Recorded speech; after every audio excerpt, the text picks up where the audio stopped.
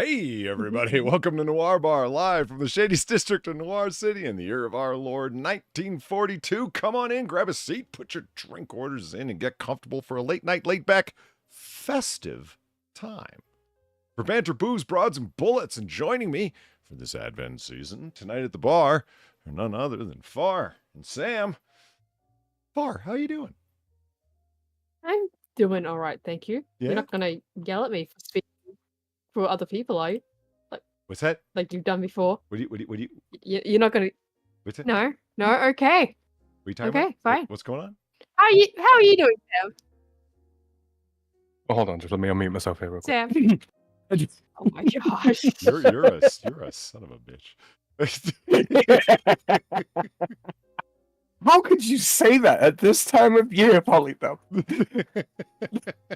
It is the Christmas season. Yeah. Tis the season to forgive and forget. And be jolly, I hear. Yeah, well, Honestly, mate, good I'm luck with bloody that one, cold. I heard again having to readjust and macate the volumes all over the place. Well, whatever. What are you gonna do?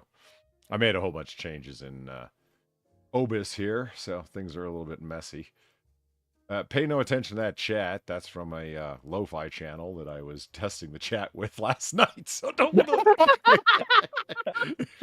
not even the right chat. No, it's not at all. Oh, that's... Those are a bunch well, of. they've been blessed by the Judy Garland. Yeah. I am drunk, so drunk. Oh, topical. I cannot get up. Eva. Yeah, I got Ava too. Hold on here. Where's the thing? There's the thing. Boom. Nice. Gamer Valine, thank you for the $2. You still have the test chat up from when you were working on OBS last night. Yeah, we know. We know.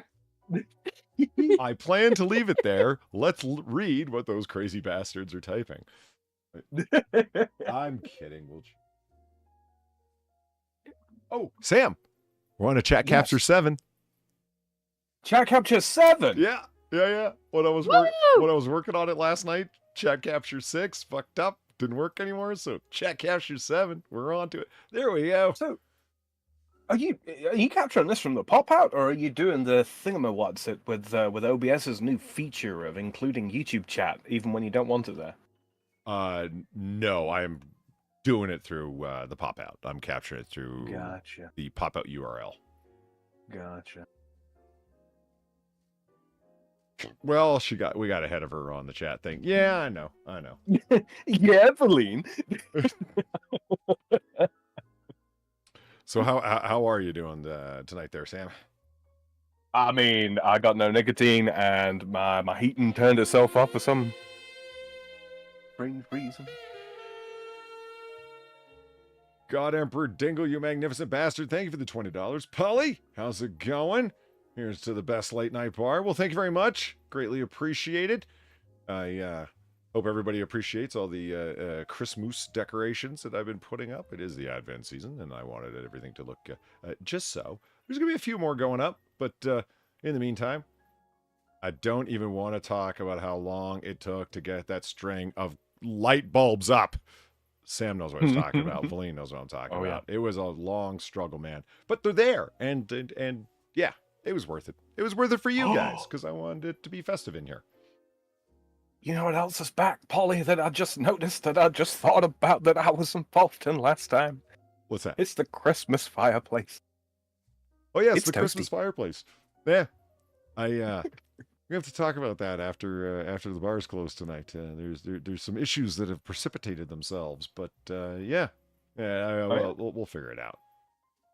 Okay. Yeah, no worries. Advocates, this is Advocates. I need a very large, strong drink. It's my 49th birthday. Well, happy birthday, dude. And you know, happy birthday. You know, happy birthdays throughout chat. Congratulations.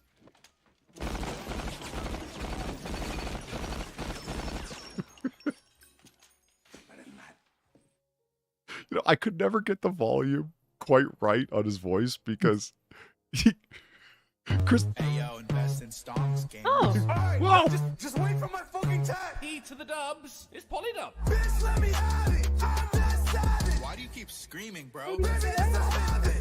It's unchecked anger. I'm in therapy for it. Shut up. Real quick over. Oh, and again. Oh, wow. Okay. Yeah. Just all the donations. Is it going? Is it going? There's a Plink Trucker Zach. Thank you for the $6.50. And one of my favorite donations. That's greatly appreciated. But like I was saying, Christopher Walken, he spends the whole movie. His character's name is Hickey, and he had his throat cut earlier on because he's a Chicago mobster, and that kind of thing happens. And he's like, is it better than that? See, it's tough to get his voice up that high. You know what I'm going to do? I'm going to turn into a Christmas donation. I'm going to have him shoot up the fucking room. I'm going to get Sam to voice act and go, Merry Christmas, motherfuckers. Like that kind of thing. You know, it'll be better. All right, deal. You like it? I think it's a plan. Yeah, we can do that. Play Trucker Zach says, so here's two things. I want to know how long I was banned in chat and if you, Polly, that would be me, was even aware of it, even knew about it. No, I didn't. And how I found out that it was the case was by fuddling my way over to where you have all of your moderators listed is also the same place that you have all of your banned people listed. Polly, they're it's a naughty and nice list. Holy shit. Okay, Plug Trucker Zach, don't take this the wrong way. It's a factual statement, not a character judgment, okay? But you were listed in there with a bunch of sex bots. Oh my god. But do you see why I said that? Why I said that first? I wasn't trying to insinuate anything. It's just, who have I banned from the channel? Sex bots. They're all like, you know, for hot girls, XXX, hard heart, kiss, kiss. You know what I mean? Whenever they show up in chat or in the comments section, I click hide from channel. You know what I mean? And in there was Plague Trucker Zach. And so just to hit the little X beside it, and I was like, that was a question. Was he even banned? I don't know. Let me go back there and look. Oh, shit. He was banned. So there, I undid it. How long was it for? I have no idea. How long? I'll ask you. How long was it for? Other than that, did I even know about it? No, not until I saw you in there with the sex box. So that means somebody who has, there's two kinds of moderator. I forget what they're called. So there's noob and uber moderators. That's I'm just going to give them that name. And uber moderators can straight up eat people off the channel. I should probably go through that list and make sure that it's just, well, basically myself, Far, and Sam.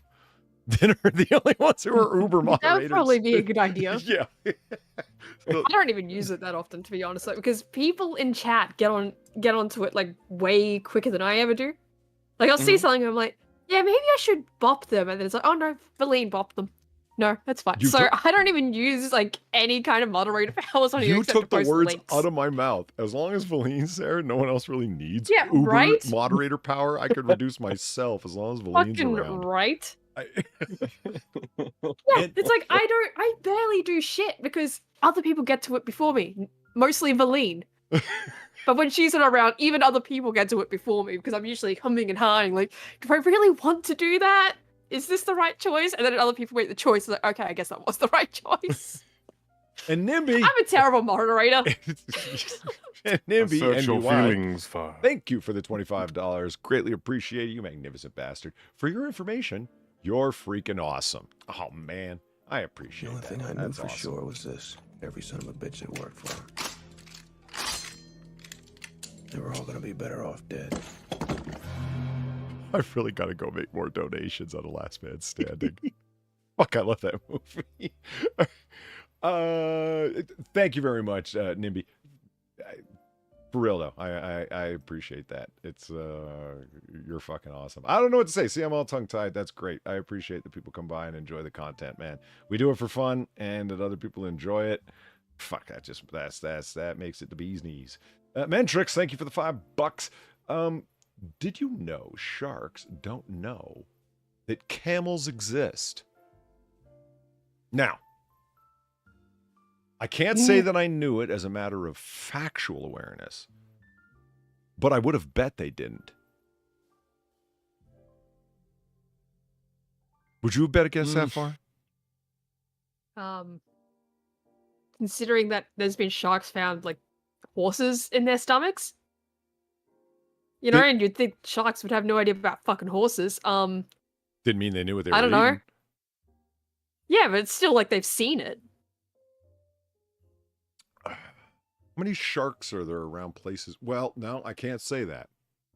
I was supposed to say, you know, camels are only certain places, but I just read Aladdin the Christmas Camel showed up at George Washington's home.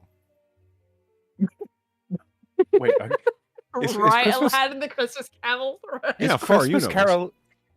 Is a Christmas Carol a remember euphemism because for you- moose? No, No, it's a literal camel his name's Aladdin. named Aladdin. Listen to the I am at a silence loss. of We're not fucking with dumbfoundry. you. Yeah, I know. He's I'm just not fucking with you. Like, he's this waiting is for the real. punchline. There isn't one, man. It's just this. I am. I'm sat here and it's literally like. Give me a quick second. Like, look, when Polly told me first about Aladdin the Christmas Camel, right? I thought he was fucking with me too, but no, Sure. it's real. It's real. Sorry. Really quick. Gamer Lane, thank you for the $9. It might have been me when I was putting my phone in my pocket. I have accidentally timed out someone before. Calm your tits, Zach. And sure, you can do it again. Yeah.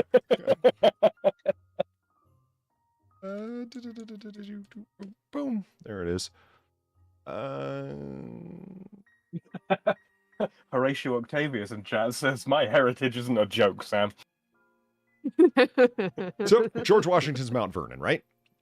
Right. That's the name of his homestead, his beloved, Mhm. beloved homestead that Washington adored above all things.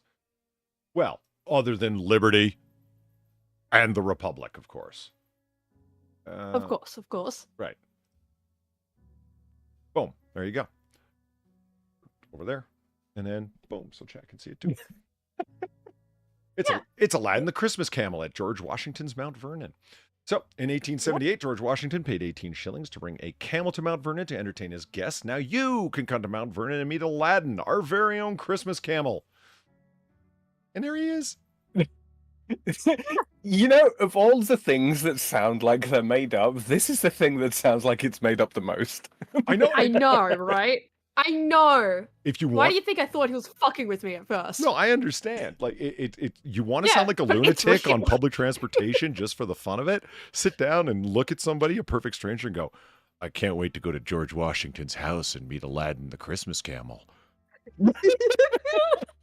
He's gonna show me the world, don't you know? It sounds like the rantings of a Oh. lunatic. It's great. And then you burst out into It's song in the funny, middle of the it's during subway and you end London. up sectioned. But the thing, Oh my okay, so God. why? What's the deal there?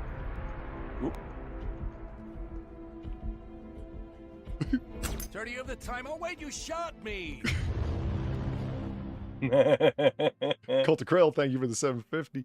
The lean scares me. Yeah. Yeah, me too. In the words of Remus Lupin, scares us all. let's just leave it at that. It might piss her off. Interesting story, actually. At Okay, this so moment that he knew, he fucked up. what the hell name did that say? I got Not quite sure. Ava again. I got Coach Red Pill. Yeah, same. Damn. What That's other two Avas.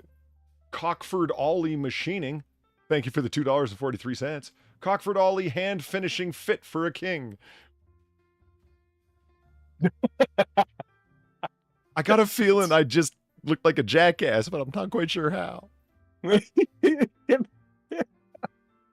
feel like I walked in a trap and don't know it. Oh, don't say trap. Yeah. Far, did you hear I got for $1 over on AAA? No. So there's some people in chat, especially a gentleman by the name of Alan, who will come by and donate a certain a pittance because he's a gentleman, and say and we'll simply go Polly, to which we respond, of course, as a gentleman, Alan, right? And that's the thing. Right. He just wants a tip of the hat and how are you and so forth. So there's another gentleman by the name of C. Thomas, who I'm sure you've heard of. And Yes. I'm not going to call him Thomas. He addressed me as Polly, not Mr. Dub, or Mr. Dubbenstein or anything. So he just Polly, and so I called it C. C. Thomas, right? Okay. Motherfucker trapped my ass, Bar. He trapped me. He donates $1 and writes it up as... How do you trap you? He writes up his name as... people go like, it's not Valine donated X amount of money. You know what I mean? Mm-hmm. Yeah. Right. He writes up not _ C. Thomas. And he donates $1 to me and says, Polly. And I go, not C. Oh... And Ray, as soon as I had said it, I thought, you dumb fucking moron, man. How the hell did you... When you're got, you gotta laugh, man. That was good. You got. Oh my god. I did get got. You can't even be fucking mad at that one. You played yourself. Oh yeah, I told him well played. That was good. It was... Oh, that wasn't just a strike. He bowled you for 6 there. Jesus. Well played. Well played, C. Thomas trying to get my channel banned. Oh, yeah, I don't know. I think I do a pretty good job of that myself. But, oh yeah. So, we're talking about this. So, as you might know, I'm a great admirer of General Washington, and happen to know the background of this story, and it goes as thus. So, this is back in the day, right? 3 mile per hour world. Hospitality is a huge thing. Huge. You don't deny travelers to stay. You got friends coming by and friends of friends, and Washington had many extra rooms at Mount Vernon, so you would invite them to stay, and this was the whole thing. Hospitality was a huge deal back then. Every Christmas, Washington really liked opening up his home for celebrations throughout the year, but especially around Christmas time because he was a big fan. So, in addition to all of the celebrations and stuff, merrymaking, lots of food, music, and so on. He did the nativity thing. The nativity scenes, a creche were as popular back then as they are now. Well, Mr. Plague Trucker Zach, thank you for the $1. You did get got. I would also say that Gamer Valine's ass cheek excuse is flimsy. Not her ass cheeks. They're immaculate and firm and scary. Huh. Right then. Huh. You know that Fifth Amendment? Where you just keep it to yourself so you don't incriminate? Yeah. I'm gonna say.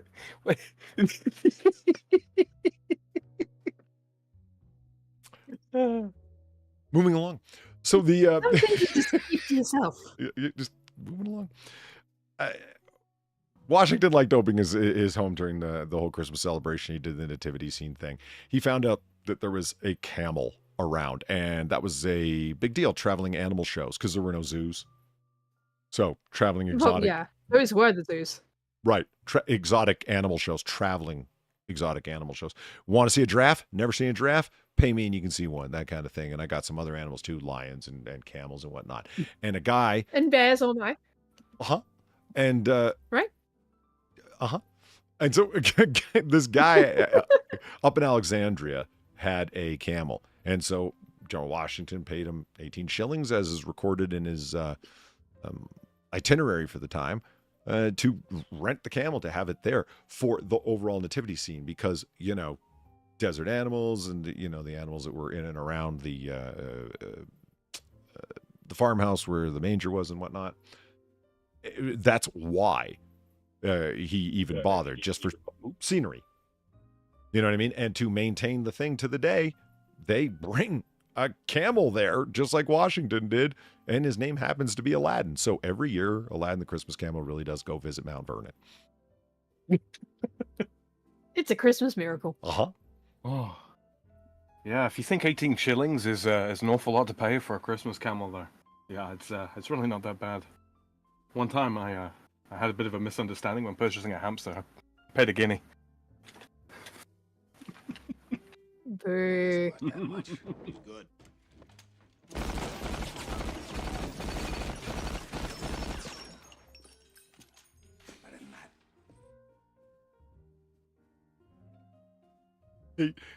fucking hate camel. A guy in Virginia has a camel. That man's name was R.J. Reynolds. Or that's who owns Camel cigarettes. You know, it's just. Oh, okay. Oh, And man. it's Virginia tobacco that's in the. Oh, Made God. me laugh. What? I just. I don't know cigarette shit. No, it's just an example of just how dry hate camel's humor is. Oh. Sweet.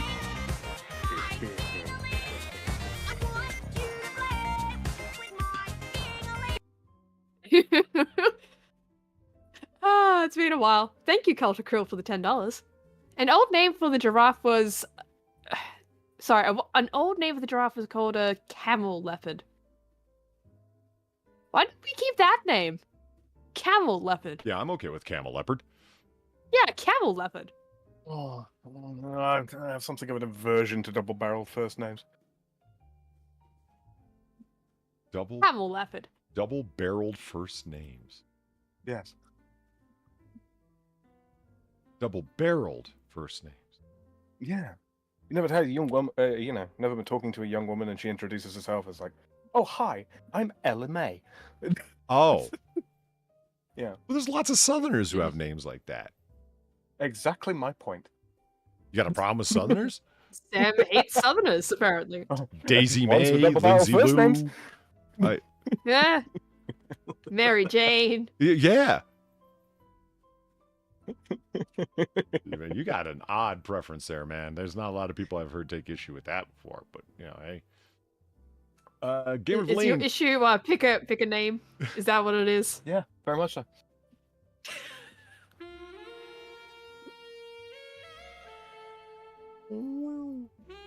Game of Lean, thank you for the 650. Okay, first of all, don't.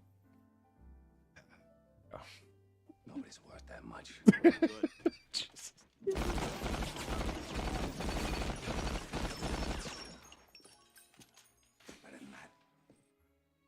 Game of Lean, thank you for the 650. Okay, first of all, don't put my phone in my back pocket. Second, I'm not going to catch shit for this all night.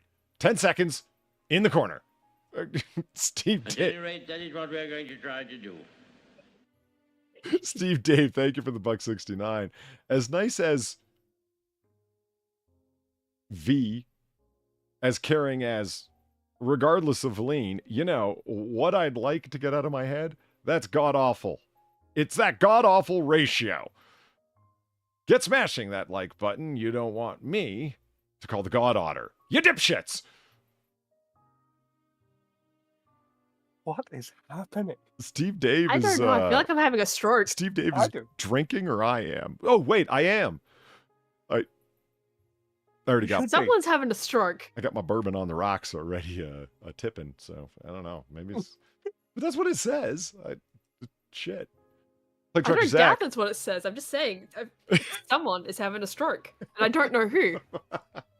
Plague Trucker Zach, thank you for the 650. Nah, don't worry, Villain. I'm pretty sure it was far.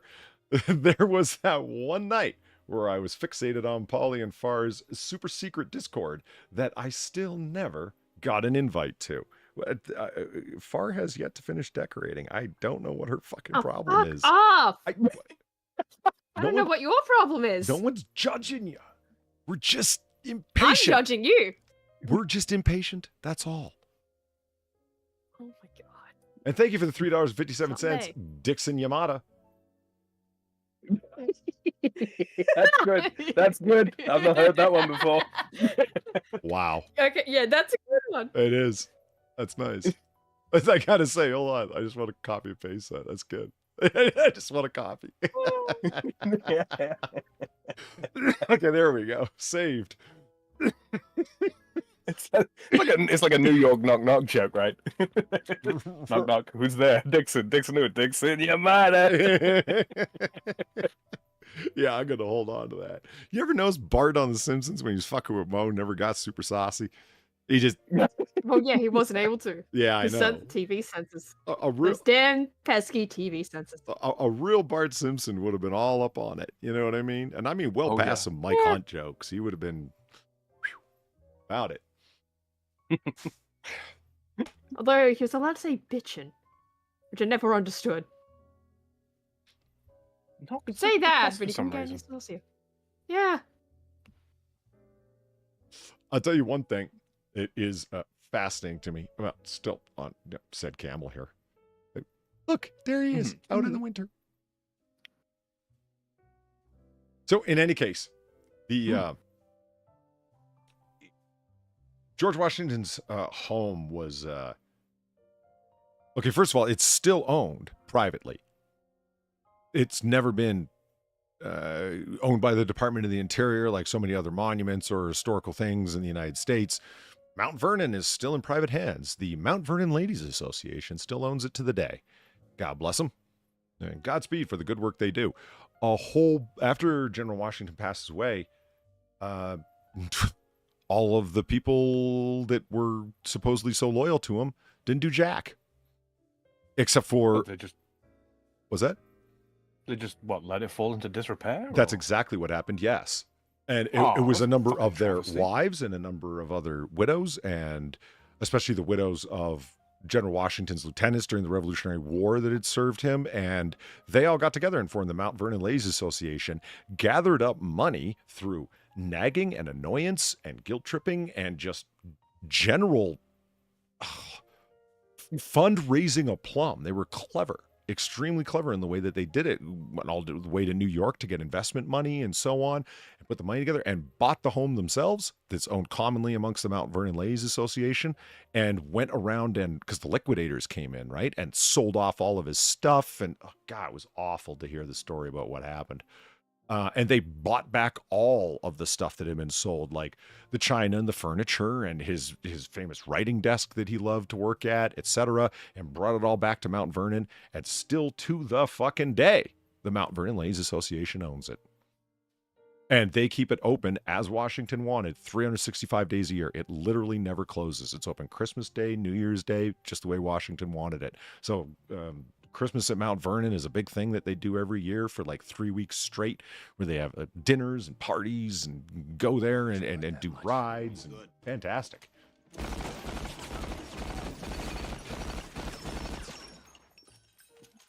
You know, this strikes me as a true American temple. That. Yeah, absolutely. I mean, it really was his beloved homestead. The great thing is reading Washington's correspondences while he's like in camp, prior to, you name the engagement, and he'll be writing a letter to Cadwalader, another letter to Major General Nathaniel Greene to do this, do that. His quartermaster constantly, his aide de camp, to make sure this is organized, and then a letter off to Martha Washington. So did the glass arrive for the new forge? Like,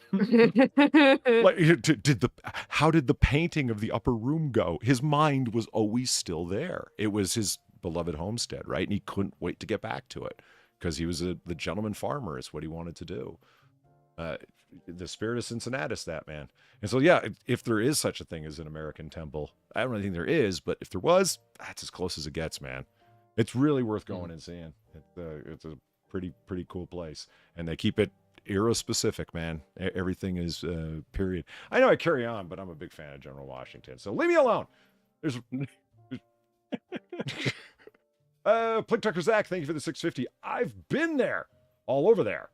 The house was tiny. Like, if you haven't been, apparently being over 6 foot was weird for the time. The doorways were small. Anyways, awesome. It's true. George Washington at 6'2" was a fucking giant for his time. Yeah. The stairways are narrow. Everything's narrow. It was meant for tiny little people because they all were tiny little people. Lilliputians. Yeah. And then you go down over the backyard, in the backyard, all the way down the hill, and then you see the river there. And one of the things that stands out to you is that giant green sludge that's growing there. I don't know. Anybody who's ever seen these things or heard the warnings and far, you're going to be particularly sensitive and aware to this shit. Yeah. If you take a boat and you've been boating in a lake somewhere and there's all kinds of green algae stuck to your rotor, take that shit off. Don't just drive to another lake, plop your boat down and start driving around. Because otherwise wash it off. Yeah, you're introducing an invasive species. And that's exactly what happened. Congrats, moron. Yeah. That's exactly what happened in the Potomac River. Now there is this giant algae sludge growth thing that is expanding like the blob out there, and they don't want to do what the Australians learned the hard way not to do. Introduce another invasive species to kill it. Because... Yeah, because that always ends terribly. Right. And they... Cane toads, anyone? And they've tried getting rid of it all a bunch of ways. You pull it out of there, guess what happens? You just applied more space for it to grow back. It's, yeah, no one... You try to introduce a disease for it, they don't take it, but other creatures you didn't think would be susceptible to the disease will contract it somehow. You try to put poison down. Sure, you'll kill them, but you'll kill a bunch of other native things too. It just goes on and on and on and on, where you're just like, maybe we just don't need to introduce things in the first place. Yeah. A plant-based horror beyond your wildest comprehensions. Mm-hmm. A summer's evening in 1965. The terror of the Potomac River. Thank you for the $5. At any rate, that is what we're going to try to do. Yeah. Cult of Krill, thank you for the $5. Washington reneged on a bunch of promises made to his soldiers. As a soldier, he made possible America. As a president, he is down there with Lincoln, Wilson, and FDR. I respectfully disagree with that. Washington, yeah, he ended up not being able to fulfill a bunch of promises that he made to his soldiers, but that was really more of a congressional thing than anything. It's not like he had unlimited power to force payment to them. Congress took forever to pay off, especially death settlements with widows and injured soldiers and so on. He did, however, when it comes to his out-of-pocket money, dealt with his soldiers incredibly well, in my opinion.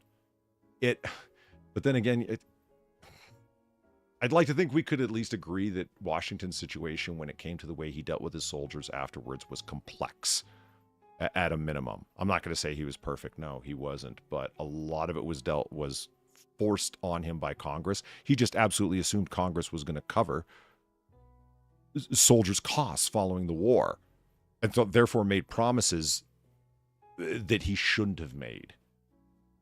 So his fault was more an optimism that he himself should have known not to have, considering how slow they were to come up with money during the war. What made him think that they were going to be generous following it? Is that a fault of his? Yeah.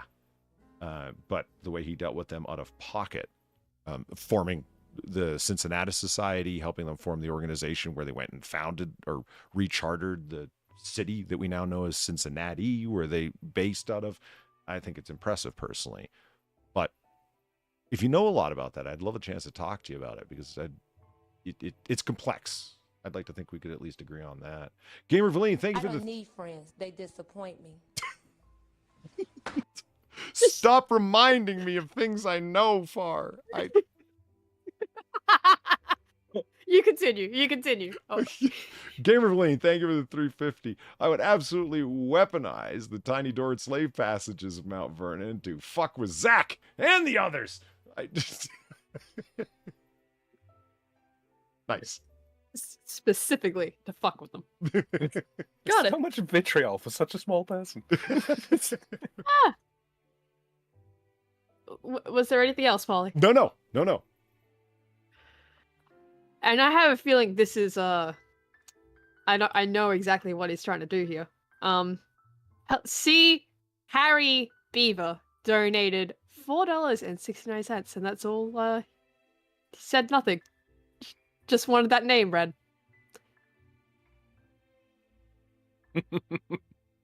That was it. That's all C wrote. Yep, Wow. that's all C wrote. Can't believe you let that one.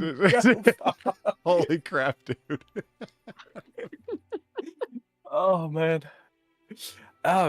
Real quick, though, while we're here, there's 70 people watching right now. Can you believe that? 70 people. And 34 likes. That's worse than 2 to 1 people. What are you doing? Come on, give. What are you doing? Give generously. Yes. Tap that like button today. Like generously. Just because it's the holiday season does not mean that we have ceased our jihad on the like button. Remember that.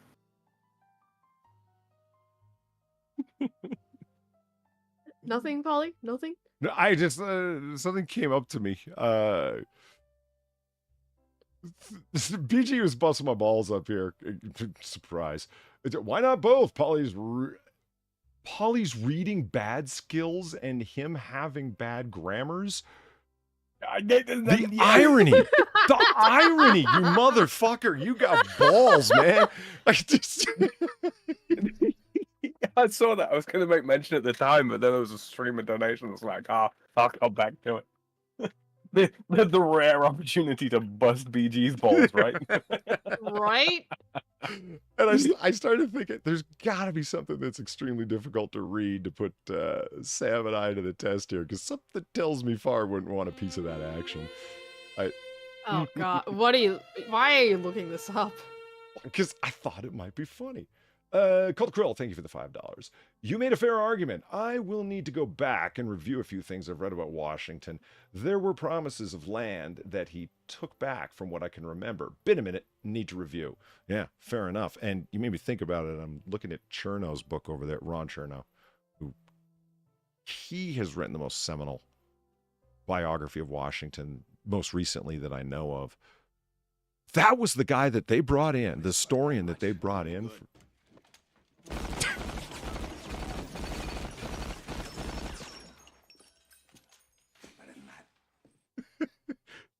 That's the historian that they brought into the White House press corps, whatever the fuck, luncheon thing, you know, where it's a roast that the president traditionally shows up for, and all of the journalists in the White House press corps all crack jokes and whatever the hell. And Trump didn't show up for it because it was going to be just not a roast, but a fucking burning him in effigy, or him if they could get to him. It went so bad with all of the Democrats and all of the, let's just say it, activist comedians cracking fucking jokes. It got that bad that the next year they didn't have a comedian host. They brought a historian in to host, and they told everyone to can it with the jokes. Can you imagine? You brought Chernow's a gifted historian, man. Like I said, you wrote that fantastic biography of Washington, and whenever I hear it, I just haven't thought of Chernow for a minute. And yeah, Flick Trucker Zach, thank you for the 650. So all I and anyone else who well, here we go, proving my English reading. So all I and anyone else would need to know is to make our homes a dwarf inaccessible. Polly's reading skills are unquestioned. YouTubers can read. Damn it! What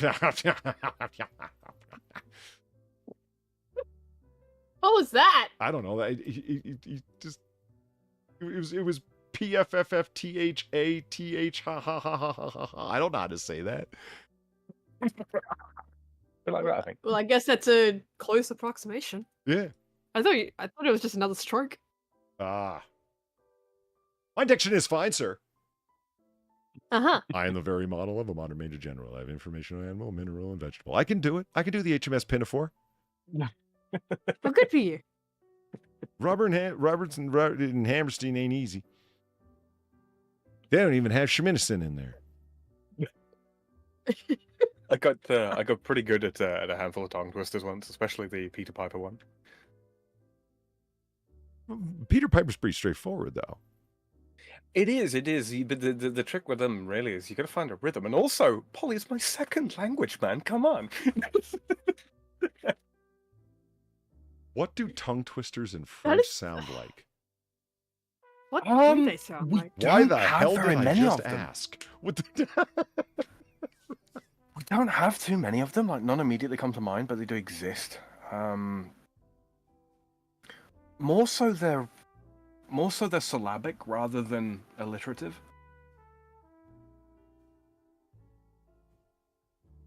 Oh, come on. I scream, you scream. That is not a tongue twister. I know. Come on.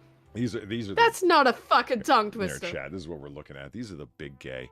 Cooks cook cupcakes quickly. Ooh. My tongue will never recover. Ooh. 77 benevolent elephants. Okay, that's getting closer. Mm-hmm. Still lame, but that's getting closer. Betty loves the velvet vest best. See my vest made of real My gorilla best made chest. from real gorilla's chest. Truly rural? Why- Is this Truly rural. what is this, for Japanese speakers? Like, what's the problem? Do you want a French one? Yes.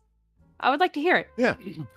À chacun son, Yeah. Fucking hell, okay, this is hard. À chacun son choix, se dit sa sœur Sylvie, suivant son chemin. There you go. It just sounds like a bunch of schwa. Right, now that's why I picked it. À chacun What does it son mean? choix, se dit sa sœur Sylvie. So, to everybody his choice, said her sister Sylvie. And then finally, suivant son chemin, following her road, or going her own way. That's how it translates. Oh, wow, Huh. okay. Anana, hold on. Anana, nanini, nininas.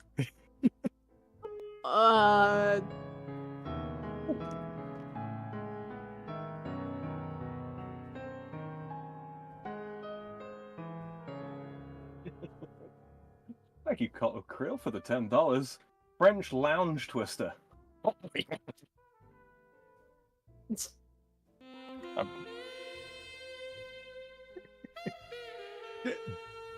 This is the gayest list of all time. Betty bought some butter. But the butter was bitter. No, so it continues. That is a tongue twister. Like, it's not the. That's not as bad as the Keep ice going. cream. Okay. Yeah. Betty bought some butter, but the butter was bitter. So Betty bought some better butter.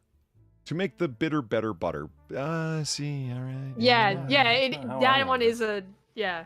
That is a tongue twister. I've heard that one before. It's just the bees. It's just Yeah. B, To make the bees. bitter butter better. Gotcha.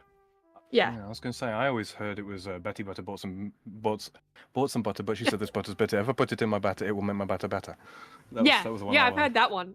Uh-huh. I think I've heard that one before, yeah. That just And the sounded like woodchuck. some Micro Machines bullshit, man. Were you even saying the full words?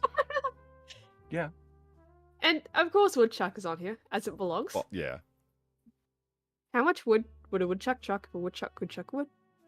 He would chuck your wood as much as he could if it took as much wood as a woodchuck would. A woodchuck could chuck wood. He would chuck as... Wait, he would chuck your wood as much as he could... What?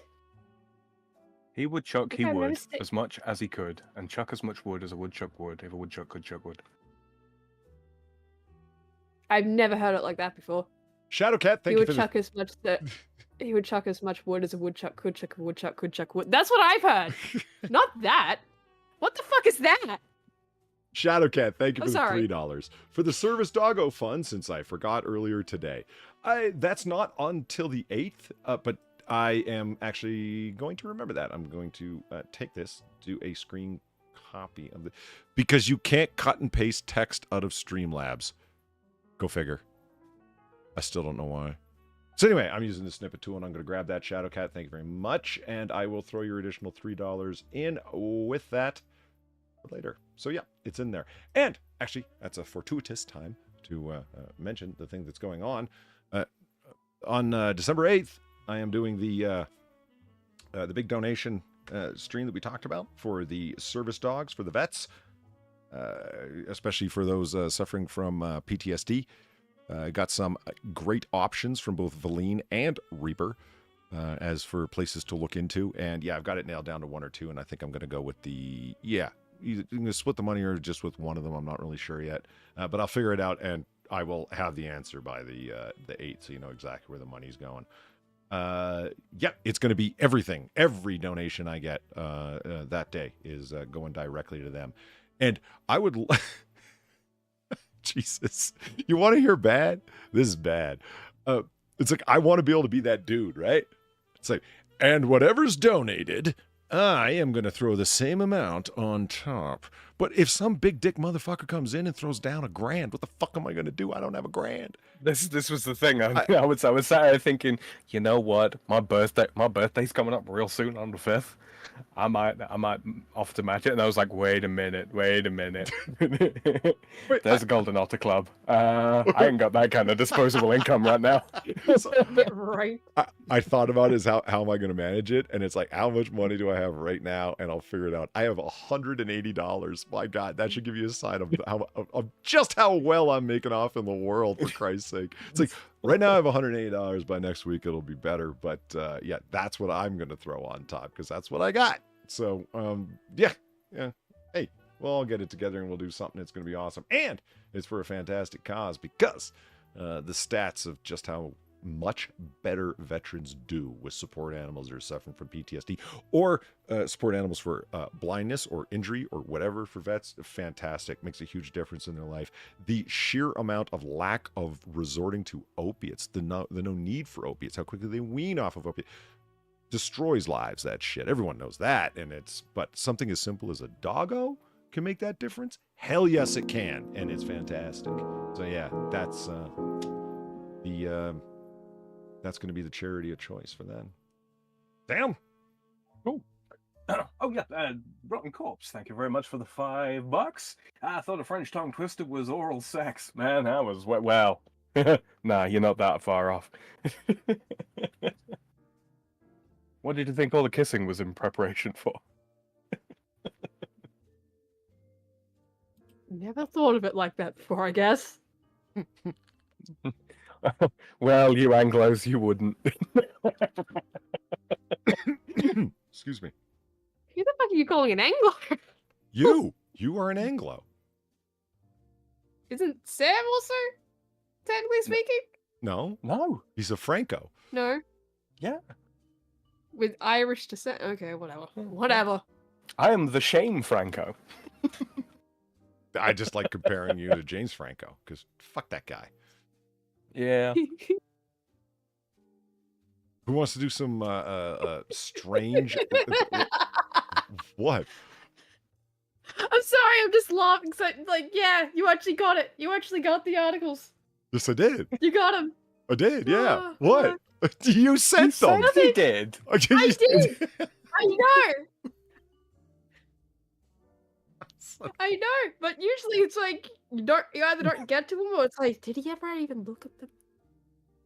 But I guess they were just weird enough that it caught it. Is this a Polly couldn't notice me moment? Is that what we're hearing right now, Far? No, it's just like the I don't know. I don't fucking know. Have you ever noticed how weird Far is, Sam? Oh my God. I'm beginning to. I'm beginning to. You already knew this. It's true. It's true. No normal person collects the amount of shitty games I do. That should have tipped you off. And Why are you allowed to say that and I get grief when I say Because I'm admitting a truth. It's okay. We share a sense of humor. Far and I are the only ones that giggle ourselves stupid at the Judy Garland every year. That is pretty good, though, to be fair. Yeah, for those of you who haven't appreciated the Julie Garland at the top of chat, that's just... It's great. Yeah. And I mean, who else can you get to sing along with "See My Best" when it just randomly pops up? Yeah, good point. And yeah. And did you notice, Far? The Munchkin's back. Is it back? Yeah, look. Where? Down by where the cigarette smoke is. Oh my God, it is. Oh my God. And you claim I ruin Christmas every fucking year. But that's the whole reason I put it there. Why should you be the only one to be able to put a dower on the season? I wonder how I'm gonna ruin Christmas this year. For those of you who don't know what we're talking about, if you'll take notice, down by the bottom piece of garland there, by the cigarette smoke I was pointing, there's a tiny little munchkin hanging because he's hung himself. That's right. Yeah. Munchkins are back, bitches.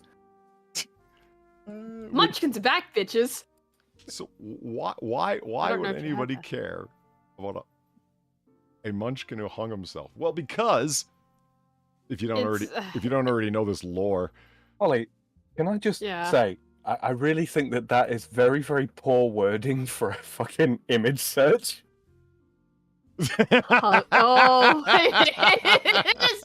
Oh, chat can't see it. Badly.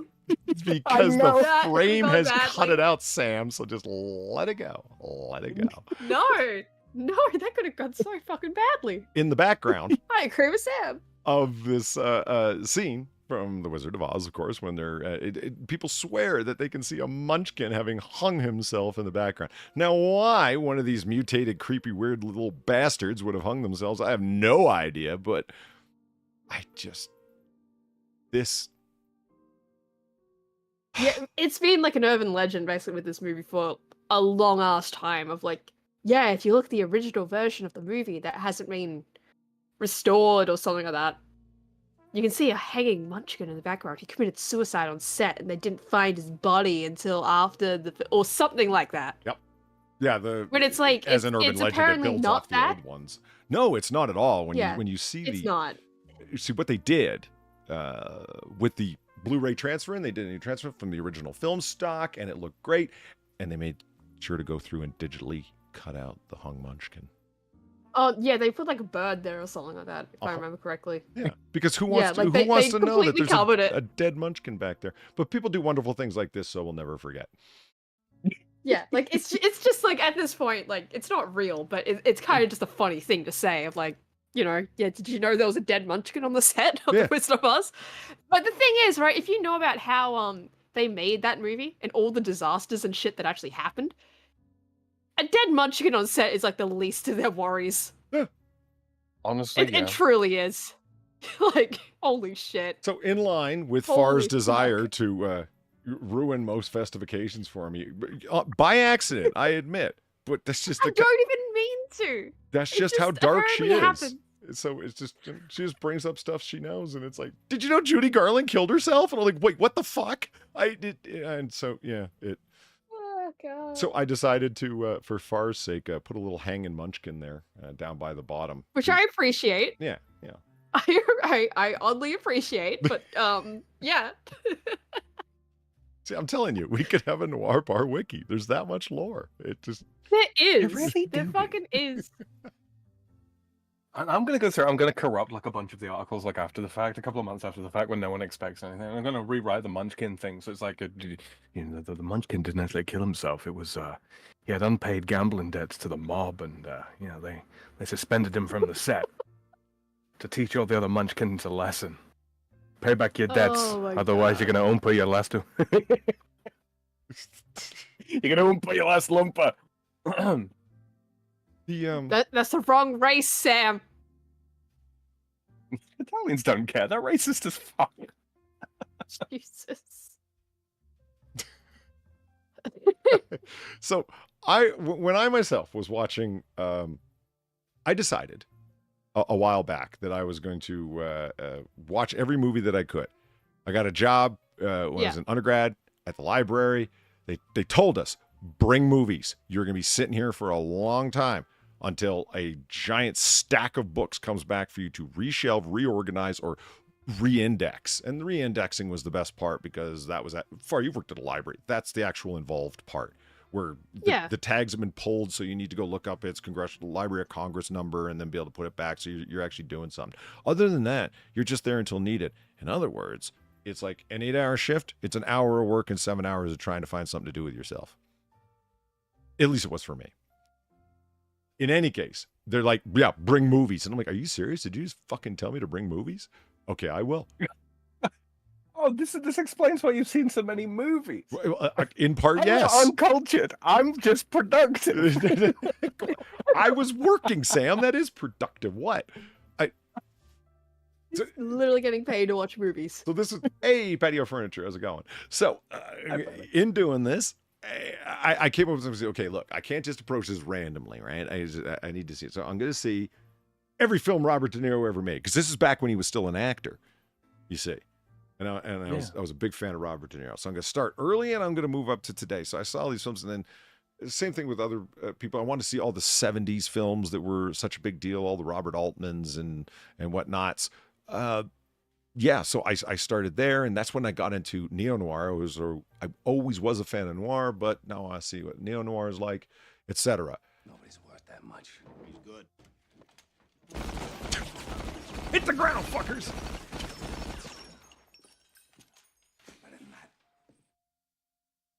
Boom! Play Trucker Zach, thank you for the 650. I'm sorry, but I'm angry. You remember Machete with Danny Trejo? I do. What a piece of propaganda. Opposing illegal immigration means you're a murderer. What the fuck? Well, did we see the same movie? Like, I'm not even saying you're wrong. I just don't recall that. Opposing immigration means you're a murderer. I need to go watch Machete again. Maybe I missed that painfully in your face angle. Yeah, I got nothing on that one. It's like watching Shoot 'em Up with Clive Owen. Did you notice all of the anti-Second Amendment propaganda in there? There's a lot of it. I've actually watched it. No? So, you ever seen Assassins, 1995, with Antonio Banderas and Sylvester Stallone? Watch for all the anti-Second Amendment propaganda in it. A movie where there's two assassins running around blasting on each other constantly. Glorification of gun violence, if there ever was one outside of a true shoot 'em up. And yet all over the place in the background are posters for Stop the NRA, et cetera, et cetera. When Antonio Banderas he's riding outside of a taxi cab, Stallone's driving the cab, and he's trying to lean around from the backseat to shoot him because the glass partition is bulletproof. So he's trying to lean around and like shoot Stallone driving. And so Stallone like rams him up against a bus. The sign down the side of the bus is "Stop the NRA." And you can't miss it through just on and on and on because the director is very pro-gun control. The bloody hypocrite going on to make a movie glorifying gun violence. Welcome to fucking Hollywood, yo. God, that'd be like Biggie coming out as like a BLM activist. Jesus. I don't know if that's a one-to-one, but I hear your point. Not quite one-to-one, but it's up there, ain't it? But that's when I decided to watch all these Hollywood classics. I want to know what the big deal was. I want to watch all these movies that I've heard about forever and a day. Supposedly they were great. I had never ever fucking seen them. So that's when I saw Jaws for the first time. Wizard of Oz. Gone with the Wind. I'm going to watch these fuckers and see if do they live up to the hype? Yes or no? That kind of shit, right? Sometimes the answer was yes. And I was like, I get it. Okay, now I see why. Other times I was like, man, that was shit. So when I finally first see Wizard of Oz, it was a grand adventure. It was fun. The whole black and white thing, we've talked about this, right? Like, yeah, it's Oh yeah. It's for what it is. I'm not trying to say everyone's gonna love it, especially if you're into gritty. Yeah, absolutely not. Yeah, but like, I'm into gritty, harsh movies, and that obviously isn't it. But yeah, God, I hope it's not it. my heart's not made of stone. Harsh damn it, Wizard of Oz. Yeah, Noir Wizard of Oz. But I got to tell you, when it got to this part with the Lollipop Guild, I knew what horror was. Yeah, I don't get it. Yeah, I don't fucking get it. They're like, I grew up with this movie. I fucking grew up with this movie, and I don't get the horror, the sheer terror you seem to feel with the Lollipop Guild. I don't get it. This was my face the whole time. I was just like, what am I beholding? What is happening? The Lollipop Guild. You're beholding the Lollipop Guild. The noise, their voices, like the whole thing. They were clearly like 60-year-old men, and they were like 3'4". It was horrifying. Well, yeah, clearly, because they got a combination of like little people and children. They were clearly making a mockery of Irish labor unions. It's racism. What was it's happening? Just racism. I have no idea, man. I'm just running with it. Oh God. Yeah, I don't get it. It's the Lollipop Guild. Why are you so creeped out by them? Okay, again, let's take a look at them. What's the problem, Far asks. What's the problem? I mean, I don't... If this doesn't explain it, I don't know what will. I don't get it.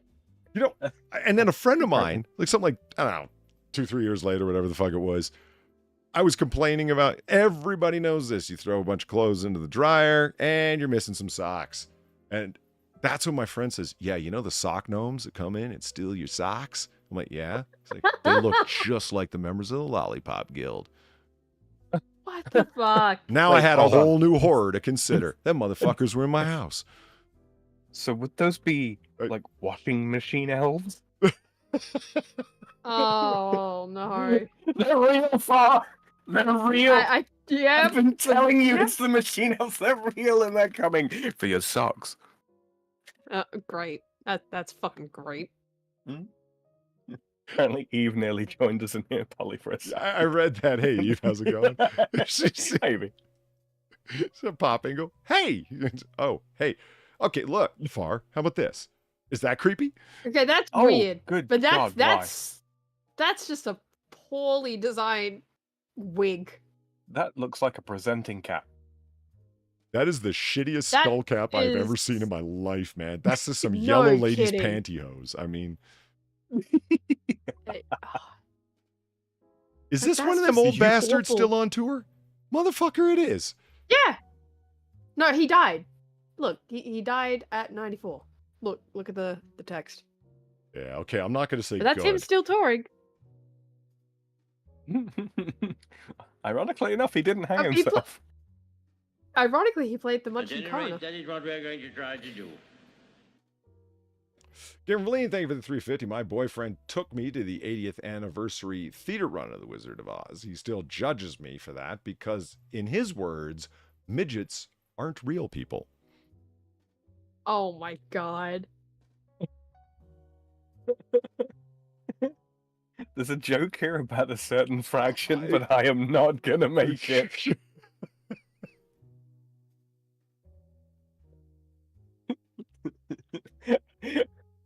This wizard knows better. Did everyone, blimey. did everyone know that there were midgets in Casablanca? Oh, what? That's them in the background. Is that for like forced perspective? It is. This is a Oh my two-dimensional plane cutout. Like it's just a piece of cardboard that has lights attached for the windows, and it's 1/3 the size. And those are midgets walking around in coveralls, pretending to be full-size, real people. That is incredible. That is fucking incredible. I guess if you're gonna do it, that's the way to do it. Uh-huh. You know, Oh my god. you know what though? Like the guilds and all that kind of thing. The small people, the small folk have formed and all that kind of thing. They don't hold an insignificant amount of power. Go on. Good for them, honestly. Just Good when for it comes them. to I am drunk. So drunk. I cannot get up. I got Eva. Okay, what the fuck? I keep getting Eva. I No, got no. Eva. I got Eva. Why am I not getting Gonzo? Rips. We can hope. I still don't know why that is, man. There's only one donation enabled. I have no idea why that keeps happening. I don't care either. It's great. Yeah. Do the files It- perhaps I have the just- same name? Maybe.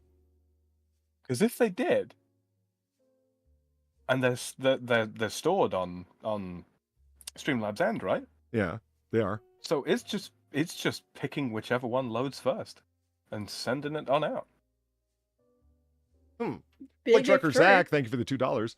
Valine is totally a real person.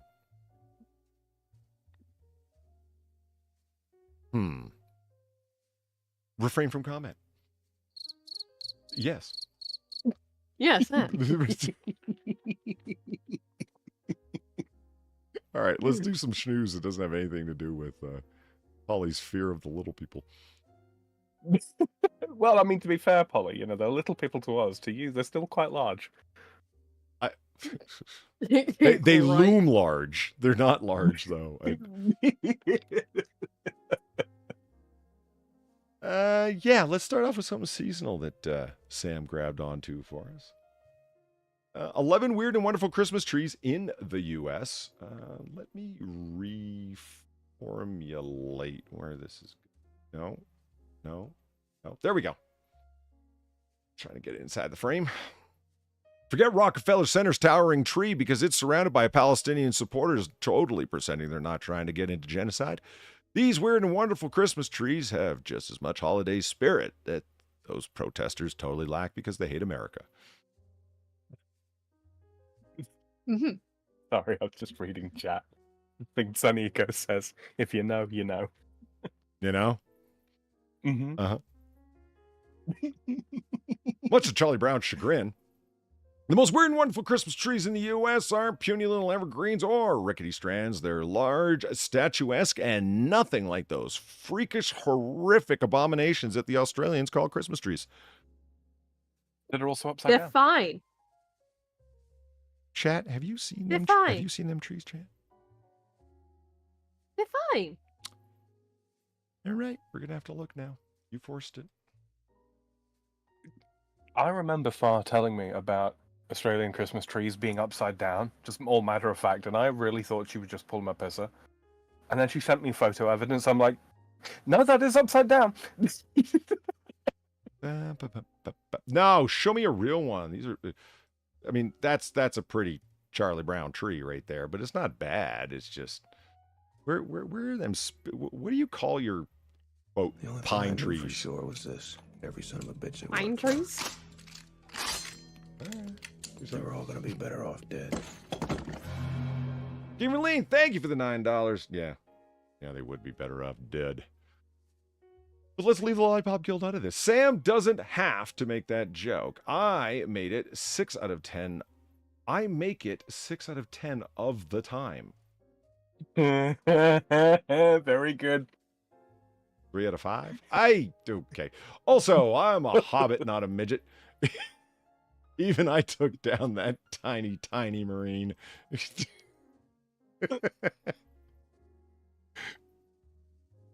There, Australian Christmas trees. Try and tell me they're not weird. What? That's not an Australian Christmas tree. Yeah, I know. Oh, hey. Yeah, that's really cool. Oh, no, I kind of want one. Yeah, I never thought of doing that with sugar that's cookies or weird. shortbreads. Shortbread? Which ones are they? Either way, that's cool. with a shortbread. Shortbread, okay. That's a cool thing. Yeah, that would have to be shortbread. I've never seen Could you anyone do imagine if that it was- before. That's awesome. Could you imagine if it was millionaire shortbread? A rich man shortbread? Well, no, it's they got chocolate and caramel Oh. on shortbread. Oh. It's really good. Yeah, that sounds really good. 2 days worth of calories in one cookie. I can Oh, dig it. absolutely. Why don't we feel sorry for these people? Oh, right, we do. Shut up. Ryder. It's a delightful tradition. The Santa's on the beach. It's a delightful. Why are the Santas on the beach? Well, there's probably the second one. Probably the best example you're gonna get. Yeah. There we go. That's the one. That's That's the picture that Far sent me. Spindly. Very spindly. Frankly, it's fine. well, okay, you know what? I was surprised that, fuck, chat, help me out. Deciduous trees? Trees with needles. Mhm. Whatever the fuck. Evergreen. That they even grow in that environment. I was truly blown away. I'm like, I thought Australia was too dry and too hot to ever need to bother with trees like that growing there. Why would they? But they do. Well, down south, yeah, they absolutely can grow because it's cooler down here. Not from what you just told saying. me. Consider Well, it can get really fucking hot, but just saying, like, it can get real fucking chill as well. Like, it's not like it's constantly heat. Consider monkey puzzle trees, though, Polly. I mean, those have been around for, hundreds of millions of years.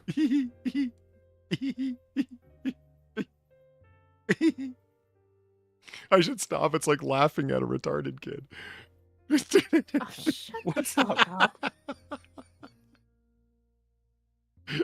They're just so spindly. That's all. It's funny to me. Carnivorous and It's not deciduous. spindly on conserving my energy. Deciduous. Fuck yeah.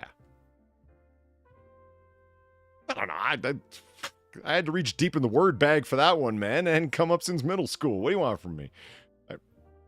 Okay, so anyway, I believe we were talking about some freaky Christmas trees around the U.S. So far, here's your chance to laugh. Go Great. From New York to Maine to Florida, you'll find these, quote, trees made of the wackiest objects, including mountainous mounds of molars in front of Michigan dentist's office. What the fuck? Oh, what? Shit's about to get weird. All right. Okay. The Beer Keg Christmas tree in Rochester, New York. Okay. So you made a cone of beer kegs. And then put Congrats. fairy lights on it. Yes. And then put cam whore lights on it. Yeah. No, those are Bud Lights. It's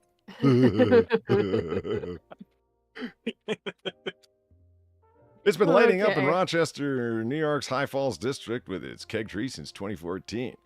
Over 500 half-barrel kegs stacked 27 feet high and adorned with 20,000 lights and topped with a rotating neon Genovese sign. What does that say, actually? Genesee? Genesee? I don't know. I just went mob family with Genovese. Mm-hmm. After a year off due to the Wait, pandemic, the key... What's that for? Do you think the kegs are full or empty? I'm going to say empty. Yeah. Is that a brand of beer? I feel like somebody in chat's going to come in and be like, what guess. the fuck, man? I'd imagine so. It's trying its best, Polly. Oh, and the brewery. You're right. That's Spectral. fine. I take Yeah. it back, Spectral. I'll be honest. It's like slapping a blind kid. I just got to stop. It's the brewery's on pipe sub. Oh, wow. Wow. But let's just all. Yes, General Spooner, everything is KOA. What's the officer problem? You're drunk. What? I just. A literal spoonerism. Brilliant. Oh. The brewery's on-site pub, the Genovese House, is hosting a series of events called the 12 Days of Keg Tree. Well, that's clever. Which includes brunch with Santa and the release of a holiday cinnamon cream ale. A Sheminisson cream That's ale got pong. Sam's attention. Yeah. I'm just saying I can out-white girl Valine with that. Good luck.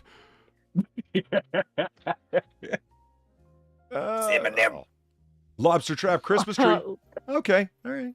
In Kennebunkport, Maine. How the This fuck did you get that right first time? Yeah, how the fuck? Kennebunkport is where a presidential retreat is. That's the only reason why. Oh that my explains god, it. he cheated! Well, I didn't cheat. I was just aware of something from a previous circumstance. What? Yeah, he cheated. You guys... Cheater.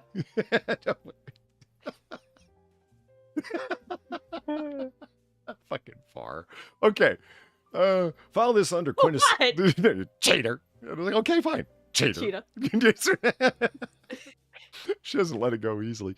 File this under quintessential New England moments. In Maine, you'll find Christmas trees made of lobster traps that pop up in fishing villages throughout the region, including Kennebunkport, one of the best Christmas towns in the United States.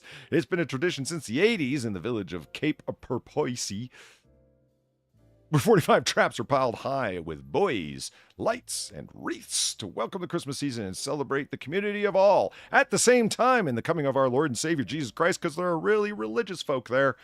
I added that last part in. They're total heathens. Oh. Well, you mean to tell me they're not festive on Maine? In Maine. Not mainly. Did they do it on purpose? Yeah, it's getting pretty stupid up in here. Okay, Lego Christmas tree in Carlsbad, California. Oh, come on. At That's... any rate, that is what we're going Speaking to of try to cheaters. do. Yeah, this ain't isn't no that bad. like this. This This better be a full-sized Lego. human Santa. Right? I think it is, but like It may still, not like be. this is just Lego shit. This isn't that weird. No, I mean you better zoom in and see that this At any Santa's rate, made that up is of what we're going to thousands try of to blocks do. of fucking Lego. As opposed to Maybe. giant bits of Lego. Yes. I agree.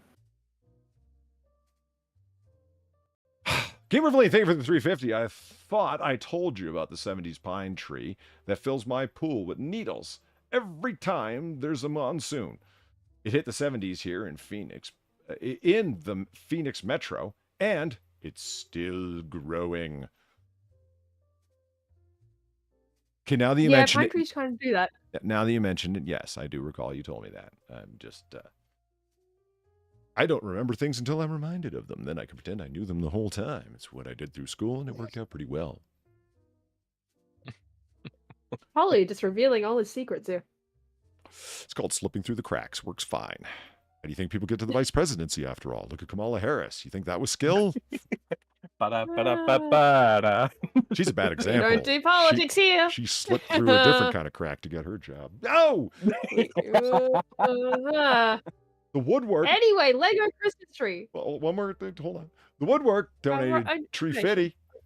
Peter Clemenza, Tony Soprano, Nicky Santoro, Polly Walnuts, Al Neri, Don Corleone, Tommy DeVito, Johnny Casper, Frank Pentangeli, Paul Vitti, Johnny Sack. Not enough? Yes. Yes. Yes. Well done, And by the way. Giancarlo Lucchesi. There, that's enough. Fuck, you know you're a fucking like nerd about fucking mob films. You're like Frank Pentangeli. Yeah, of course I know who Frank Pentangeli is. This is an Italian name, man. It's got more vowels in it than a fucking Scrabble set. Got more vowels in it than an Australian sneeze. I feel attacked. You should. You should.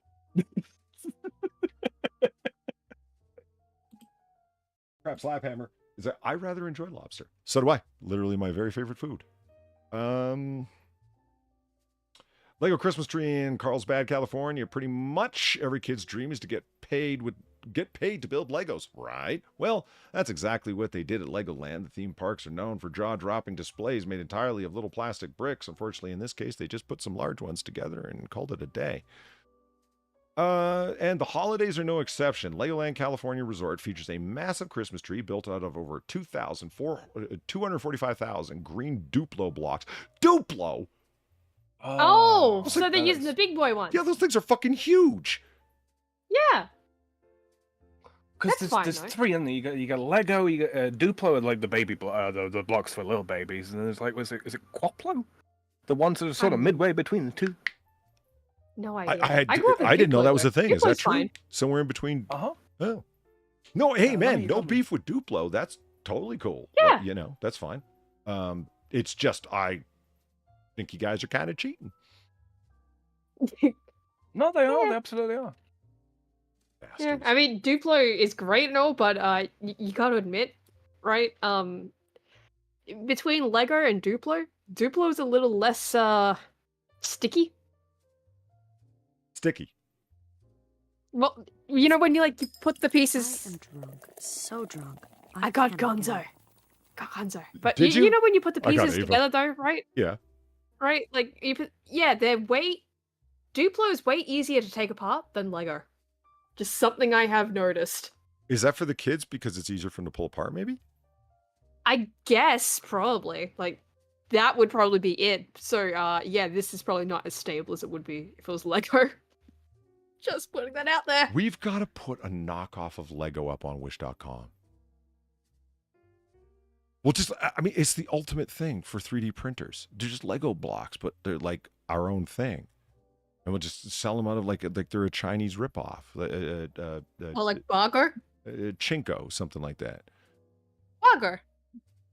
There you go, Polly. Bogo? In your DMs. Oh, okay. Hey, Kev. B-A-R. Hey, Kev. I was slightly wrong. Duplo is the medium one. Quattro is the big fuckers. Oh, holy shit. Yeah, Right. look at that. What? Here, check. Anyway, donation, Polly. You're not wrong. Did you catch it? Yeah, I did. Just give me a quick sec. Put that up. There it is. Woo. Yeah, there's some. Yeah. Is that Duplo in the middle? Yeah. Yeah. Lego Duplo Holy Quattro. shit. Gamer Valine, thank you for the $2. 70 feet, not 7Ds. If that tree comes down, the void the roots will leave would fit so many bodies. But yet it's in my yard.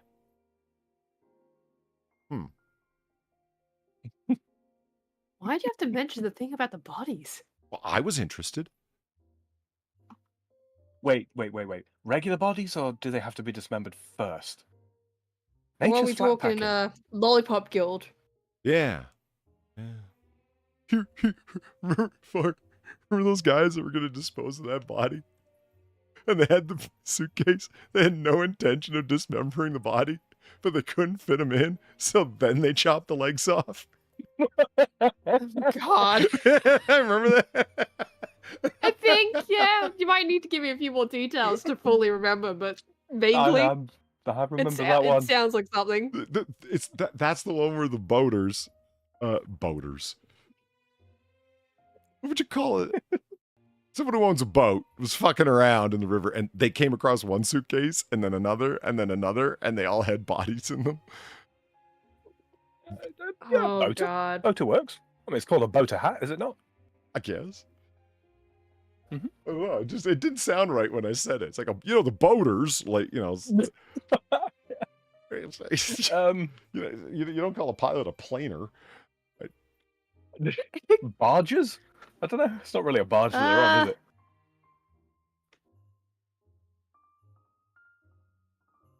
I'm not sure. I'm not actually sure. So Amateur here's a lesson mariners? for you guys, okay? Bodies are buoyant. If you're going to put them in a suitcase or in a fucking body bag, Yeah, weigh that down. yeah, weigh that shit down, okay? You need to make it not buoyant. And here's another hint for you. Why are you going and buying an actual poncho or body bag when you can just buy a waterproof mattress cover? Thinking about it. Come on. Yeah, and you put your concrete inside something that's waterproof, unless you're making a very specifically waterproof concrete to weigh those. But I mean, what? We're not giving you hints to dispose of bodies. Not at all. Don't worry about it. I was actually We're just putting logical facts out there, guys. I That's was reading a book a couple weeks ago, and they're talking about Roy DeMeo. He's a captain in the Gambino crime family, and he ran the Gemini Lounge. God, it was a fucking slaughterhouse. Those guys are merciless murderers, man. My God. In any case, just the amount of people killed in the Gemini Lounge was unfucking believable. In any case, they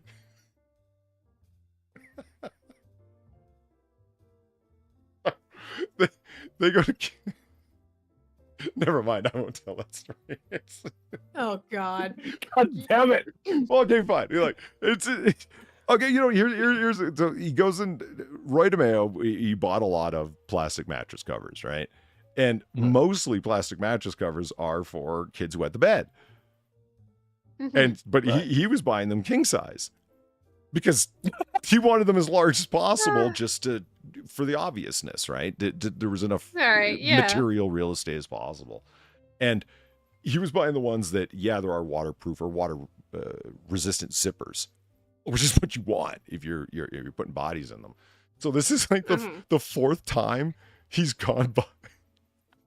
This is like the fourth time he's gone by the same market department store rather to buy a plastic mattress cover in the same week, and the person somebody ends up testifying against him in a grand jury trial, and the transcript, part of the transcript was in the book. It was priceless. The witness who was there, who was one of the cashiers who was serving Roy DeMeo, said to him, "Wow, you sure buy a lot of plastic mattress covers." And he goes, "Yeah, so what?" And he goes, "Well, just I guess you're as long as you're taking care of your children." Like, that was his attempt to be nice, right? DeMeo pulled out a gun and stuck it to his head and said, "My kid pisses the bed, so what?" Oh my God. Way to not draw attention to yourself, DeMeo. He never got charged. Dude could have just, calmly gone like, yeah, it's a big problem. No, he chose violence. Yeah. He chose violence. Well, yeah. He is literally a professional murderer for the Gambino crime family. You're damn right he chose violence. My kid pissed in the bed, so what? Holy shit, Roy. God. And the irony is, like I said, he never got charged with committing murder. He was eventually found in the trunk of a car, murdered himself. No. Yeah. Shocking. Yeah, shocking. Shocked Pikachu face. Mm-hmm. Okay, boom. Okay, so... All right, trees. The Duplo tree. Fuck, we're still on the Legos, huh? Jesus.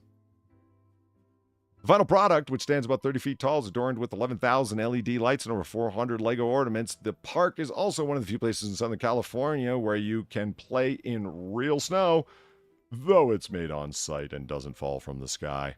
That's not real. That's not real snow. That's fake snow. No.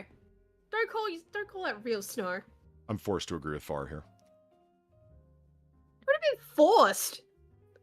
I'm inclined to agree with Far here. Thank you. I'm tempted to agree with Fire.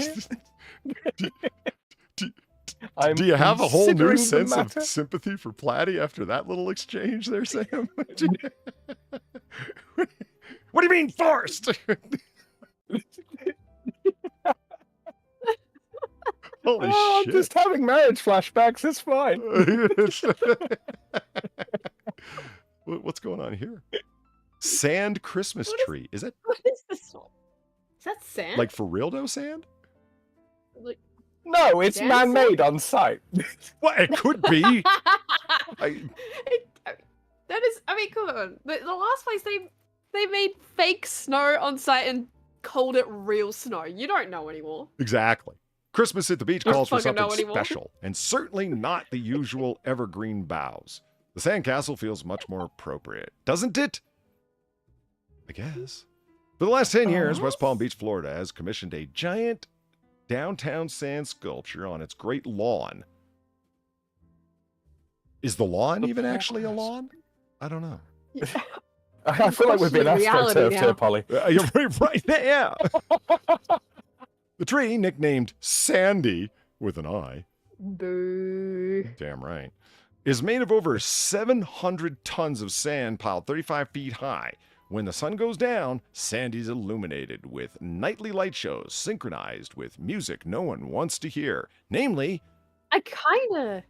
Hot potato. Sorry. Oh. Hot yeah, potato, to keep avoiding hot homeless, potato. right? Hot potato, hot potato. Hot potato. I want to see what this thing looks like when it's not lit up. Because it has to look like garbage. Yeah, the only like reason a this really looks pointy anywhere sand near dune. cool. Yeah, the only reason this looks anywhere near cool is because of the lights. It's a sand dune What with does this negative look like? Gaussian curve. That's a math joke from my friends out there. Hubcap Christmas tree, Baltimore, Maryland. Oh, Baltimore, show us your Baltimore. best. Oh, Fuck you, Baltimore. Baltimore, show us someone else's best. Valine, I mean, holy shit, you got to be laughing your ass off at this right now. Kind of shit in Maryland. Good God. It's a trash tree. What the fuck? I can make a better trash tree. That's more varied than this. All right. Every December since 1947, Baltimore residents light up 34th Street and create one of the most dazzling holiday light displays in the United States. The street's 700 block is full of quirky creations, but one of the most bizarre is a Christmas tree made entirely of hubcaps stolen by locals. 8 feet of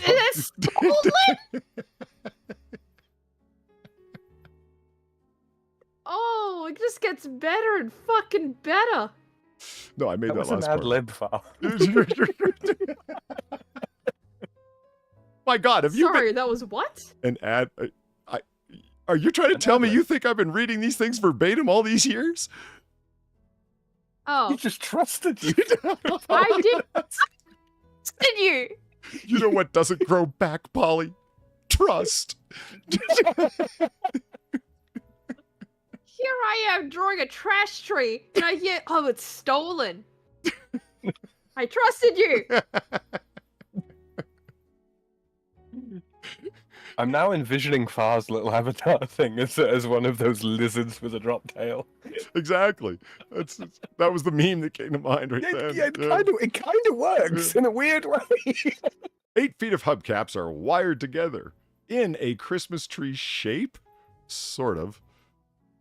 Yes. Vaguely. It's like the sand pile again, right? Yeah. Yeah. God Emperor Dingle, thank you for the $1. Fuck Baltimore. It truly is a godforsaken shithole. I kind of feel like a minimum amount of effort could be taken here to arrange each of the hubcaps in such a way that kind of creates the tiered layers of a traditional Christmas tree. It could, but they wasted it. Fucking idle thieving bastards. Eve's like, how could you, Polly? And then Valine comes in with the straight Baltimore fags. At any rate, that is what we're going to try to do. You don't steal hubcaps. They steal the entire whale. Get your crimes right. Yeah. Gamer Valine, thanks for $3.50. Oh, I meant normal bodies. The root system of the ponderosa pine can go deeper than the tree can go in height. So a 70-foot deep void in my yard that is about 30 feet in diameter. Wait a minute. You know how much I love sinkholes. Why don't I have pictures of this? I'd love to That see. is a fair point. I actually would be interested to see that. Sinkholes kill me. The earth just opens up and fuck you. I don't know. I find it funny. Oh, you're walking here? Well, fuck you. Yeah. You in particular. Especially when like it happens in like San Francisco and swallows up somebody's electric car, then it's really funny. There is an extra poignance to that. There really is. 8 feet of hubcaps wired together, right? Jim Pollock, the creator, okay, and owner of the tree, adorns his yard with wacky sculptures each year, like a metallic Santa Claus crab with wrenches for arms. But the hubcap tree is perhaps the most beloved of the entire 34th Street neighborhood. Is this Jackson's fucking great nephew or something? You know what, Far? I think we're going to be able to agree on this. We've looked at a bunch of different kinds of art over the years and whatnot, and we've seen crappy corporate art and not bad, but just bland and generic corporate art, and we've seen people do modern art. There's creativity, and okay, it's not like this is bad. It's just like, dude, you kind of put some hubcap. Like, no, like these aren't artists that are working with poor materials. These are just, I don't know. These are trash nymphs. Yeah, these are trash amalgamators at best. His mother was a trash nymph and he is a trash warlock. Like, we've both seen people take regular run-of-the-mill things, reclaimed, if you will, things, trash heap stuff in lots of cases, and make actual art out of it. Be way creative with it. Absolutely. This ain't it. Yeah, no, this is just a pile. Yeah, it is just a fucking It's just a pile. No, but that's exactly what it fucking is. It's just a pile of hubcaps. It's An like, artifact, an artifact de garbage, if you will. Like, there's a way of making the hubcaps, like the hubcap tree work. Like Sam said, making it like actually look more like a traditional tree, like having the tiered layers, right? You could do that. It would require some finagling and some creative welding, to put it lightly, but you could do it. Mm-hmm. Maybe some you might need to cut some of the hubcaps, maybe, so you know, some power tools may be required, but you could do it. This is just going to your local like car dump or whatever the fuck, finding all the old hubcaps and just going, yeah, I'm gonna pile these up and make it a tree. And remember, Jim Pollock, if you're too young to be using power tools yourself, ask an adult. Right. Talk amongst yourselves real quick. I'm doing something. Okay. Oh, okay. But yeah, like, am I wrong though? Like, you could do something with this. Not at all. It has. The idea's there, right? The idea's Yeah, the idea is there. It just needs a little refinement. Yeah, like, just don't pile it up and go, yeah, job well done. As BG says in chat, yeah, did a pile of duty. Holy crap, Father, there are 84 people watching right now. 84. Holy shit. Should we do the bit while Polly's away? I'm still here. The bit? Oh, but what- go, yeah, the but bit. go What ahead. bit I'm would you still like? trying to do The something bit? here. Yeah, like the stream, fuckers. Fuck, yeah. Donate if you can. Fuck, can you hear those there's like a strange presence.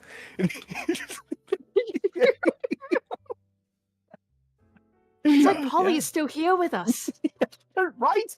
Right? I can hear him I can almost in my practically head. hear the vitriol and smell the bourbon.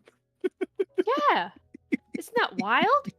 It is. It is. But in Yeah, the meantime, yes. before our dear friend Polytop returns from whatever the heck it is he's doing, leave a like on that video. And if you're new here, don't forget to subscribe. Let you know when Polly's going live. If you're listening in the future, please do leave a comment if you got something to say. Polly reads absolutely all of them and is personally assured me that he will be responding to most. So yeah, do that. Do that.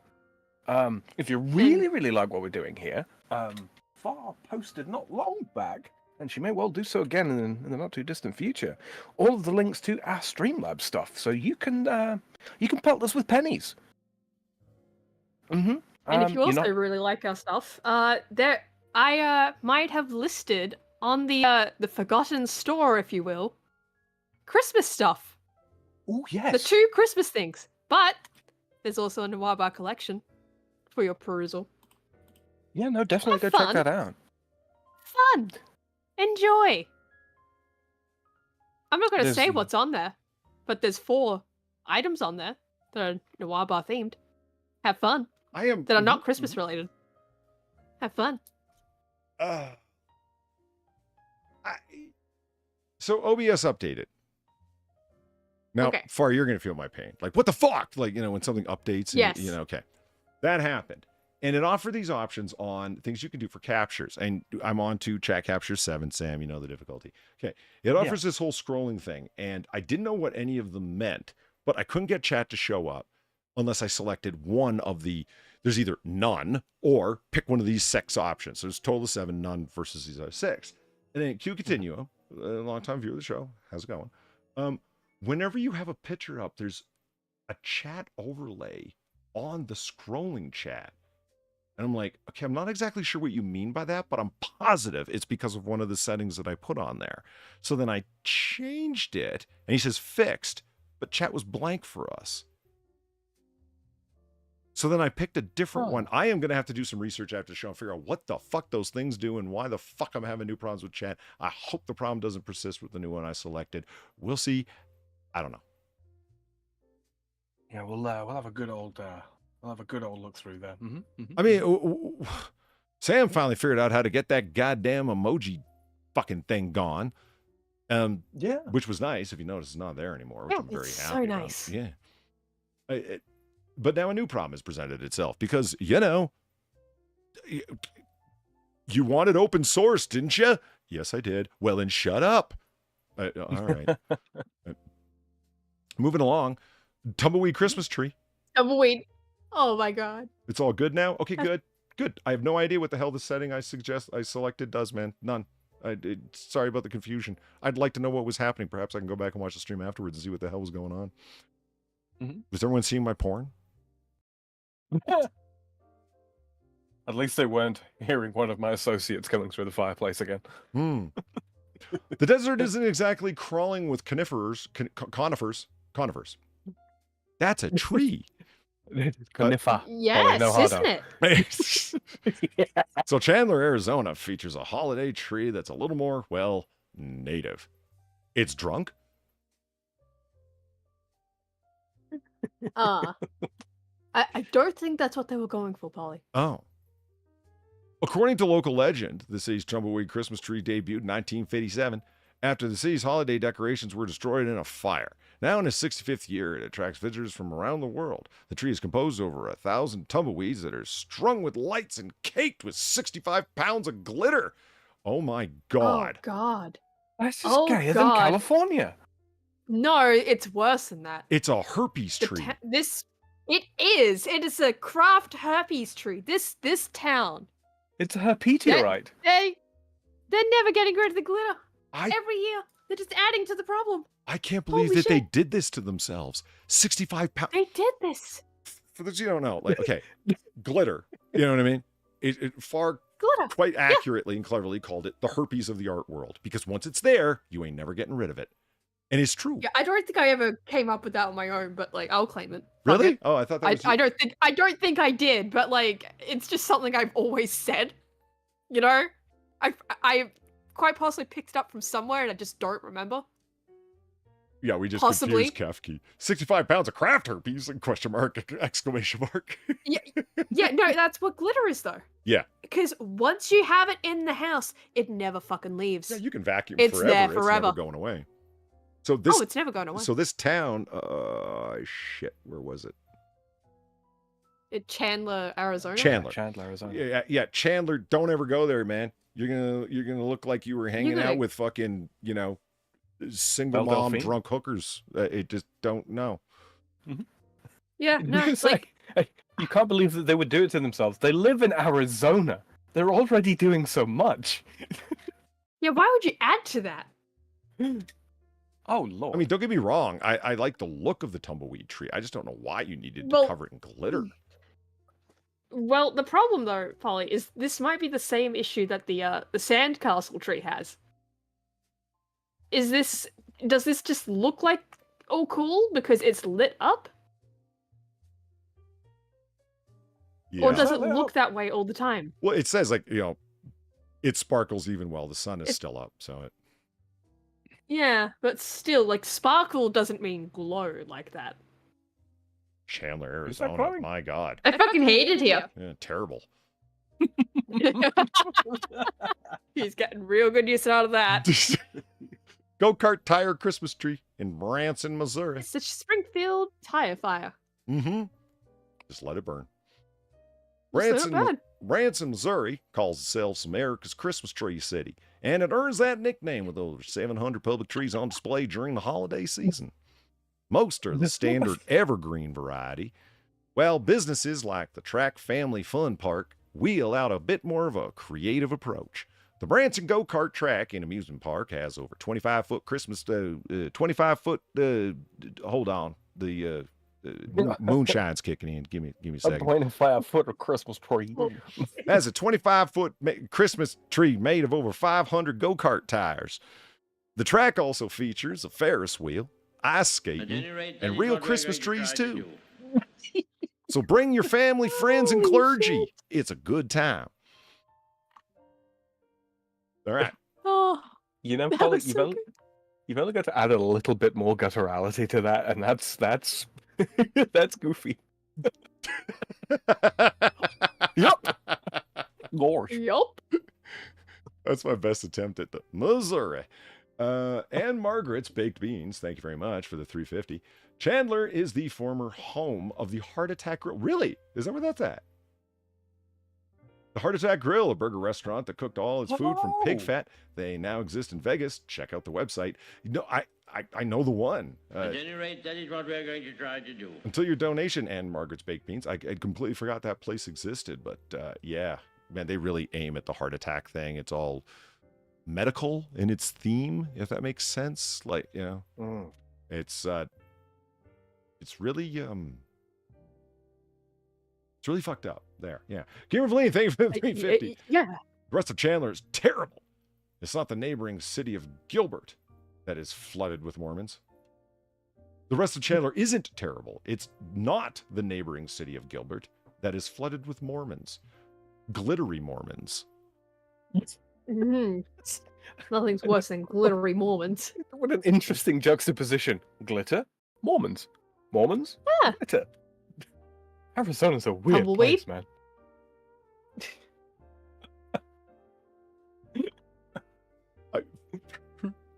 Teeth Christmas tree. Oh, far, look away. Yep, there it is. Well, they're big plastic fake teeth. Yeah, I was kind of worried when it read No, they're real teeth, but they're you know, not made on teeth site. tree. Jesus. God. But genuinely though, when it was like first read out, like, yeah, a Christmas tree made of teeth, I was so concerned it was real teeth. I believed you. Instead, it looks like a bunch of real bones in the front yard of some kind of crazy person. It looks like skulls. Uh-huh. Mm-hmm. This is like some, I don't know. some medieval ruler's dome of his enemies. How dare she? I wanted that cake. Thank you, Serpent21, for the $3. With the mention of Branson, Missouri, Rip Shoji Tabuchi. Oh, did he die? Who? Did Shoji Tabuchi die? Did he really? Did he?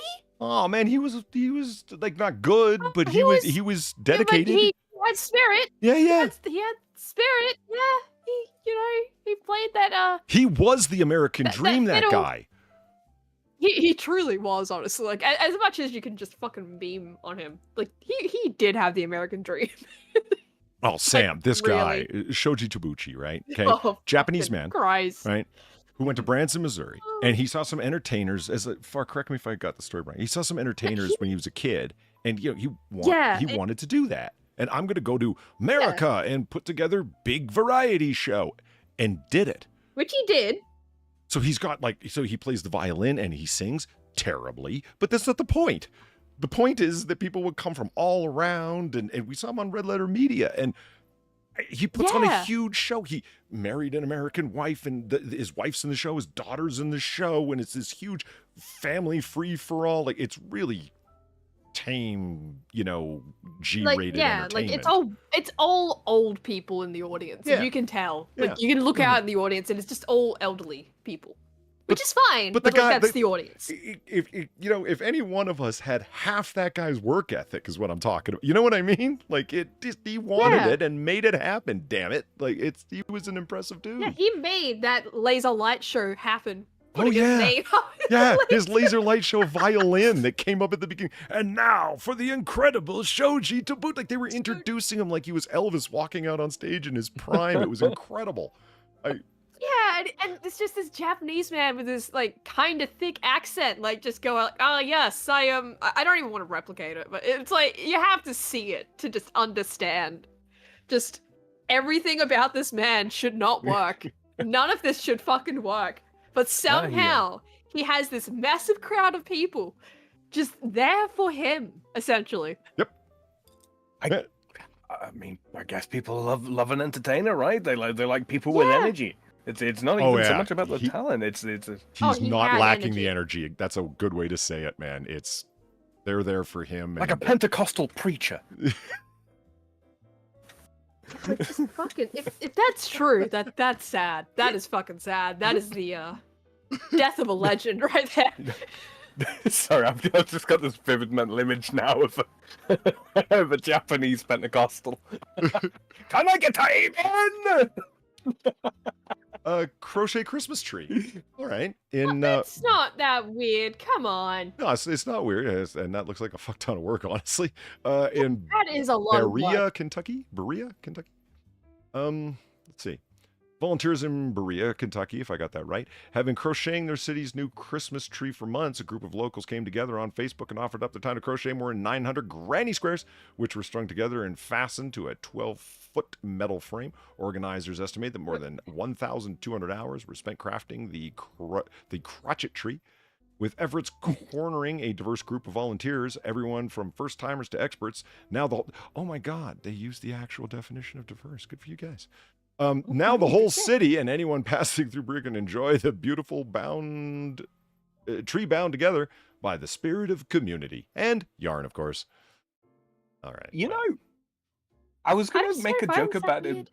Yeah, I was going to make a joke about it being more of a teepee than a Christmas tree, but you know what? I like it. Yeah, no, this works. There's nothing wrong with this. This is why I don't really find this still that weird though, is because I've seen art things here where, like, people actually cover trees with crochet and knitting, right? Like, they actually give them like little jumpers, basically. Like, people do things with knitting and crocheting all the time. Like, this isn't that weird. This isn't a skin suit. Not even close. This is fine. Hey, Zen Hero, how's it going? And Seniko is like, crochet. Not crochet, Polly. Is that how they say it in the South? I know. Is that how they say it in the South? It's just crochet. I think I enjoy my morning breakfast with a croissant with a little bit of jam on it. I went round to my grandmother's and she used to teach me how to crotch it. Glass ornament. I was never Christmas any tree. good at it. Oh, no way. Christmas balls. Oh, Every Christmas tree has its ornaments on it, but this is one tree made entirely of glass ornaments. Oh, man. Don't let the cat near that. that. Oh, Balls. one strong breeze, and that thing is fucked. I mean, I appreciate the boldness because them Very good. blown hollow glass balls those things are cool. Yeah, no. But fragile. Yeah, no shit. Oh, God. Could you imagine putting Weibo in the same room as this? She'd have a conniption anytime there was a tinkle. It's 14 feet high. The museum also has a life-size glass snowman and a holiday feast made of glass, all made on site. Huh? You can even create. Oh, so it's real. Yeah. Oh, Okay, but do you suppose that they start building this from the top and work their way down? I figured there's a framework under there so they can do the math. There would have to be. Yeah, I would say from the. I don't know actually. I would assume like from the top to the bottom, but maybe not. Mhm. Like looking at it more now, it's like I'm seeing overlap from like Yeah. top down, like Sam suggested. So I don't know. But yeah, there I'm would just have thinking, to I be a mean, like- framework inside. Oh no! Oh no! Oh, I saw this, Oh. and this is what convinced me to send you this. Holy shit! that is cursed. Holy Yeah, shit. that I think is- that's more cursed than the teeth. That is fucking something. Chat, we're looking at Just a like fucking Christmas tree made entirely Philadelphia. of pink flamingos. Holy Reminds shit. me of a song by Peter Cincotti. Just like Philadelphia, Christmas means a flamingo tree. Not the actual song. I'm corrupting the Uh-huh. lyrics there, but yeah. Like this. This is my face right now. Right. Yeah. This is. Yeah, I think I'm that's not- all of our faces right now. Just Look at that shit. It's- yeah. Shocked Pikachu face. the Philadelphia Zoo. If the Philadelphia Zoo has proved anything, is that adding a little pink to your life by visiting this flamingo-themed fuchsia display, feathers and beaks, goes a long way. Those are bad uses of the N dashes, and you put M dashes there, and I am judging you. While you're there, keep an eye out on the real life. Punctuation with Polly. I'm sorry. Grammar with Polly. Yes, it's late night petty pedantry with Polly. Yeah, petty pedantry. I can never remember the name you give that. Late night uptight grammar fueled banter. I'll write that one down. Keep an eye out for the real life birds as well, including a newcomer named Flacco, who was born last year. The zany tree is part of the zoo's Luminature display, which features more than 1 million lights split into 14 different zones, an underwater tribute, flamingo fancy, and Mo. This cursed. Yeah, this is. I think this is way more cursed than the teeth. Oh yeah, it I'm is. just gonna put that out there. No, you have I- somehow managed to be more cursed than a teeth tree. What I find odd is it's Congrats. got all like these flamingo necks sticking off, and it still manages to create a fairly straight side. Do you think they've got a guy just like stood down at the bottom of it with his fingers out in front of them, forming a triangle, just going, no, bit to the left, bit to there Yes. you go. Yeah, I do actually. The 9 best cheap flower delivery services in the USA. Have you pissed off your woman for no good reason? Or just as she imagined that you have? Well, flowers will get you out of it. They have for centuries. So find the cheap way out of the doghouse. Connect to one of these 9 cheap flower delivery services. She'll never know how much of a miser you were. That was a good ad read, Polly. You like that? That was good. Yeah. I don't think they're going to be paying me again, no. It's okay. I got their money already. It's all right. I'm still negotiating the deal with Catholic Coffee. I would love to do a deal with Catholic Coffee, man. They got great products. And hilarious Absolutely. puns. Oh, Grounded in faith. What are you kidding me? oh. I don't know, man. That customer service left me sponsor feeling a us. little burnt. Boom. Holy shit. So there it is. All right, let's move along here. Oh, Far sent a number of news stories, and I think we should go through these because some of them were pretty damn good in my mind. Oh, no, we already talked about Australia trying to go to space Yeah. and how the whole world laughed. Let's see. Here we are. I'm still annoyed that they didn't go with lunatics. Lunatics was good.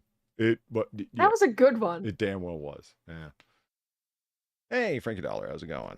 All right, boom, here we go. Mystery crab migration off of Western Australia's Shark Bay sparked call for more investment in marine research. Hey, don't be telling me you don't know enough about crabs when you've got Christmas Island within your jurisdictional area and you don't do fuck all with it, Western Australia. Just saying. Okay. Yeah. Look at the murder that is etched into that crab's features. You see He murder? seeks your death. Yeah. Yeah, absolutely. Yeah, I will kill you. Yeah. Exactly. I think the only Release thing he's the human. seeking is a giant boil pot, but that's me. Where's the old bay? Oh, it's too tiny. Too tiny to be edible. Where's the old bay? Why did that become Bernie Sanders for a second there, Polly? I am once again asking for your old bay.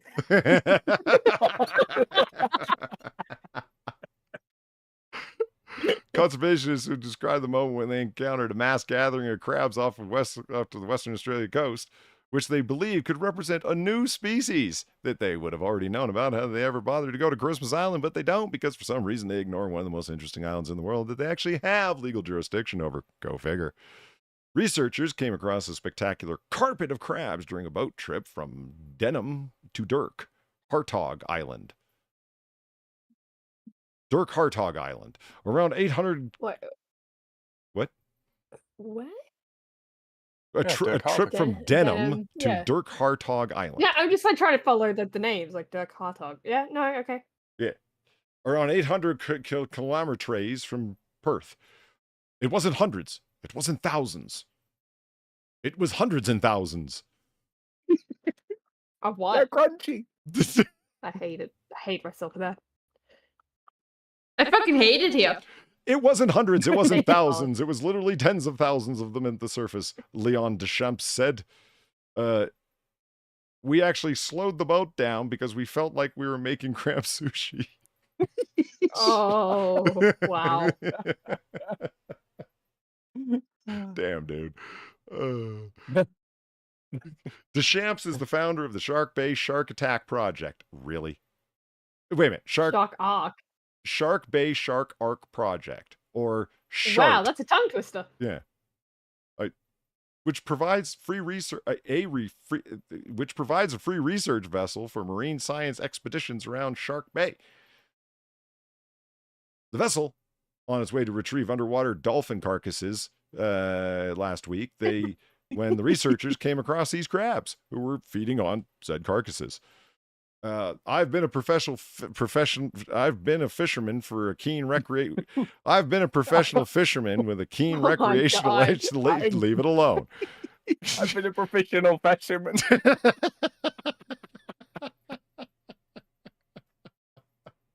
Put that coffee down. It's keeping me awake. Shut up. Like, okay, look, I've been a professional fisherman and a keen recreational amateur fisherman all my life. How could, Uh-huh. The duality of fishermen. yeah, how could you be both at the same time? Who the fuck knows? Who knows? All my life in the Bay, and our family has been up there almost 100 years, and none of us has ever seen anything like this. We took a little bit of footage to begin with, but we stupidly didn't take any more because we were just so amazed and caught up in the moment of the porno we were filming at the time. Right. Solving the mystery. Mr. Deschamps said the crabs range in size from a 50-cent coin that no one outside of our little area of the world knows what the fuck is, to the size of an orange. He put a... That's quite the fucking range. Yeah, actually, it really fucking is. Like a 50-cent coin is going to be like the size of It's a pretty big coin, but like yeah, it's like the size of a not that bad big. rapper who makes a good target. Well, well, due to inflation, he's now 79 cents. He put out a call to scientists on social media to find out what they were and said he believed they could be a new subspecies of the four-lobed swimming crab, Thalametasima. Western Australia Museum crustacean curator. I love it. I love that's your title. I'm crustacean curator. Yeah. That's a great title. And look at the picture here of this man. He just looks so uncomfortable in front of the camera. Yeah, he does. They said, act natural. My daughter bought me this shirt. I Like the really don't like it. crustacean. I really don't like it. It's fine. It's Act like those crustaceans you curate. Okay, so he says based on the pictures, they were this other kind of crab. It's a small species of swimming crab that's related to blue swimmers and mud crabs. Well, your life now has meaning, sir. Yeah. Indeed. You've been published. Dr. Hosey said the species could be found in shallow waters as far south as Perth and further north into Indonesia and even southern Japan. However, he said a mass migration of the crabs has not been documented before. He believes that they were swimming out of the bay to less salty water to breed. They'll breed, release the larvae from the eggs once they hatch. And then they'll get picked up by the current of some sort, and then they'll get spread Lewin. by the Lewin current, and then they'll get spread further south for dispersal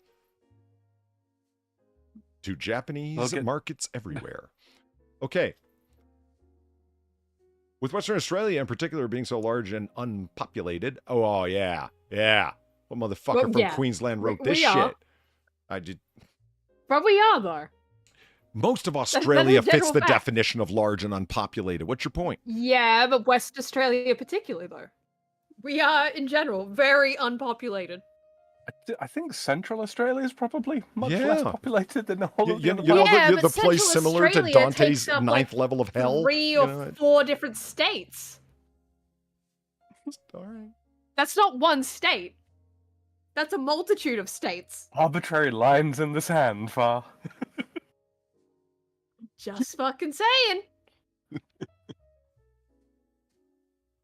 Very shaggy, surprisingly soft. Fluffy new crab species gets a name. Oh, can we look at that one? Yeah, we can. Fluffy crab? Fluffy crab. F Oh you my love- god, I hate Oh it. my god. I hate it. It's so I love fluffy. It's like an old man crab. That is what a hermit crab should look like. Jesus Christ, it's horrifying. What are you guys talking about? It's It looks like a delightful. sea Look, spider. That's the problem. It looks like it's got 8 eyes. It looks like a... Y'all are fucking sick, yo. Thank you, Late Night C. Thomas, for the $2. Alphabeti Spaghetti. Yeah, thank you for our regular Alphabeti Spaghetti to really keep us on our toes. He's ancient and has much wisdom from the rock pool, Polly. He is. Or fluffy crab of the rock pool, tell us your wisdom. Exactly. Y'all are sick. You just don't appreciate the fluffy crab. Look. He has a muffler and everything. Sponge crabs carry sea sponge on their backs as a form of camouflage.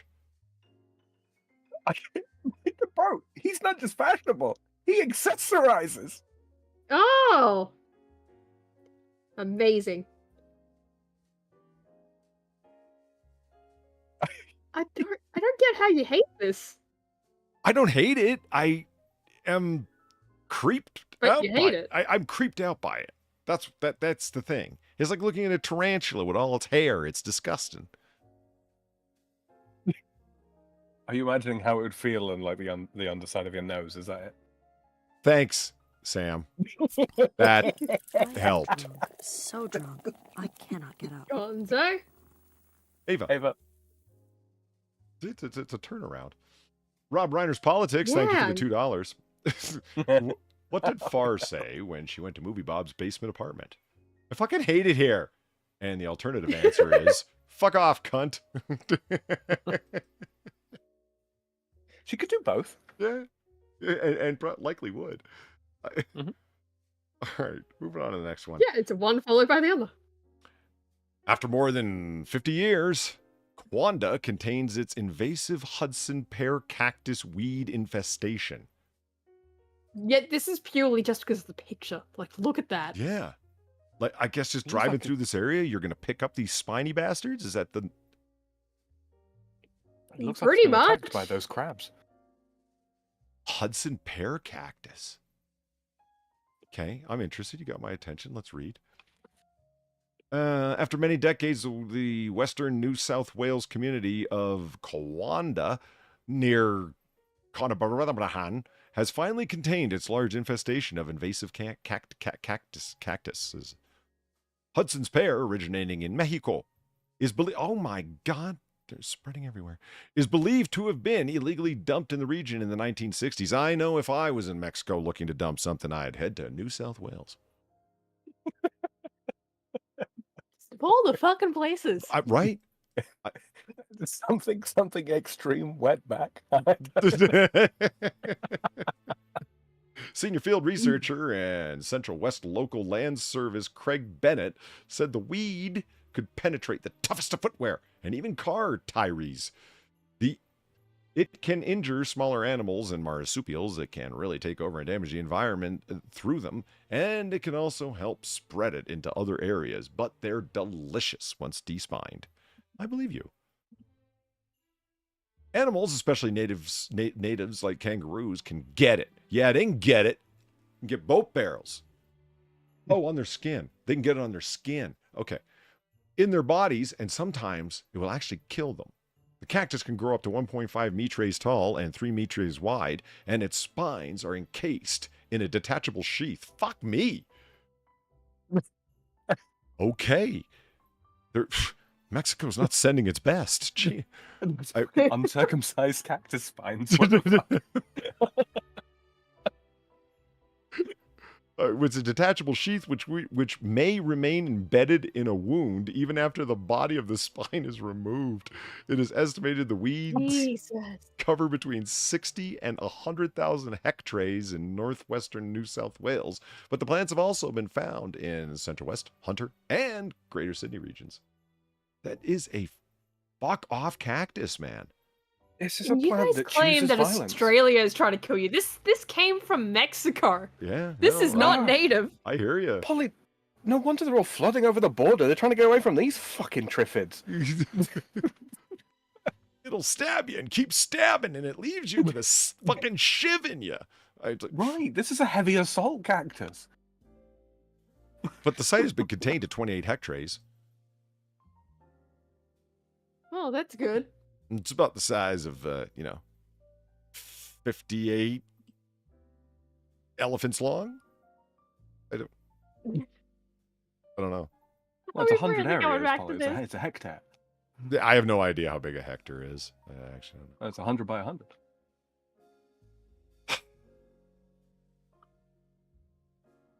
Based upon the prefix, yes, that would be the natural assumption, Sam. Yeah. Yeah. As opposed to, chains and fucking furlongs, Polly. You know what? What's that?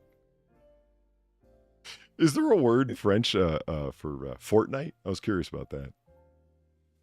Is there a reference for a 2-week unit like that? You know what there is, but I'm drawing a blank. I don't ever hear it in America except in old-timey documents. But I still hear Brits say it, and I'm like, why the fuck do we ever let that go? It's useful. No, it is. I mean, it's half a month, right? We also use fortnight. Oh, it's better than bi-weekly, right? You're damn right. Bi-weekly. It's like, do you mean twice a week or every 2 weeks? Fortnight? Yeah, fortnight. Very useful, I think. So drunk, I cannot get up. Eva. Eva as well. Mm-hmm. Weirdly enough, we call it a quinzaine, which means 15s. Would you say like a calzone? What'd you say? Quinzaine. So the word douzaine is a dozen. That's where the word comes from. Yeah. Oh, okay. So our word for fortnight is quinzaine, which literally means 15 of something. Mm-hmm. But a fortnight is So it's 14, like isn't it? a baker's fortnight. There's an extra one. Yeah. I like that. Write that down. It's not just a fortnight, it's a baker's fortnight.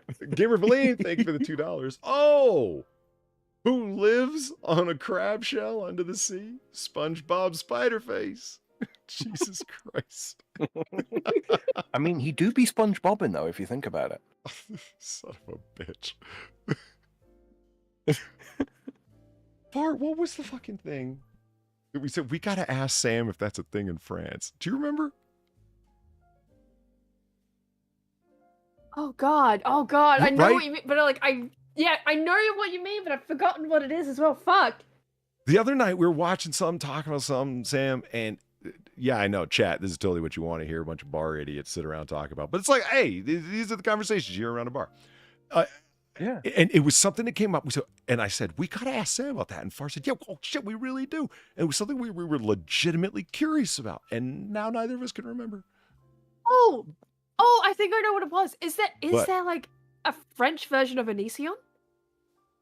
Oh, Was no, that it? Specifically, yes, but we wanted to know what was up with French Twitter, what was up with French YouTube, how does it compare to the Mos Eisley American English version? I mean, do we have the equivalent sort of sectors of YouTube? Yeah, we absolutely do. Game reviews, political news, political discussion.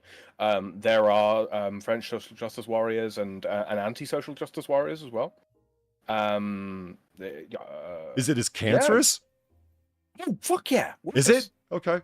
Yeah, worse by concentration. Holy shit. Oh, fuck yeah. What I want to know, like, well-known lolcow type people. Like, again, like, French version of Onision. Right. Right? That like, was one of the things maybe that not came up, necessarily definitely. Onision, Yeah. but, like, just people of that nature, right? Like, Yeah. Do you have we your, have you have Wings your of own movie Redemption, Bob? we have Do you have your own- DSPs, Yeah. Movie Bob, Yeah. Chris Chan, although I Yeah. don't think you're gonna get that. Maybe, Super maybe though, lolcows. because there is a Dragon Lord, right? In like Germany, right? They have like the Dragon Lord. But like, is there anything like that in France, like on French internet? I mean, French kind YouTube of. in general, I guess. Kind of. I mean, not to the same degree. I mean, a lot of the way people embarrass themselves over here, or make embarrassments of themselves, is usually saying something that upsets one community or other. The French furries are a thing, right? In a big way. Most of half of them are Pepe most Le of Pew. It's those. really stereotypical, guys. Oh, you don't even know the half of it. I want to know. I want to fucking know. I'm so curious now that it's been brought back up. Yeah. I want to fucking know so Because we have badly. no other access to, because we were talking about, like, We don't. we- We don't speak French. we were talking just about, like, I made mention, as I have before, remember, Far, we're just talking about English language YouTube. When we start to, can you imagine what Spanish language YouTube is like? And then, of course, in Brazil, we have Portuguese language YouTube. Like, it must be their own fucking world over there. And do they get regulated and fucked over in the same way? Are they the same? And like you said, Worse. Worse. Okay. Yeah, we've got the European Union to contend with and our own government to contend with. I mean, when it comes to like lolcows in particular, do we have things that are as bad as Chris Chan? No, and I think a lot of that has got to do with level of exposure. I mean, the edgiest of our shitlords actually engage an awful lot more on on Anglo Twitter than they do French Twitter. Because the whole name of the game when it comes to trolling people and being a shitlord is to get as much attention as possible, right? Right. And yeah. So, but do we have our own? Do we have our own bullshit? Yeah, we do. Yeah, we do. I'll take you on a magical journey want a tour. through French Reddit. I want a tour. Oh my god, I didn't even think about French Reddit. Oh my god. That would be an Reddit's interesting one. Oh. It's like, let's go on a tour of French YouTube. Below, like, the cringe. And I'm assuming closed captions are Translate for available us as in well. English for some. Yeah, but they won't be Yeah, but it very would helpful. have to be. No. Yeah, they would be very auto-translated, wouldn't they? It'd be like Google Translate Yeah. level shit, wouldn't it? I can try. I can try and translate some of that stuff for you, but depending on what part of the, because bear in mind, this is something that not a lot of Anglo people will probably appreciate, but the French world is much bigger than just France itself. We have a lot of foreign Yeah. territories, and Yeah, that's what I yeah. kind of mean, like just saying French usually, because the problem is then it's like you got your variants on French, like you got your Quebecans, right? You fucking people in Quebec Why you gotta speaking bring up our ailment? weird French. Is that, Well, that's what I mean. but I'm it's sure like, there's all it'd sorts be of weird. like It'd be former like African it'd be like colonies having an and American try to Asia it'd be Pacific. like having an American try to translate like a British person speaking. You know? You're gonna have to contain your Wouldn't- excitement, guys. I can only hear one of you at once. Sorry. Sorry. Actually, give me a quick second. I'll be Well, right back, and then you can only. Yeah, Okay. I'll be right back. Sorry. Okay. But yeah, it'd be like asking an American to translate like intense British slang. Like I wouldn't expect that. Yeah, very much so. You know? I very wouldn't be much so. expecting that one. Like I could only half do that, you know, because some of the slang is the same. Well, I've just been exposed to it, so it's kind of like, yeah, I wouldn't be expecting you to be like, oh yeah, this person in Quebec, this is exactly what they're saying, and this is their lolcows and this that. It's like, no, I would not fucking expect that. I mean specifically what you would know, basically. Yeah, like I say, I can probably Oh, sorry, hold on. 721. Yeah, thank you should probably $3. get that. Yeah. Sorry. If the French don't have a lol cow, then I will donate you our movie Bob and Lindsay Ellis. They can live in one of those quaint no, thank you. No. We do have some former colonies where we can send them. I have doubts that there's no French lolcow. I think you just haven't run into them. I feel like that's more what's going on there. We have them. It's just not to the same extent. So yeah, no, like I say, I can try and like cobble together a tour for you sometime. Hell, maybe we could record it, something like that. If anybody else out there in chat's interested. That would be, Yeah. that'd be so great, so Yeah. fucking great. I mean, I'd have to sit I'm down just and so do my homework, curious. but yeah. When it comes, honestly, when it comes to cultural exploration, for want of a better expression, a lot of what I do is in English, right? Yeah.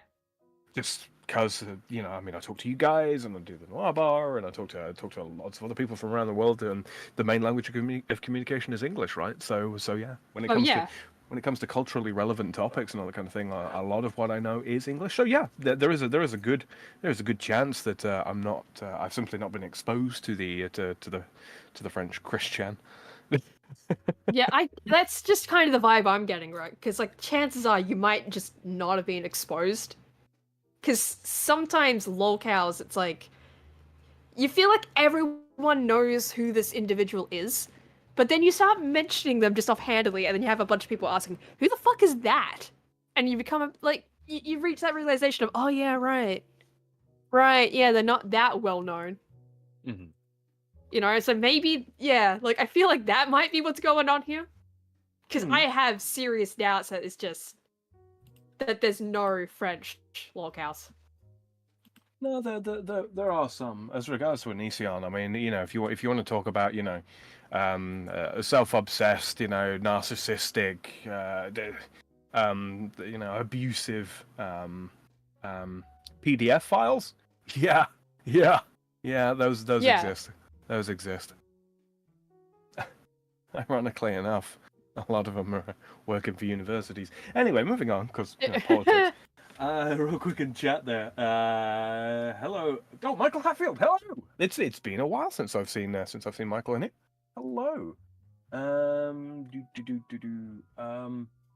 Valine says, I don't know. I think I'd seek out French or Italian YouTube if I wanted catty bitches talking fashion.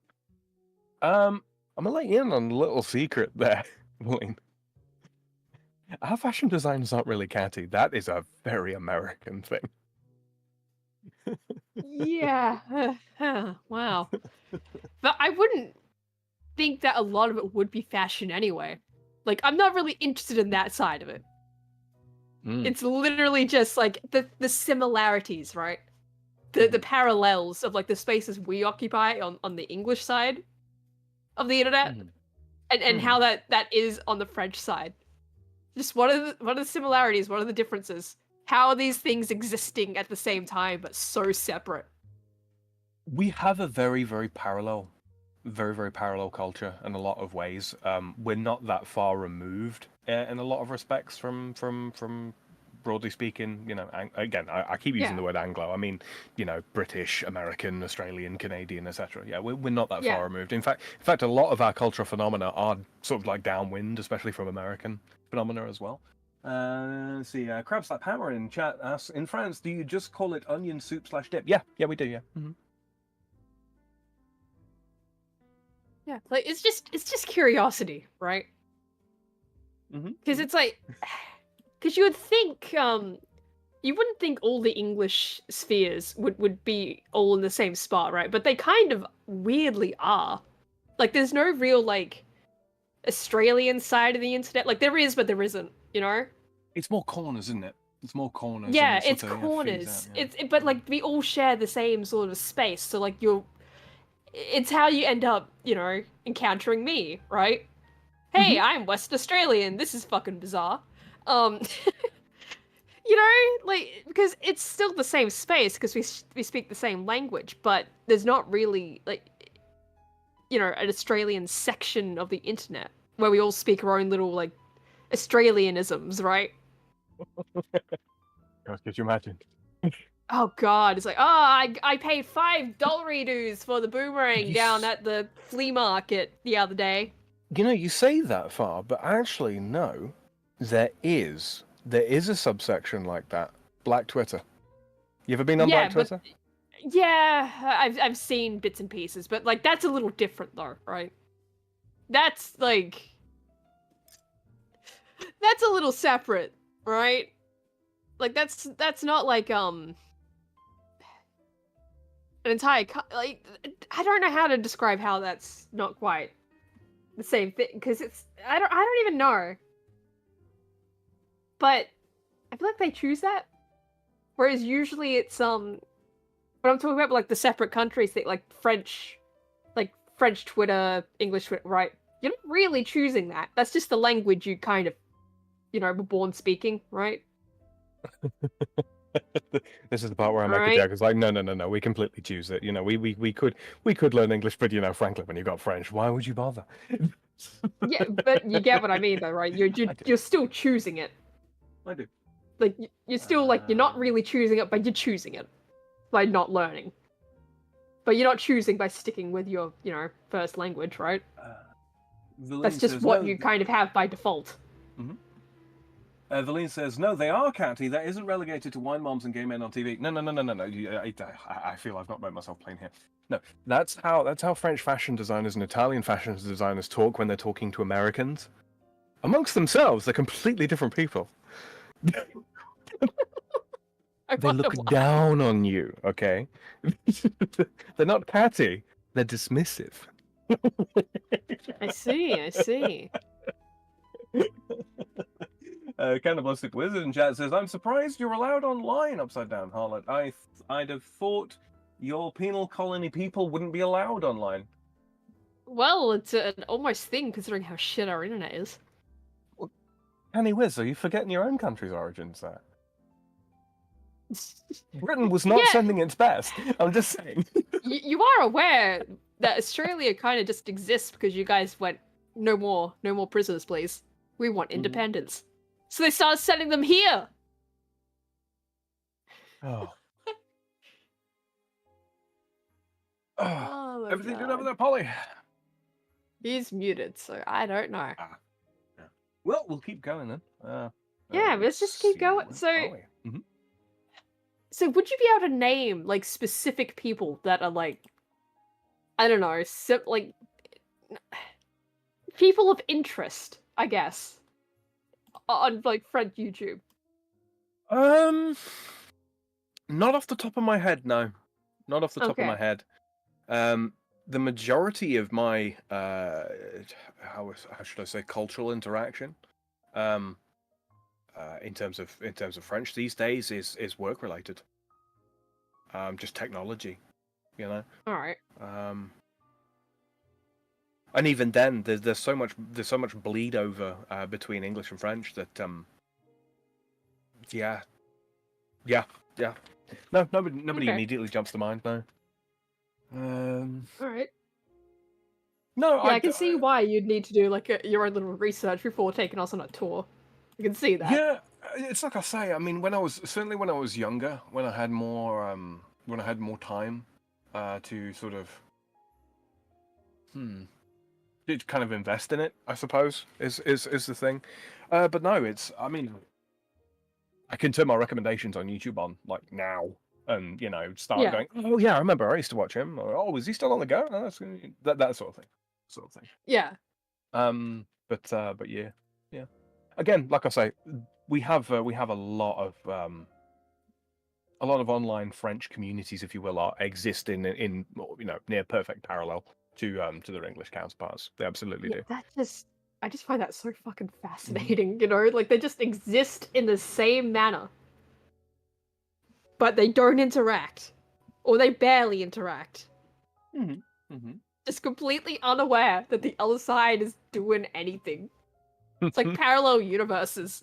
Oh, it's not so much that French communities, online communities aren't aware. No, when they do tend to be very, very aware.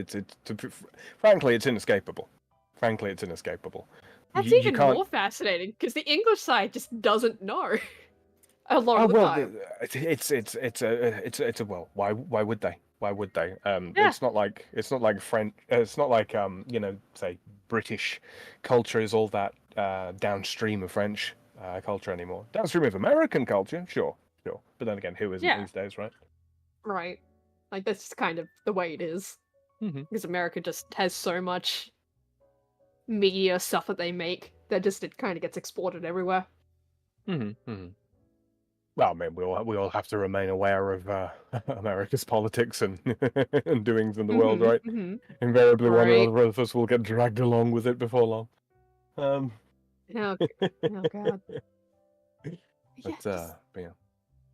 Yeah, it's just fascinating. I just want to know. I just really want to fucking know. And you're my only gateway. You're our only gateway, Sam. You are the only hope. Chat, people listening in the future. First and foremost, if you haven't left a like on that on the stream already, what's wrong with you? Don't you know there's a war on? A war against the like button. If you're new here and you like this kind of thing. Exactly. Yeah, there we go. That's the clearest that's ever come through as well, Polly. I don't know what the heck you changed, but that's perfect. Holy crap. Absolutely nothing. Really? Yeah. Well, whatever it was, just keep it up. Keep up doing absolutely nothing. Sure. Yes. I can do that. Yeah, if you're new here and you like this kind of thing, please do hit that subscribe button. It'll let you know every time Polly goes live with the Noir Bar, as well as all the other stuff that he does. There's a massive backlog of content. You will never be bored. You will never be lost for something to listen to. Subscribe to Polydub. If you're listening in the future, don't forget that you can always leave Polly a comment. He reads pretty much all of them. Isn't that right, Polly? Look, you are a great liar. My God.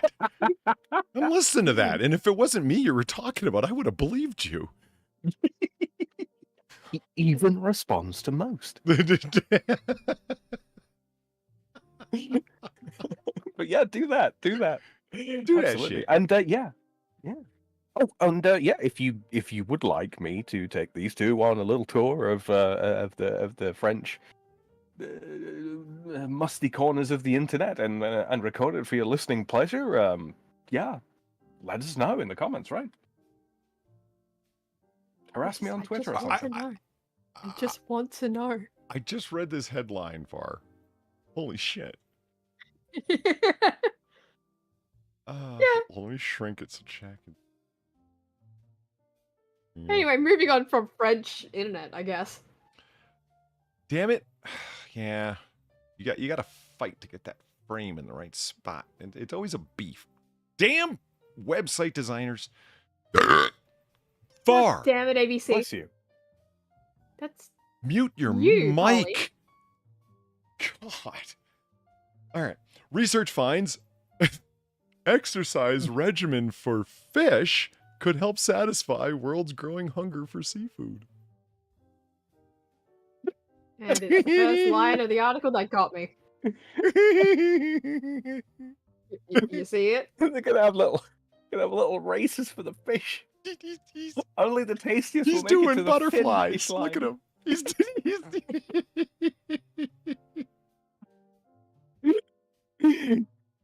Those on push-ups, he's pressing the water down. Holy fuck. Bodybuilding fish could have a key role in boosting the world's seafood supply, with new research showing that exercise can help fish grow to marketable sizes. Bodybuilding fish. You're welcome, everyone. You're welcome. Well done, That's all Far. I wanted. Well done, Far. That's all I It's just- wanted. Already, aquaculture is the world's fastest growing agri-food sector, producing more than half of all the fish for human consumption. But with the world's population tipping 8.5 billion, and 3/4 of that being, well, you know where, by 2030, a Murdoch University study has found that keeping Murdoch. Oh, Australia. Yeah. That's got to be down in Australia. Okay. A Murdoch University. Yeah, that's a Murdoch University. Yeah. Fair enough. Okay, a Murdoch University. Anyone can get in there. Literally anyone can get into Murdoch. Well, you know, I was about to start making fun of it, and I thought, no, maybe it's a reputable university in Australia. Okay. No, I make fun of it. I just. Like, it's reputable enough, but yeah, anyone can get in there. It's not that hard. All right. Has found that keeping fish fitter could help speed up the supply to meet growing market demand. It's like going for a Can I mile just- jog. Can I just take a moment to be upset? I do. Go ahead. But right. Already, aquaculture is the world's fastest growing agri-food. There's a word for this. It's a perfectly good word. Uh-huh.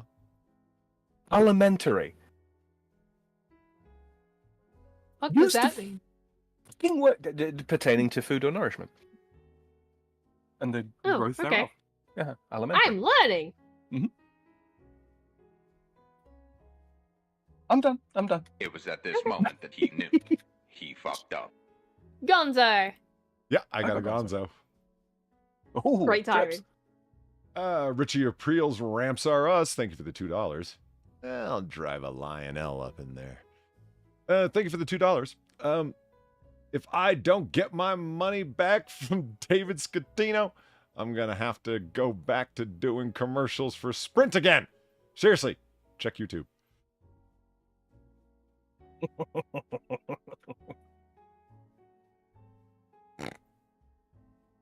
So in The Sopranos, right? Never mind. Okay, so researchers collated data from 69 studies on 31 species. Nice. Nice. Wow. Finding fish that were exercised saw a 10% increase in growth. Report co-authored David Gomez Izeza said exercising fish by creating a water flow was simple and a cost-effective strategy. Quote, a lot of fish, when placed against the flow, they have to respond that they're swimming, immediately swim against the water flow. I mean, that's not exactly what he said. That's pretty much what he said, you know. It's no longer a place, it's a swole. They're sort of like bodybuilding fish that can put on weight so fast.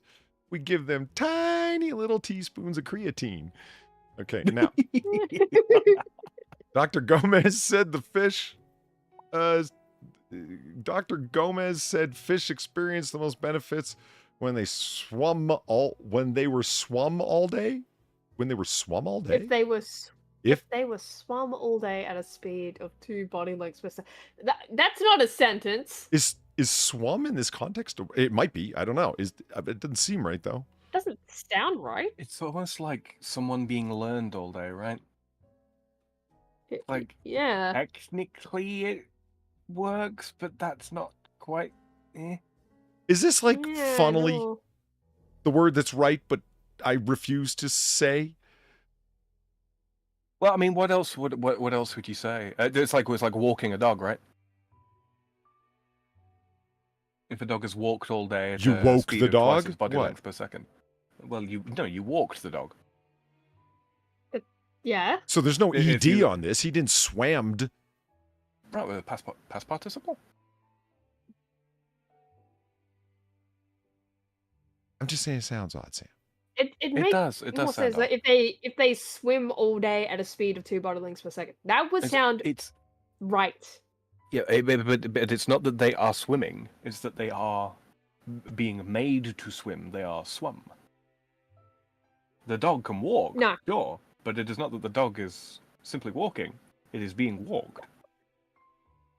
The fish is not swimming. It has been swum.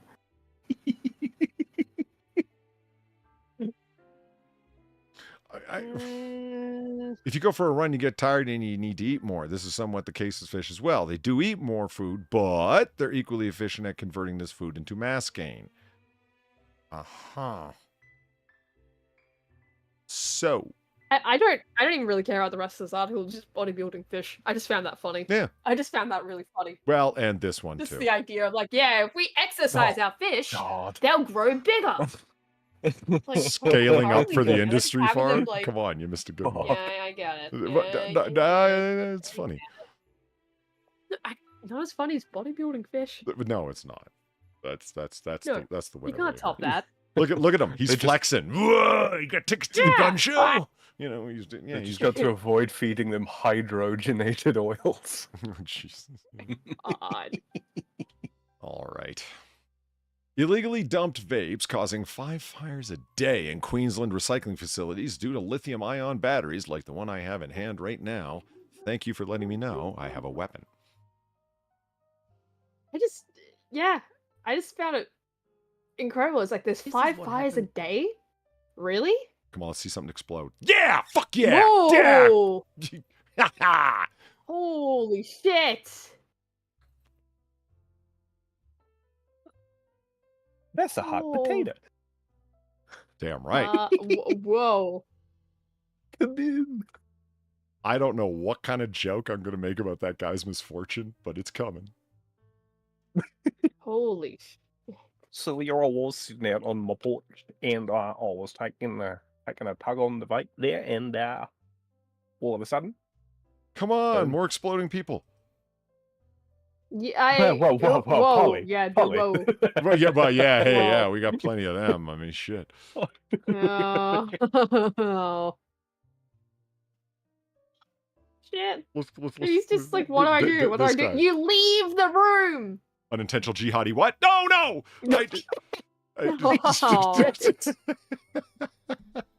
So Allah, he was solemn. I was literally just about to start doing that.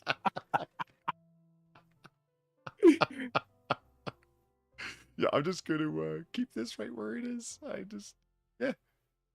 Oh, God. Look at all those TVs and I'm assuming those. Yeah, they are, aren't they? TVs behind Yeah, the TVs. boxes. Oh shoot! Yeah. Most likely a warehouse of some kind for like just TVs or something. He sparked like a motherfucker though. Yeah, he really did. Yeah. Like it's something in hand. No, it's No, not. it's in his pocket. No, it's in his pocket. It's Holy in shit. his pocket. Yeah. Oh, please tell me this guy goes up. Fucking frat bro here? Oh, he's probably some dead guy. Probably. Yeah. But you know the wild thing? I'm pretty sure vapes are actually illegal to own if you don't have like medical requirements. People have them. No one cares. Yeah. But, Honestly, yeah, I I'm pretty sure don't know why you're I'm not surprised. actually allowed to go and buy them. I don't know why I'm surprised. I really don't. Yeah, but people do because apparently they're really fucking easy to import. Specifically from the Philippines. Fuck, that's Don't ask how I know that specifically. Therein lies a large part of the problem. Yeah. But like you can just apparently really easily import them. I mean, you got your standard. Oh, no, I want that face. Got your 18650 battery, right? Boom! There they are. So there's your standard vape battery. Not all of them, but yeah, that's the standard one. Okay, 3.7 volts. It's the 3000 milliamp hours that makes them what they are. Like it's not the voltage, it's the amperage. Yeah. You know, Yeah. and the way that they work is that they're instead of having separate cells like in a car battery where, you're going to have your different metals and then thus creating the electrical potential between the two and the circuit and blah, blah, blah. Instead, the way that these chemical batteries work is they're rolled up with the differential metals between the two layers of the roll. So let's say you drop one of these bad boys in your pocket, okay, and your keys are in there, or coins are in there, and there's a circuit with no load connection between the positive and the negative poles. Yeah, your pocket's going to explode. Like a tie hooker with gonorrhea, like you can have some hot pants. Remember, guys, lithium is the future. This is our future. But I mean, that's why available for free at any vape shop that I've ever been to are battery carriers, and it's just stupid little plastic cases. Very, very simple. The point is that it keeps it inside of a case where you can't make metal to metal contact. Yeah, comic socket. Yeah. I mean, that's the only thing that's dangerous about them. And there is nothing that's inherently dangerous about them, except for a regular battery. You get 7 or 8 of them put together, and that's what forms the battery pack that goes on the bottom of your portable drill. If you break open the battery pack of a portable drill or impact wrench or whatever the fuck, it's a whole bunch of 18650 batteries. Huh. There's nothing inherently dangerous about them. It's just don't be fucking stupid with them. So, you mean to tell me if I hot wire my car battery, something bad will happen? What do you mean I can't open my coolant tank when the engine's red hot? I don't care if a green volcano comes out of there. Like, one of the other risks that you can run with lithium batteries, though, is if they're completely depleted or overcharged, that'll also cause them to explode. Mm-hmm. Lithium is the future. You really don't trust lithium, huh? Well, in the sense that it will propel you into the middle of next week. Well, it's just the fact that it's like, yeah, like it's generally safe, whatever, but like there's just these little things where it's like, yeah, this is the future, guys, because I don't trust people. People are morons. They're gonna make these dangerous, even if they're inherently not dangerous. They're gonna do it. Yeah. You know it. Because people are morons. Yeah, it's tough to argue with. Now, Far.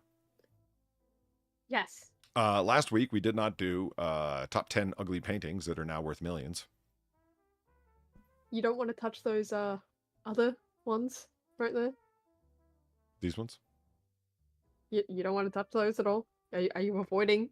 Are you avoiding them? Fine. No, I wasn't actually. I just, yeah, here we go. Shit, again. You change one thing. The hell? Turn frame. Okay, I had a KFC themed wedding of my dreams with a fried chicken bouquet and all. And I'm white. No, I don't think she's white. Was she Hispanic? I think she might be Asian. Asian? Okay. I think she might be Asian. Okay, yeah. It's a fried chicken bouquet, right? Not a bucket. A bouquet. Yeah. She totally chickened out on her big day. Oh, yeah. There's her husband there. Yeah, now, okay. When it's not grayed out, yes, you're right. She's clearly Asian. Yeah, it's just, you look at everything. It's like, why did you choose this? I mean, it's a case of awful taste but great execution. Just, why did you do this? Don't talk about a man's wife like that. Holy shit. What? Awful taste but great execution? Something old, something new, something borrowed, something blue be damned. This bird-hungry bride wanted something finger-licking good to punctuate her nuptials. Wow. Oh, they just had to. They just fucking had to. All right. I feel dirty for having heard you read that sentence. Yeah, I mean, there's nothing actually wrong with it, but there's so much wrong with it. Hey, baby, want me to punctuate your nuptials? And the brunette's extra crispy vision became a $2,300 reality, coming complete with a deep-fried bouquet and an all-poultry buffet. I had the KFC-themed wedding of my dreams, gushed the wheelchair-bound newlywed Lang Li Wong, 32, of Singapore, in a buzzy Facebook post. Featured her Kentucky Fried-inspired TT? Pet. What's that? Jets? Party. What? Yeah. French word. Oh my It's where you- god! Why did it's where they you- do that? It's where you get the word feast from. It's where you... Which word? Feast. You get the word feast from the word teddy. Pet. I That's an don't get F. it. Sam, you've Wait, got like you fate? you got to stop connecting things to just no. No, like a fate. Like a Two-thirds school of your fate entire that they would language have. are belong to us, Polly. Sam, like a school fate? You mean? Yes. What the fuck? Yes. That's a French word? Yes. What the fuck? You've heard of a town fair, yeah? Yeah, a fate. Frère. That's where you get that word from. Stop. It's all just corrupted French words. Jesus Christ. I feel like my life's a See- fucking lie. People think I had a hard time getting my English degree. I really, really didn't.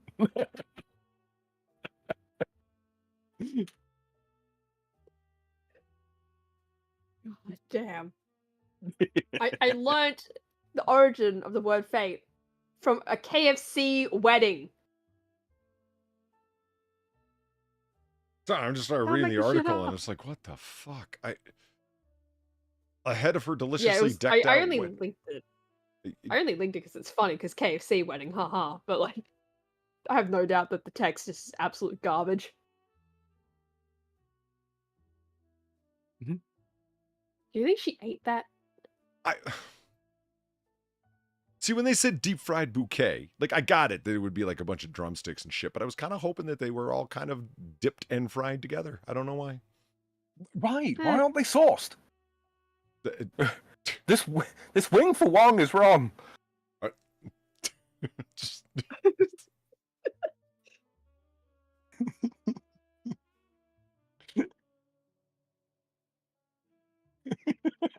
Oh my god. It's just everything about this. It's KFC wedding. With KFC currency wedding. and her signature 11 herbs and spices sprinkled throughout the venue, Wong and Peng, who had their first in-person date at a KFC meeting, after meeting on a date app earlier this year, clucked the night away at their cock-a-doodle-doo hullabaloo.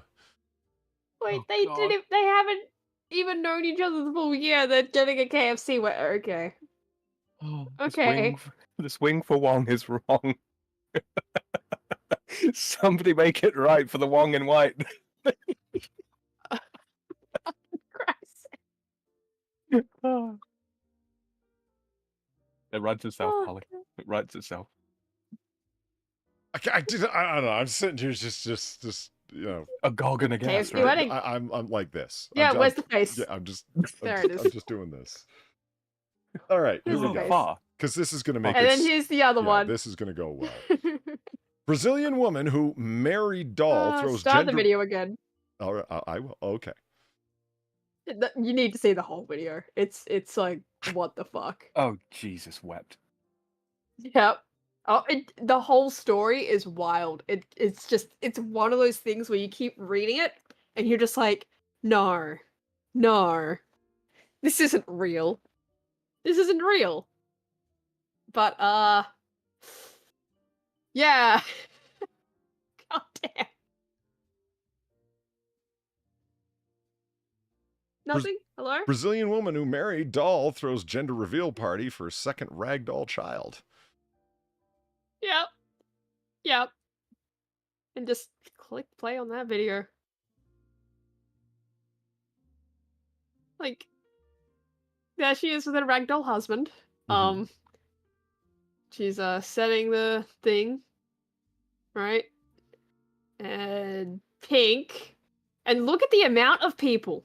Oh my God, there are so many people there. Look at the amount of fucking people watching her jump around like a lunatic, kissing this ragdoll husband, revealing that the gender of her new ragdoll child is a girl. Because it's purple? Yeah, I think it was supposed to be pink. Yeah. Judging by like the rest of the article where it says it's a girl. But yeah, it looks purple, right? It looks fucking purple. A Brazilian Like, woman it's who a married her doll! doll husband had a doll son with him and is, quote, pregnant with another through a 40-person gender reveal party for their second child. Okay, now, Yeah. if you don't have 40 people that could be invited to your wedding party, I can't finish that sentence.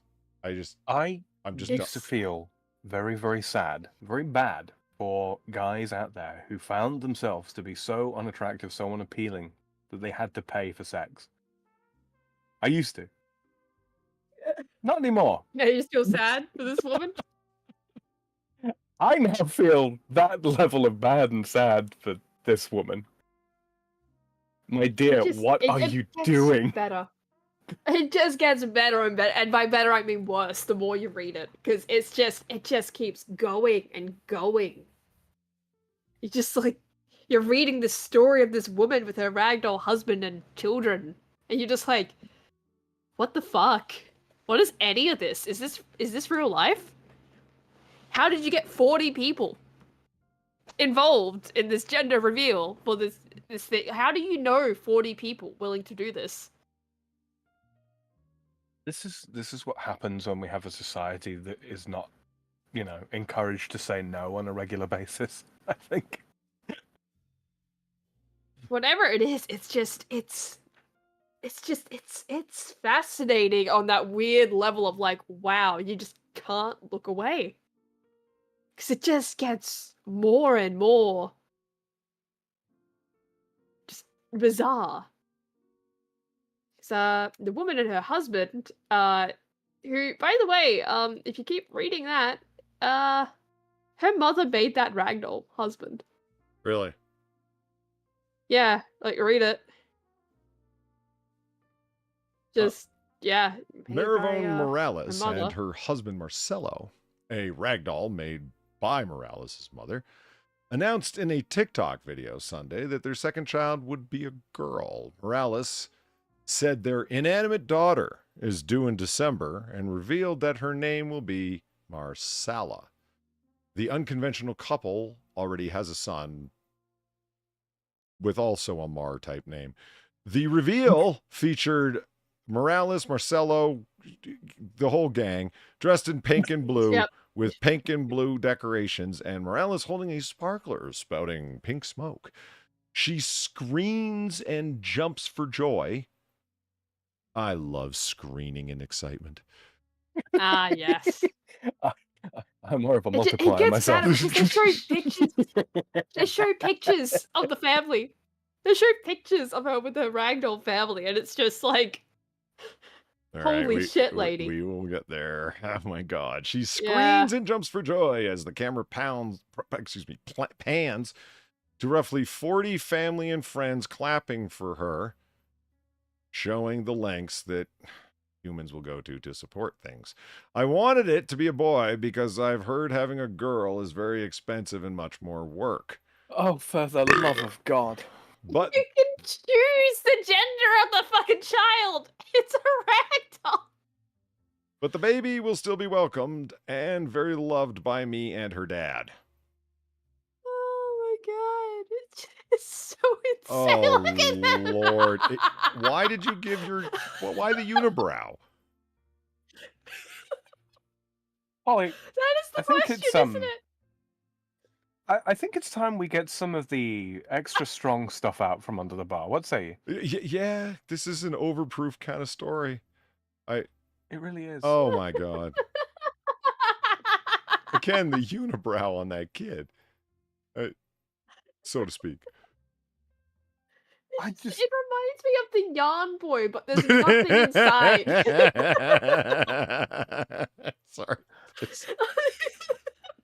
Jesus. I love how they've made the kid a redhead as well. That just kind of like perfects the whole fucking thing.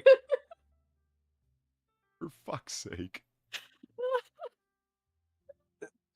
So, I'm envisioning some sort of backstory now. It's like, I don't know, she was left at the altar, and from that day forward, she just decided to swear off, man. And she's just like, fuck it, I'm gonna make my own, ragdolls man. now. Yeah. But her mum made the doll, the husband doll. Keep that in mind. She didn't make the husband doll. Women are weird. Women be shopping. Yeah. Marcelo's very happy because he wanted a girl. Gives him a personality. at least he seemed that way. The video sparked shocked reactions, including someone commenting, jaw dropped, another saying, I'm so confused, and yet another saying, how did this happen? She also filmed a video at the start of the party where she asked guests to guess to the gender. In the clip, it pans to the child's father, who responds with silence. Earlier this month, Morales shared photos of herself having an ultrasound of the baby girl. Oh my god. I don't want to know how they got that ultrasound of that. Morales 37 also put on a 250-person wedding. Holy fuck. Yeah, like this woman, like this. How are you gathering this amount of fucking people for this? This all can't be dumpster fire. I guess it could be dumpster fire watches. How many people we got watching our dumpster fire? Look, I'm gonna say, right, if I was invited to a wedding involving a person and a ragdoll, I would go just to see what the fuck happened. You know what that means, though, Far? That means you are part of the problem. I know. I don't care. I just would want to see how this would even go down. I think the thing that kills me is, like, she's not a hideous woman. And apart from the, blatantly obvious, she doesn't seem to be all that insane. I love this picture so much. He's playing like it just fucking hell. Yeah. Oh, this last bit. This is just fucking. It just adds to like the whole. She's made like an entire personality with this guy, this ragdoll. She has posted a series of contrived controversies, including claiming that Marcelo has cheated on her twice, prompting her to remove his dildo penis. She also claimed in February that whoever was taken hostage by people demanding roughly $200 in ransom for his return. She has previously... It's the child. Was it? Yeah, it was the child that like they the child was taken ransom for $200. What a shocking price. Bless you. Well, and bless you. But like, what a shocking price to put on your own fucking child. Like $200. Oh, it's not a real kid. It's a ragdoll. I know you're doing it. I know it's not. But I'm just saying, this woman with her fucking weird delusion, right? You're putting $200 on your own child. Do I have to call your parents and inform them that you believe that this ragdoll is a real child? I don't believe it's real! I don't believe it's real! I just find the whole thing funny! How many lights are there? What? But her mom made the doll. Okay, you know what? I'm going to ask, Yeah, her mom because made everyone the else doll. is thinking it. Did her mom put the dildo on it, or did she? That's not what I was at. I would like to keep my thoughts to myself if that's at all possible. I mean, Frankie Dollar asked the same question. Was the mom banging the doll before the one she made? Well, I would like to keep my thoughts to myself. Is that who the doll was cheating on it with? She removed its dildo out of revenge. Yeah, that's why I'm looking at chat, right? I see Jim Beam there saying, not even anatomically correct husband, sexless marriage. And I'm just like, oh, just wait. Just wait for it. What was her fucking name? What was her name? The chick that that chopped a allegedly abusive husband's penis off. Oh, chat. Help me out here. I don't Billion, you know this kind but of thing. I know who you're referring to, I think. Oh, Bran, you knew you were... you were thinking about it. Don't tell me you weren't until I said something, man. Come on. I'm just, nope. Yeah. It's just. Lorena Bobbitt. That's the name you were trying to think of? Yeah, that's who I was trying to think of, yeah. Yeah, I think that's a, yeah. I just. Oh, man. Yeah, I love the picture of the You child. see? Just, yeah! You see what women would do to us, Polly, if only they were able, if only they held that kind of power over us. Remove the penis. They would remove the penis. Good Just- lord. Oh, man. Like, just... Everything about this is just so delightfully cursed. It's just so cursed, but I'm so entertained by it. I'm kind of saddened. I think it's humanity saddened, has peaked. but it's entertaining. It's entertaining though. It's sad, like really sad. You know, after the death of Freddie Mercury, everything just know. seems to have gone downhill from there, really. What he said. This is my reaction. No. Oh my god. Just But this is what we're missing out on though, if by not reaching internationally. Okay, the final lines are, she has previously stated that it makes her angry when people tell her her family isn't real. Oh, Quote, for fuck's sake. it really upsets me when people say this is fake. It makes me so angry. I am a woman of character. My father, my Oh, mother, you certainly are. taught me to be honest, to be a good person, and to not take advantage of anything, including Except my dolls. balls of yarn that are vaguely shaped like human beings. Bald. Son of a bitch. Oh, God. Oh, Just- I'm so entertained. Like it's crazy. It's fucking insane what Oh, this lady wow. has done. Top right there. So Mom entertained. charging family $200 per person for Christmas dinner. Yeah. Sounds like something my mom would do. Jesus. Everything I do is for profit. British influencer Carla Bellucci.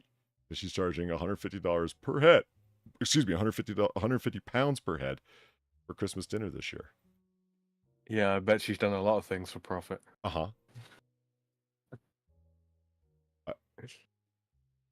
It's not cheap feeding people, and it also takes a lot of time to put together a nice meal, the 42-year-old told Daily Mail. And she won't take any criticism. Telling those who disagree, get stuffed with all the trimmings. My PR people wrote that for me. Isn't it saucy? Uh-huh. You're doing the It's Valley Girl certainly thing, something. and I would submit that it's that because this is clearly British, British, right? Yeah. It should be Essex. And not that I think for a moment you can do an Essex accent. 'cause Yeah, it's what are you kinda putting that tricky. on me for, man? I don't know. All right, so basically, Oh shit. Is that Essex? Do it again. Do it again. it's really expensive, right, to like feed people at Christmas. So I'm going to charge them 150 quid per head, and if they don't like it, they can get stuffed, innit? That's you so good. That's so Essex good. for you.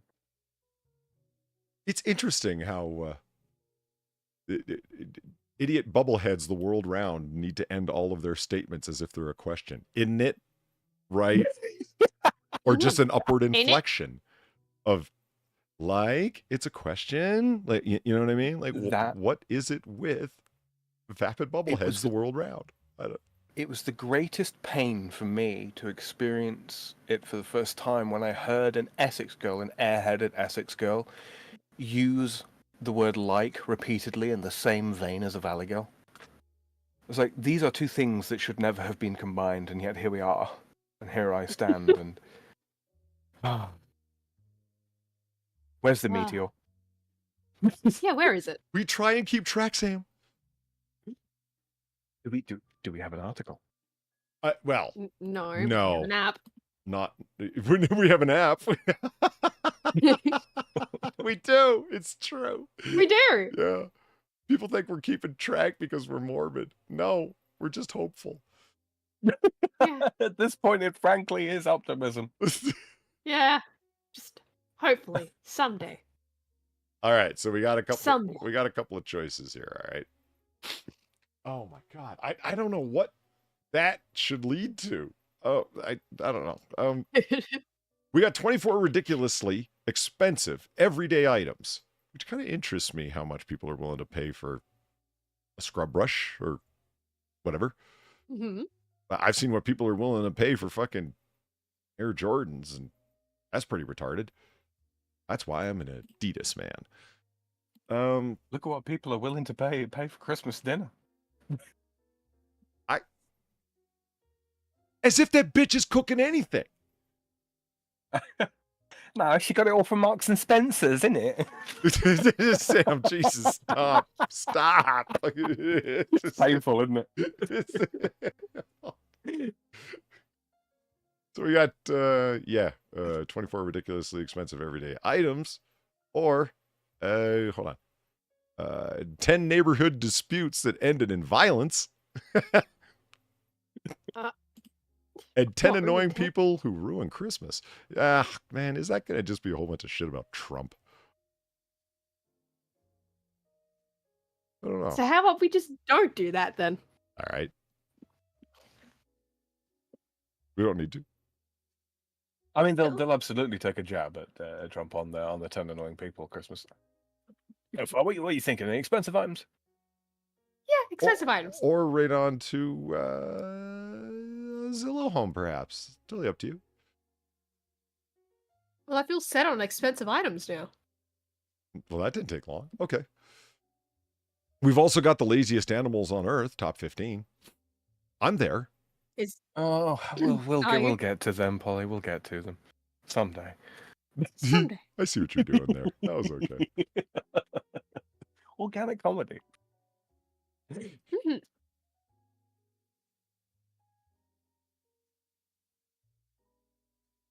Really? Okay. What's that? Look. I know. I don't know. Yeah. Well, we told them. We told them to do it. Did they listen? Apparently not.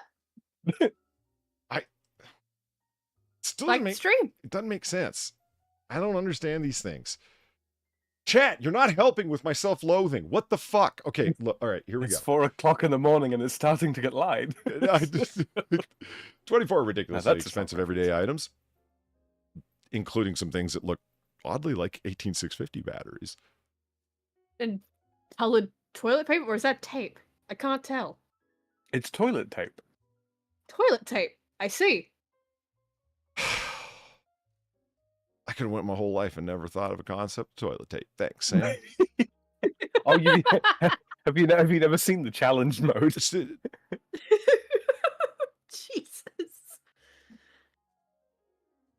All right, so yeah. Oh fuck. Concrete. Oh my god. Alto doorstop, $3,500. That's a paver. It's a concrete paver. You put them together to create a walkway. Yep. That looks like a puzzle piece. Yeah. But 3D. But paver's one word. What are the other? You link them all together, cobblestones, but they're set to go together. I don't know. Oh. I don't do that kind of work. I've done house framing, but not that kind of shit.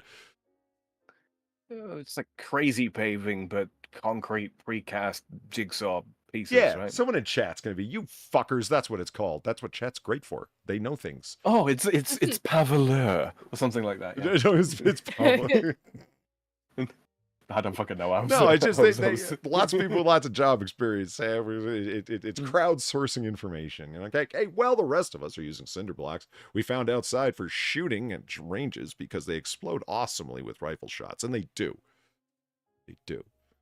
For doorstops, somewhere in the mansion, there's a chunk of cement holding a door open worth $3,500. You may, but probably don't, notice that this doorstop is shaped like an Alvo Savoy vase.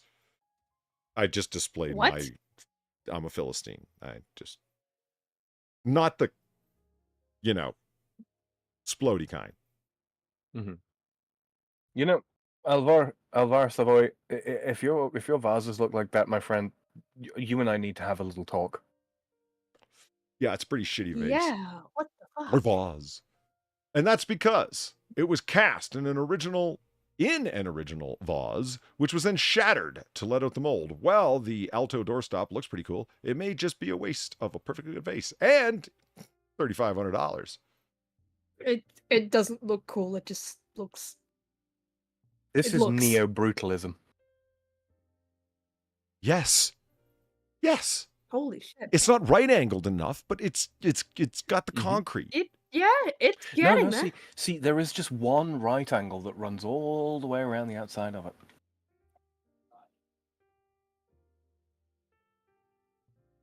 I've just blown your fucking mind. It kind of looks like a dick. I was thinking it far, but I wasn't going to say it. Yeah. Of all of the Well, I said it. Okay. I said it. I heard you. Look, no, seriously, it's a thing. Look, pavers. Boom. See what I'm talking about? Yeah. Okay, you link them all together. They got little shapes to them. Yeah. They're prefab, and you knew you blah blah blah blah for your walkways and whatnot. Nobody was doubting you, mate. Yeah, literally, no one was doubting you. No one was calling. Are you trying to tell me the voices in my head were lying?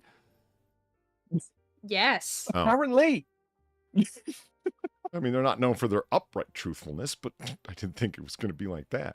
Okay. No, but they typically are practical sorts, otherwise they wouldn't keep trying to convince you to buy knives, right? But there's so many people that need stabbing. Oh, God. Things you don't tell a therapist, Polly. Don't worry. It's on the list. Okay. Uh-huh. Good. Another notion of possibility box cutter. What? What? Oh. Why is it $95? Why is that a brand name? Another notion of possibility.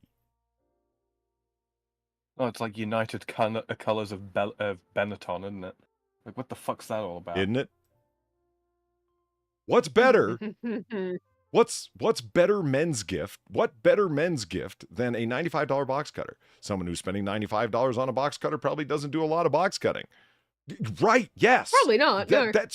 Yes. Okay, now look, I got a number of knives, right?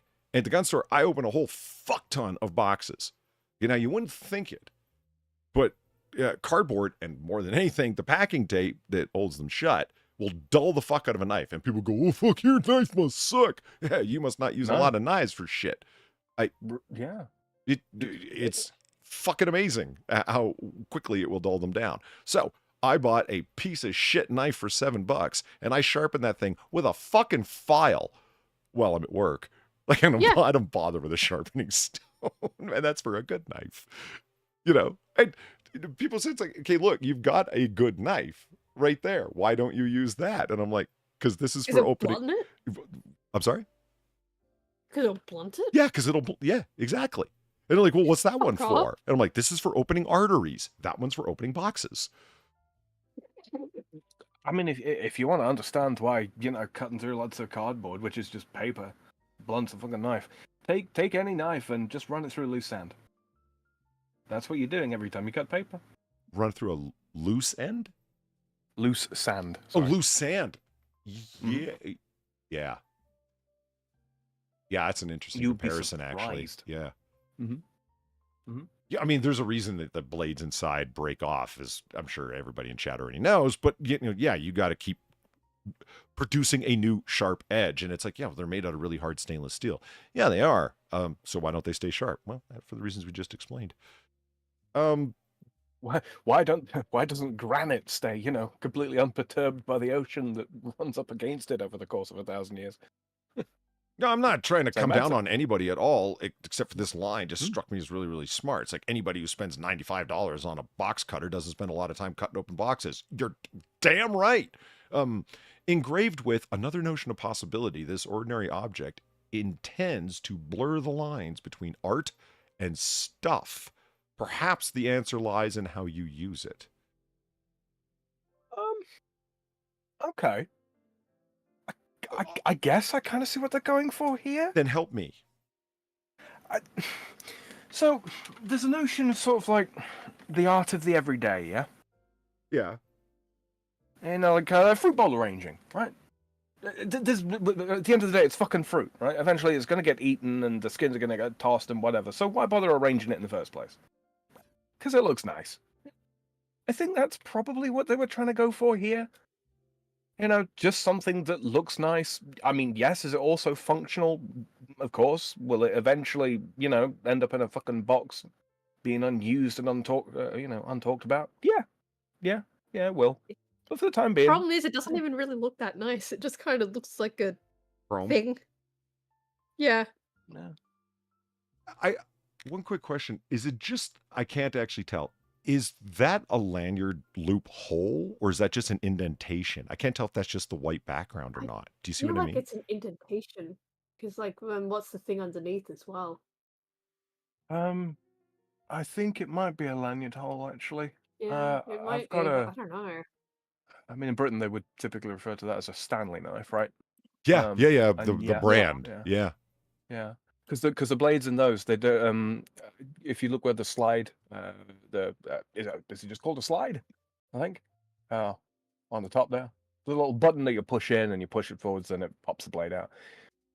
As I'm taken to understand it, those blades actually don't break off. They're like the scraper blades or razor blades, or Stanley blades, as they're sometimes called. It's just it's on the inside of the handle there. On the other side, there is a mirror image of that blade angle. So you take the blade out, you flip it around, you put it back in. Yeah, I know what you mean. Because while you were talking about that, I was reading what Peter and Darkseidism were talking about in chat, and now I understand the kind that it is. Where the blade retracts and such, as you can see from the slider at the top there, right? But yeah, they're not wrong. The kind that opens up. My dad has one of these. I buy them in disposable packs, box cutters. You know what I mean? But, More like craft knife type stuff, yeah. Yeah. But, I mean, they still have the slider's not on top like a nice solid one. It's off to the side, if you know what I mean. Because I'm forever breaking and losing them fucking things. So that's why I buy the 5-pack of them or whatever. But it also explains why my dad has had the same one since he's been, in his early 20s, and I'm still buying new 5-packs. Yeah. Well, they're built differently and they serve different purposes, right? Okay, so here's a question I have. This actually just popped to mind. Okay, so you got something like, you got something like that looks nice. Like you're talking about, like, art. It's functional, So when you have something like a Nighthawk Custom 1911, all right, yeah, unfucking believably well made 1911s, custom top to bottom. That you will have. 2 gunsmiths at top. Only one person makes it. Sort of not true, sort of true, whatever. The point is that they're starting around $3,200. Yeah. Am I looking at this guy's box cutter and saying that that's a stupid idea while looking at something that I happen to think is cool, that is a tool that has been elevated to damn near a fine precision piece of art, and saying it's good simply because I like it? What do you think? You know what? You're probably on the right track there. Again, they're sort of the art of the everyday, right? Oh, shit. Because, I mean, a gun's an everyday item, Polly. Or it should be. Well, of course. Check. God bless the Second Amendment. Man, the frame is really off. Chad, I'll have that fixed for next week. Just trust us when we say this is a really nice looking handgun here. Yeah, they're fucking gorgeous. And the beautiful thing about them is because they are custom, you can, you want the serrations wider apart, deeper set, et cetera, et cetera, et cetera. Like, it is a custom gun, so you get to make all those calls. I don't know. Like, I was just thinking when you were talking about it, it's like something that's like an everyday item, and then it's just been like upgraded to a form of art. Is that better? Or that's what they're going for? And I'm thinking, that's stupid. And then I thought, wait a minute. There's firearms that fit the description of what Sam just said. Do you know what I mean? And I thought, so I don't know. Far? I don't think of guns as anything especially. I don't know. No, not guns. You're an artist. Is Mm-hmm. do you buy that? Everyday items as art? Is there any kind of tool that's so cool to you that if it was, you know, super uber next level, that it would be worth it? It would make sense.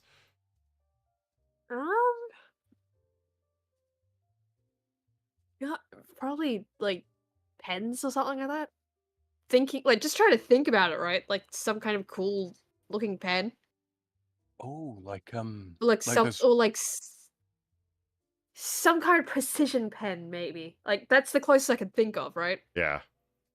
Really Yeah, well like it would have engineered, to like be. fountain pens or something. Yeah, like it would have to be like, which like serve like a purpose, I guess. But it's kind of like you could use that, but you could also just use a regular fucking pen.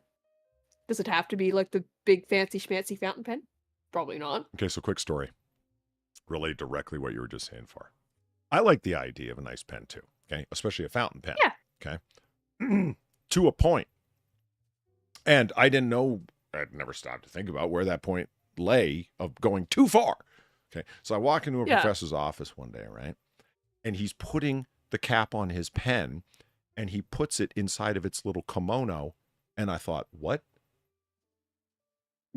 Yeah. So naturally, I Yeah. asked him, what the fuck? Now, and I didn't say that, but my tone certainly conveyed it. What's going on over there, motherfucker? Like, you know, it he actually broke out its certificate before he handed it to me. Oh my god. Oh god, was it one of those the hand forged steel bodied pens with the gold what's it called, Velme? Gold, maybe? I don't know what that last part was.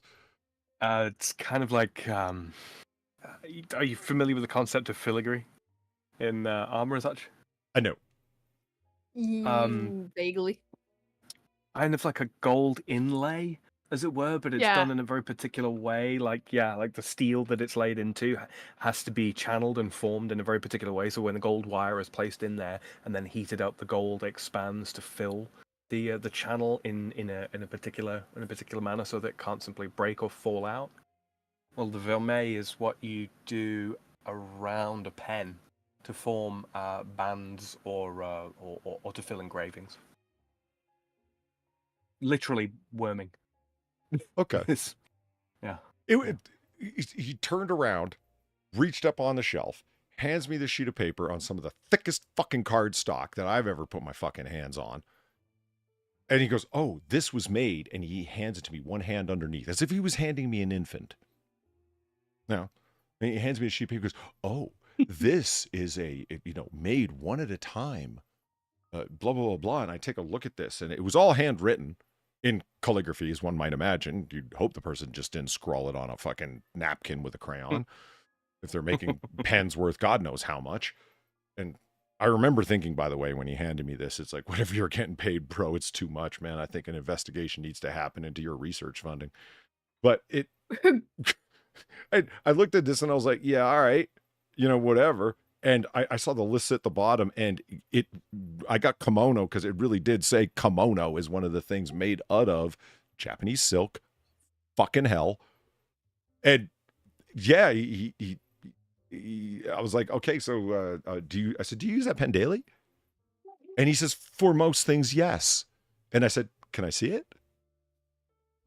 And he unwraps the little wrap that went around it. You'd think he was like, undressing his bride on their bridal night in their bridal chamber, like the way that he kind of like undid it, and then opens it up. And when he hands it to me, he goes, don't drop it. And I said, no, I'm not. I said, I'll be careful. And he goes, no, don't drop it. Again, like we were talking about an infant. And that's all of these things. This is when I knew too far. Yeah, no, that's way too fucking far. Yeah. You guys probably aren't going to be surprised Look, when I tell you that this man was a fastidious, nervous, nebbish man. Like it was. Oh God. And I also got to point something out. Okay, this is the important part to me. Okay, somebody writing like that on that level. Okay, maybe you're a pen enthusiast or whatever the fuck. This guy is a tenured professor. Okay, hasn't published anything since 1995. Whatever the fuck you're scrawling with that fucking super impressive fucking pen, bro, ain't fucking worth it. because nobody wants to publish your shit. You've been in a fucking 20-year holding pattern. You're an administrator masquerading as a scholar rolling around with a fucking probably $2,000 fucking pen with its own little fucking silk kimono so you can scrawl out your what? Hentai porn scripts? The fuck? I'm just gonna throw it out there. Then all her clothes fell off, right? So, like a Mont Blanc style fountain pen with and Vermeil is sorry, it's not gold in steel, it's gold in silver, and it's patented kind of thing. Yeah, a fountain pen made that way as you're just describing. Uh-huh. Try about $4,500. Oh, yeah, yeah. So what you're saying is It's that worse man than you think. really does need an investigation into his Yes. research funding. You could buy a probably. car with his pen.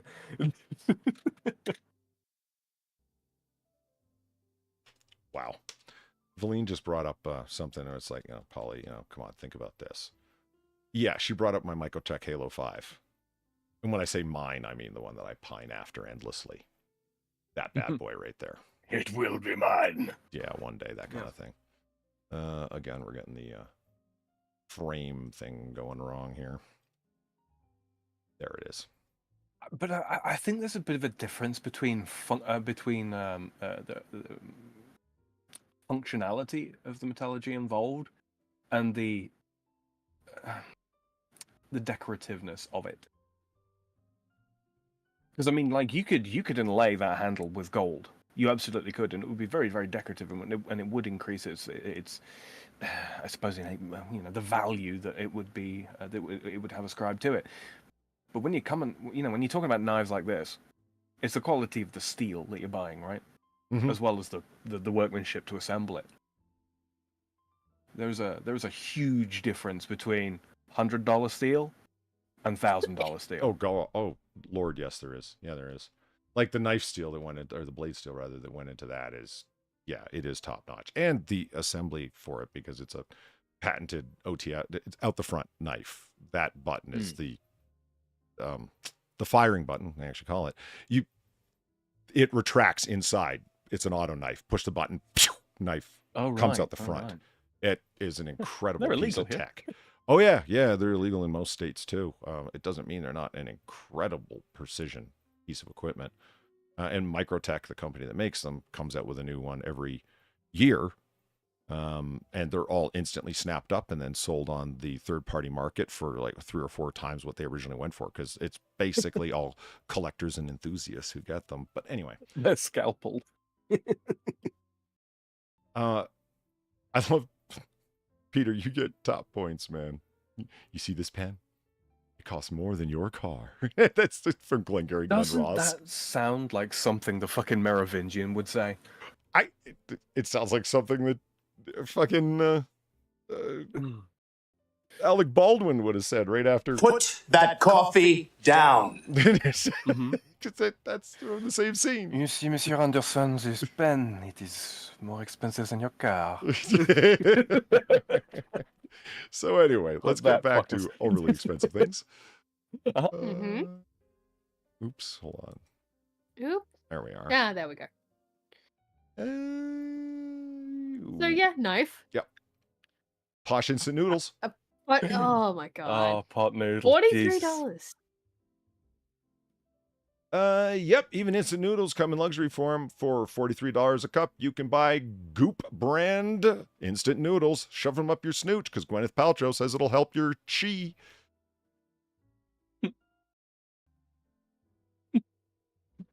No, Far, I'm kidding. It doesn't say that. I'm just gonna leave that hanging there like a corpse in a gibbet.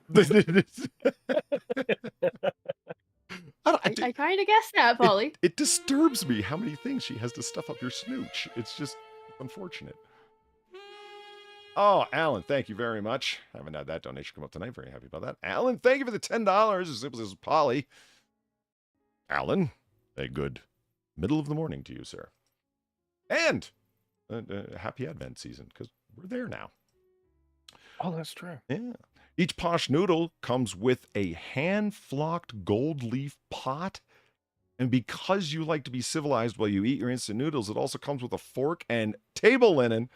Good thing about the exorbitant price, the proceeds go to charity, so you can help the less fortunate while you indulge. Okay. I'm convinced. Well, at least it has charity involved, but still, what charity? What's the charity? No, but Far, it comes with table linen. Oh, It's not just charitable. just makes it it's all better. practical. It does make it much more better. I guess. You know what I picture for the linen? Like the cheapest red and Like- white checkered bullshit right out of Target. It's got Oh, I fucking was- pot noodle all over it. I was thinking Yeah. it was going to be like a lacy white doily of some description.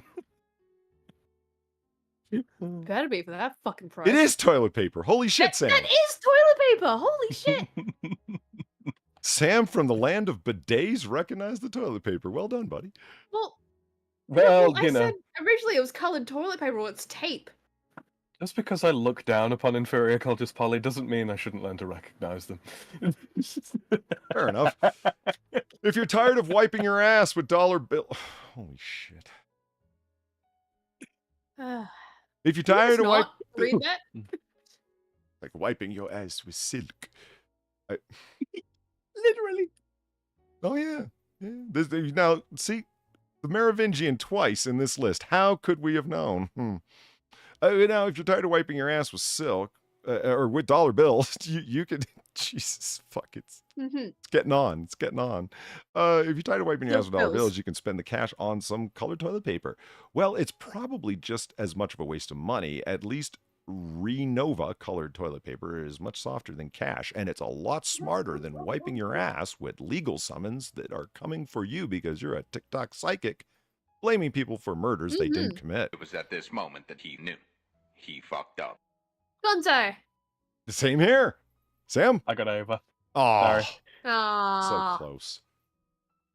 Serpent21, thank you for the $2. Far, it's pronounced knife, not knife. No, when it's little like that, it's a knife. Are you happy? Knife. That's... Does that make you happy?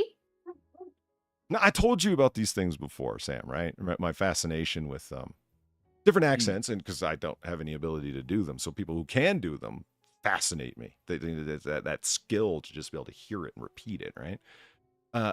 And it all started hearing Arnold Schwarzenegger, of all people, talking about when he was trying to learn accent reduction, or more to the point, correct English pronunciation.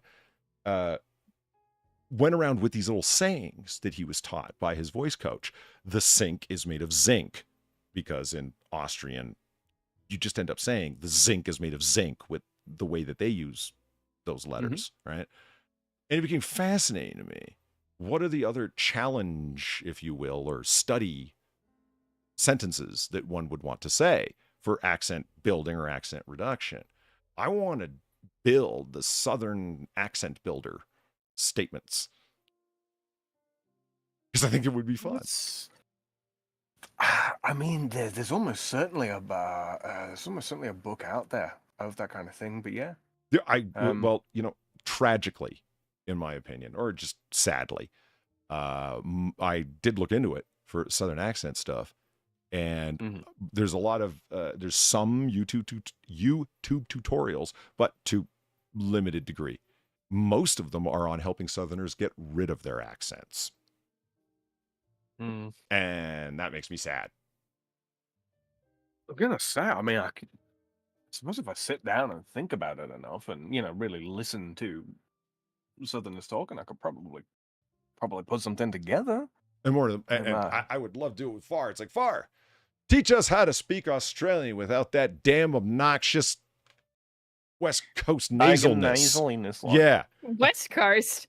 East Coast. Excuse me. It's late. You mean East Coast? I do indeed mean East Coast. Yes, because of Far, I'm now able to do that. When I hear someone talking with an Australian accent, I'm like, okay, I'm not sharp with it, but that person is either from New Zealand or the Eastern Australia. That is not a Western Australian talking, because you can't nail it down to the city, but you're not far off, right? Oh, not even just you can't really. Which nail side it of down the to a city, continent is more like it with me? I just as soon as she pointed out that nasaliness, I couldn't not hear it after that day. It was just clear as day. Like, how did I not notice that before? You know what I mean? It's no offense to anybody who's nasally out there. It's just but it is what it is. Yeah. You guys on the East Coast do sound like that. You do sound like you're talking with a nasally voice. Like it is what it is. I'm sorry, but I'm not sorry. You know what makes the difference there? It's a raised palate. It's a raised palate. Yeah. Rather than talking in the back of the throat, or rather than speaking right up front. It's the palate is raised, and as a result of that, it kind of comes out almost like it's a little bit compressed, and there's a little bit of hum that goes through the nose, and that's what makes it sound all like nasal. It's not actual. It's not real, true nasality. It just sounds that way. Yep. Mm-hmm. Because if I wanted to, I could probably actually replicate it without, just holding my nose, which I usually do for it because I find that funnier. Do you really? I do that a lot. I actually hold my nose to do that. But I could probably I can do it without that, because I find it funnier and more accurate every time to do that. I could do it nasally, without doing that. It's just quite easily. I just don't like doing it. All I do when I'm going for the bogan thing is I start with, because I do this with different accents, and this is something that might actually help you, Polly. Is I use I call them keystone words. Okay. And for bogan, it's fucking, fuck. You get to the CK part of fucking with bogan, and the back of your throat should really be kind of closed and pushing the sound out through your nose. So rather than fucking or fucking, it's fucking. You kind of also just slur the words together. You do a little bit. Yeah. You have to. Fucking just becomes fuggin'. But not quite, but just close enough. The accents that fascinate me more than anything are Southern American accents, because they're a lot more varied than people give them credit for being. Very much so. A lot more varied. And like I also said, I find it sad that people want to get rid of their accents because it sounds, quote, stupid. And no, not to me it doesn't. That's bullshit. If somebody wants to sound stupid, hey, have you ever listened to a news entertainer talk? They go for the Canadian accent because supposedly it's clear sounding. Fucking Maddow, right? Right. And it's does she sound smart? You know what I mean? No, I'm going to concentrate on the content of the words, not the way they're speaking. I'm not even trying to be a hero. I just find it that way. No, it doesn't sound stupid. If anything, it sounds smooth and even is how I would describe Southern accents, but that's me. I'm very much interested in the I call it the received pronunciation of Georgia, because no one actually talks that way. If you know what I mean, it's an artificial accent like RP in England. Very much so, yeah. The courtly one, and I've said before, when people pointed out in chat, they're like, that's not a real accent, right, Paul? It's like, no, I know. The Carolinas accent is also real interesting. The Tennessee one is really interesting. They say it's like received pronunciation. That's not a real accent, isn't it? Enough people speak that way. You mean it's not from a given place? No, I take you. I do actually have a question for you in that regard, Polly. Do you hear the difference between Texan Mexicans, Mexican people that are living in Texas, compared to Californian? I suppose I should say Latinos, right? Texan Latinos versus Californian Latinos. Do you hear a difference there too, or yes? You do? Yes. Okay, good. Okay. Assuming, of course, that we're not talking about an El Salvadorian in Texas and in California, and they both arrived last week. No. I'm talking they were born there. Maybe their parents were born there too, but they still, they still try and adopt a little bit of that Latino kind of bullshit going on. Yeah, that kind of. Because they do overblow it. They absolutely overblow it. Because right? Why do you know how to do it? It's so I look it up, right? And I'm thinking, there's got to be accent training for actors. Jesus Christ. Why wouldn't there be? There's accent coaches and dialogue coaches and whatnot.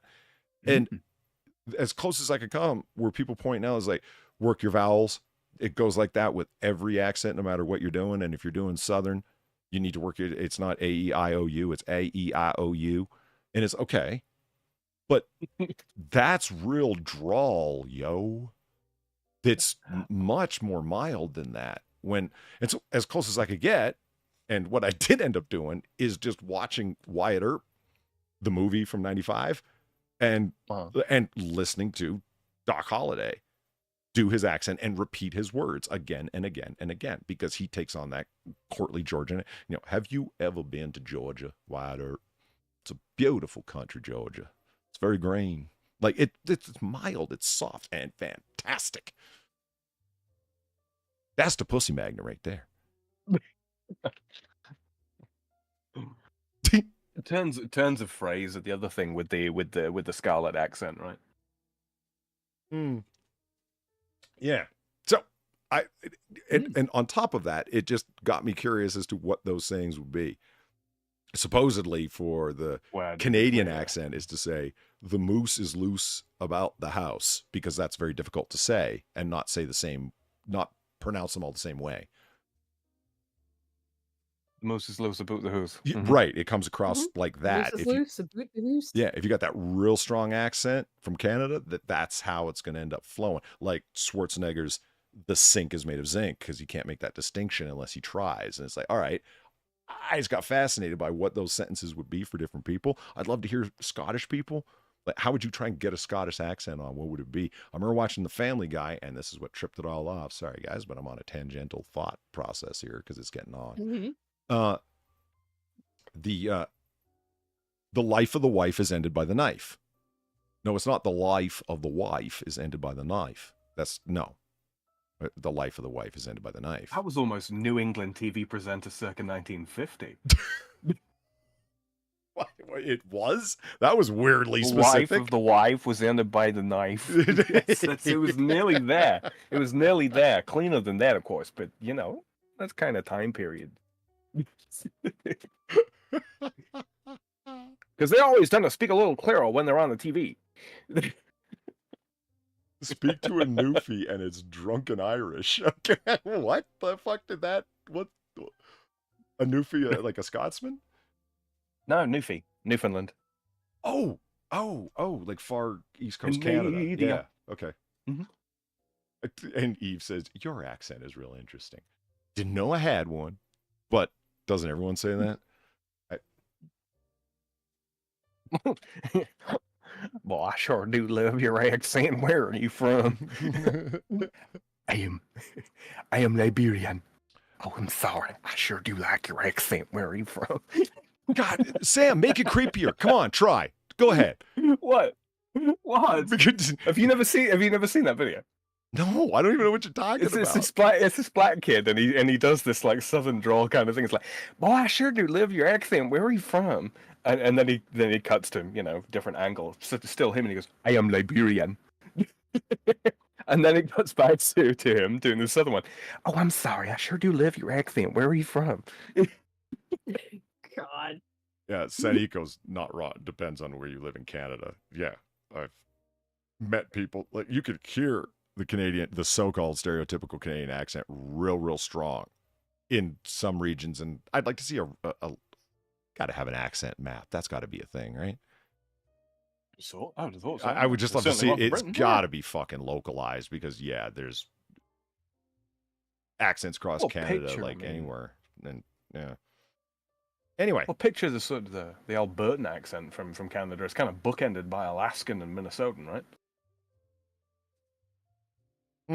It's something of a spectrum throughout there. Anyway, yeah, sorry. Tangents. And toilet paper. That should be the title. You know that, again, you're an artist. You went through TAFE, right? You know the really high-end quality, especially Japanese paper for origami and all sorts of other things, where it's like different crepes and whatnot. That's what I feared this was going to be.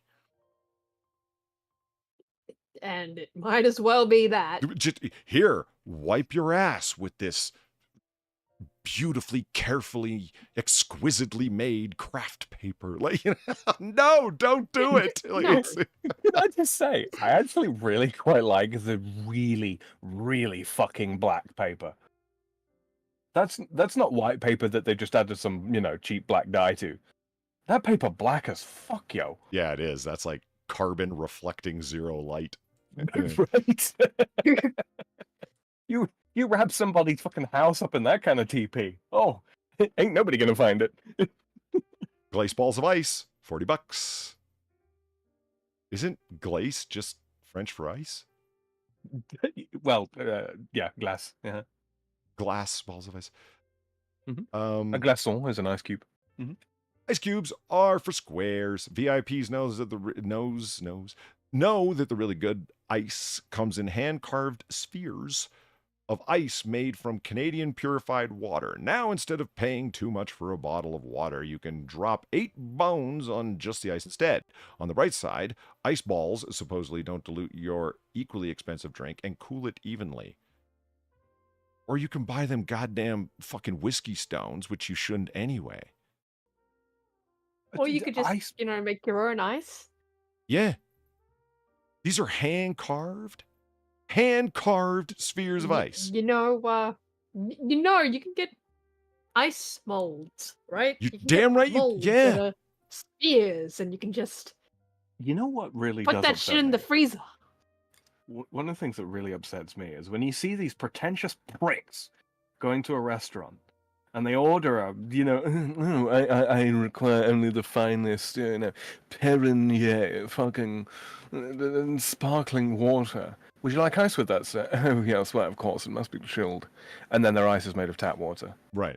And they can't tell the fucking difference because they're full of shit.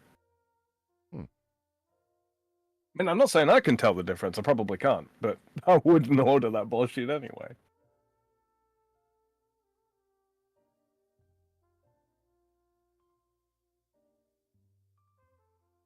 Greatest ice molds ever made. Man. The most fantastic thing. They're just tops. You got a friend who loves Star Wars? Okay. Don't get him them lightsaber chopsticks. I'm not saying those aren't cool. They light up, the chopsticks, they're cool. But they're nothing like this. But these are cooler. Yeah, literally. These are clearly far, far cooler. I don't drink whiskey on the rocks, but you know what? If this is what your ice cubes look like, I'd be tempted.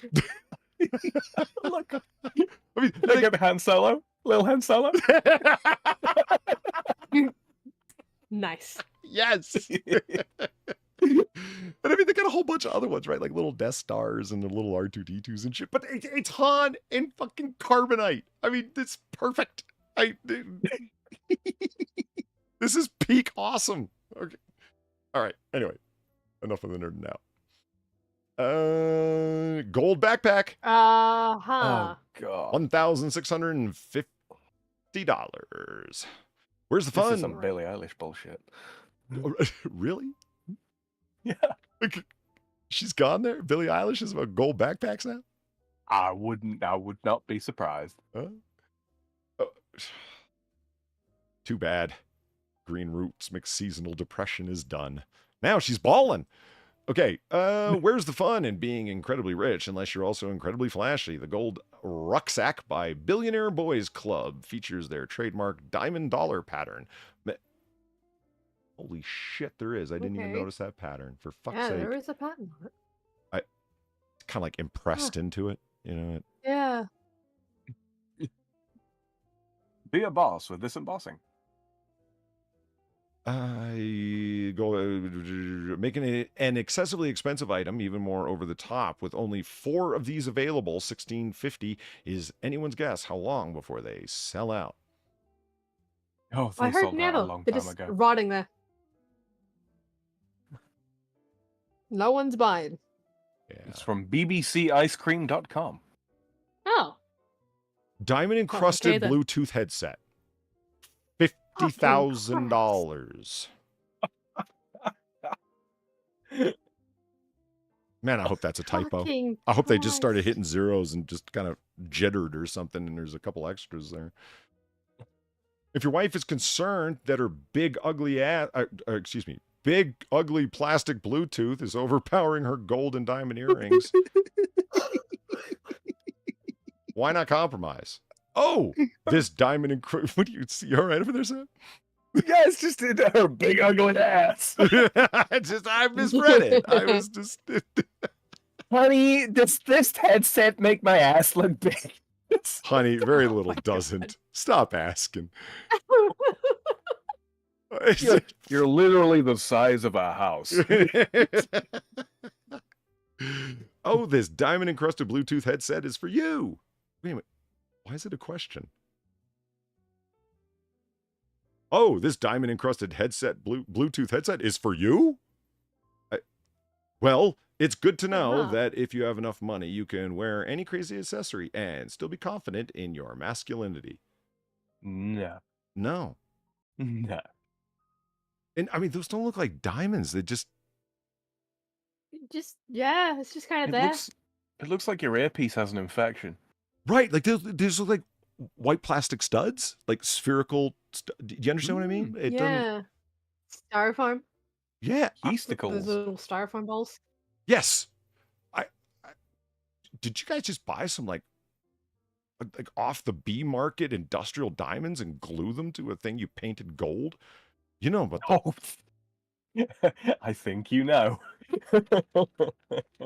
Well, I mean, this is some Wish.com shit. Why not charge 50 grand? Maybe someone will buy it. And if no one does, who cares? We only paid $4 for the thing anyway. I mean, they sold Saddam Hussein on Wish.com. Remember, Far? They did. Yeah. Yeah, they did. Not a picture, Sam. The dude. Saddam Hussein. He was surprisingly affordable. Had he been hung in age for 28 days?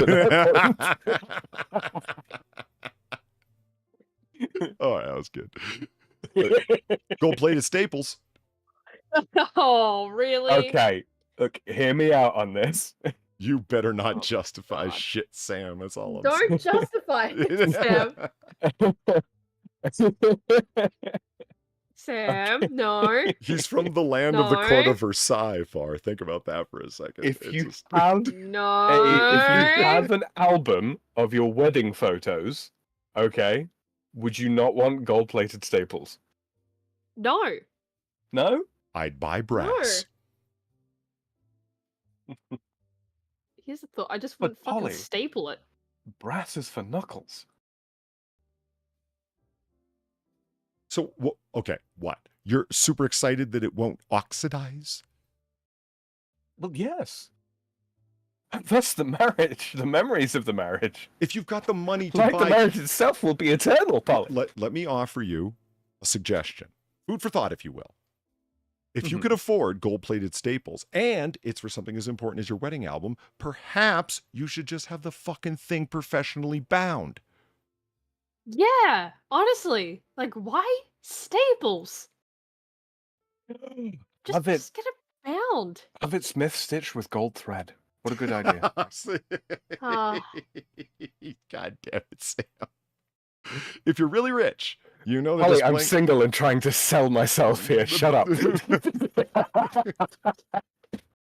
You're trying to display your wealth goes beyond flashy clothes and a luxury car. A true measure of wealth is all in the details. You can't possibly expect anyone to fully understand just how filthy rich you are unless even your staples are gold-plated. It may not get any more excessive than gold staples packaged in a velvet jewelry box sitting on top of your desk. All right. Ooms. All right. Where is That website? Where is it? Oh. Where is NL? Netherlands. Ah. Past They're work. out there somewhere. Yeah. Made myself laugh. It's a knife shop. Oh.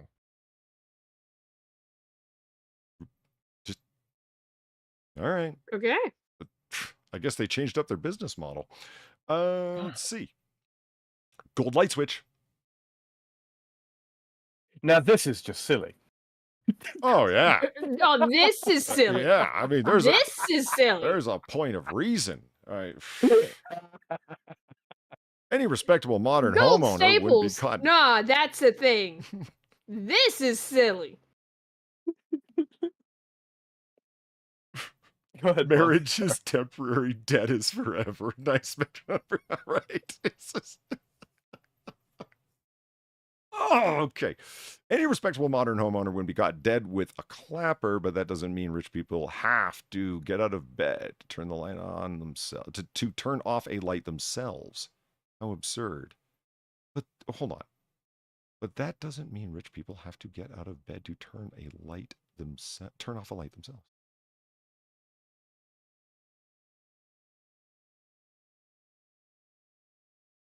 Okay. The following sentence makes it all How glue back absurd. together. No. They have a gold wireless light switch encased in it's literally encased in lucite, so it's not even touchable. What's Oh, $250 never to be bothered with something so tedious again? I think the top's open. Okay. Oh wait, is lucite one of those semi-capacitous materials? You know, No, you it's touch it and it's the clear polymer that it's encased in. It's the Right. box. Oh, I don't know. I don't worry about getting out of bed. I'm so fast, I turn the light off and I'm under the sheets before the room gets dark. He's a bedroom ninja. Mm. There's a follow-up to that, but it's impolite. Luxury freebies. Frisbees. Oh, what? What are these made of that make them luxury? 305 smacks in the mouth? What? Your old plastic frisbee may hold a special place in your heart, but that doesn't reflect your penchant for frivolous luxury items quite the same way as a leather flying disc Jeffrey Parker does. These fancy frisbees fly surprisingly far, although you'll probably never toss one in the yard for fear of tossing away $305. That's an expensive game of ultimate frisbee. Or leather. Leather. Fucking leather. Leather. Would you Sorry. like a leather frisbee? No, Take I it? don't feel What the included. Fuck. For all of my friends at PETA, yes. Yes, I would. If I could get a bulk rate, yeah. Oh, can I have them cut into like giant ninja stars? just hurl at PETA activists. Oh wow! Nice. Okay. Nice. Wow. Holy fuck. Tiffany tennis ball can, $1,500. Be honest, the only reason you can even play tennis is to network with other rich guys at your country club. Since you're playing tennis to impress, why not get a fancy can to keep your balls in? Of course, because it's I ever Tiffany. get a vasectomy. No. Of course, because it's Tiffany, this particular tennis ball can is made of sterling silver and will set you back Of course. $1,500.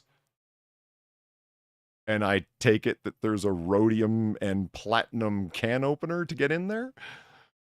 I keep reading the T and Co thing as taco. Oh, yeah, kinda.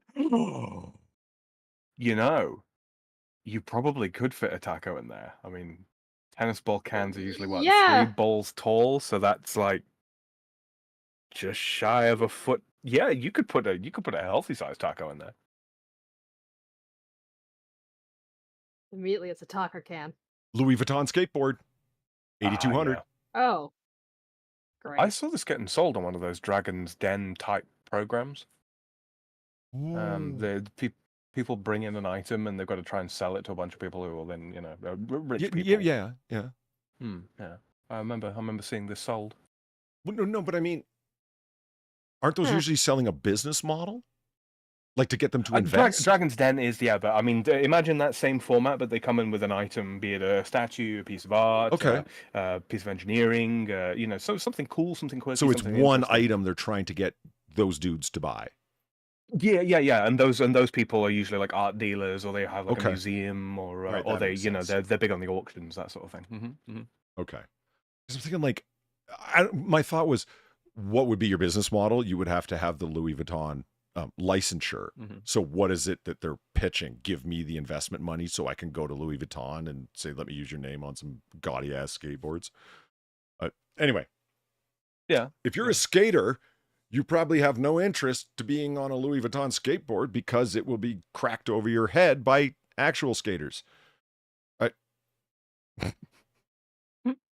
have to imagine that's true. Skaters take hard falls, they bust teeth, they break bones. They don't strike me as the kind of people that would put up with some poncy-ass, upper crusty, I'll say it, faggot rolling around on a Louis Vuitton skateboard. Hollywood. Just Holy words are getting broken out, It guys. just doesn't. You know what? I mean, don't get me wrong.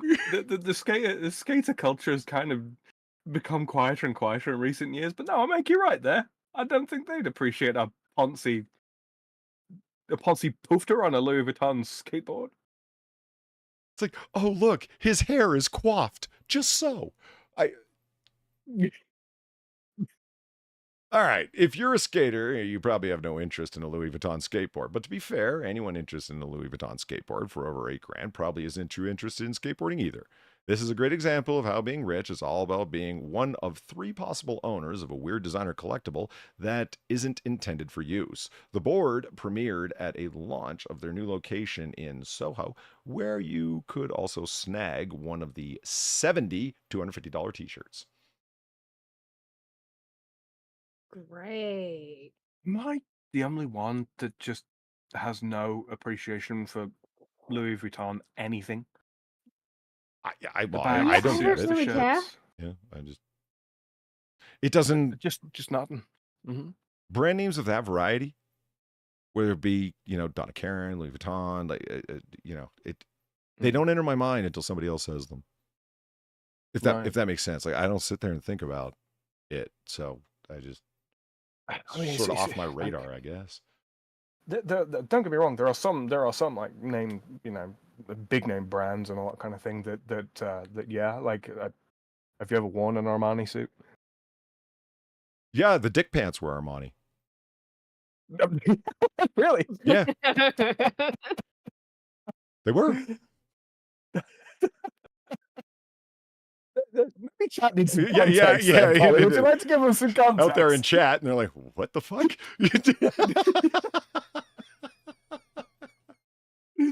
Oh man.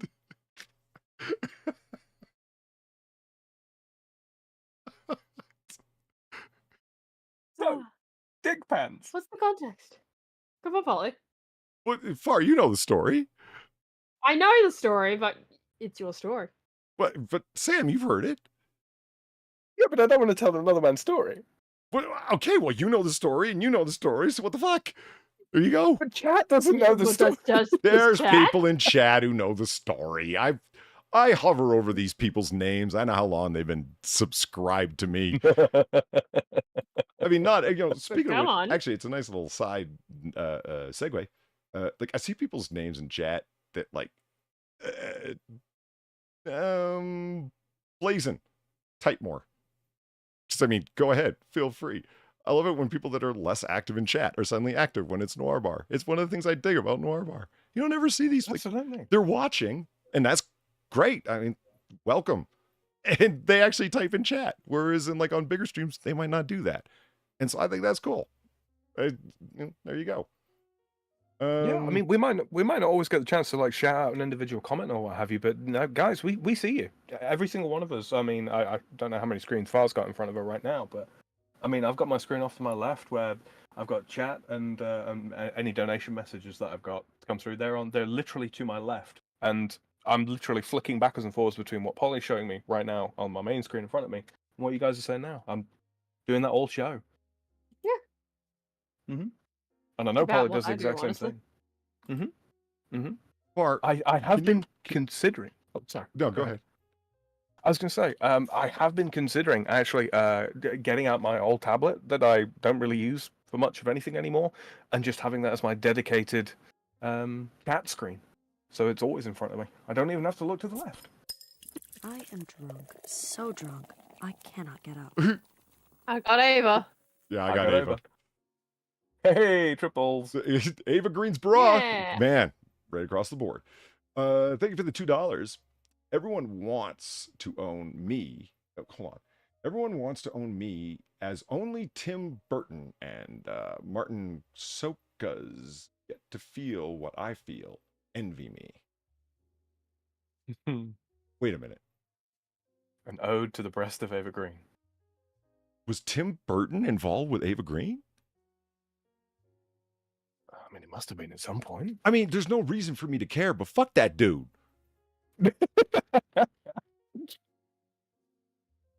I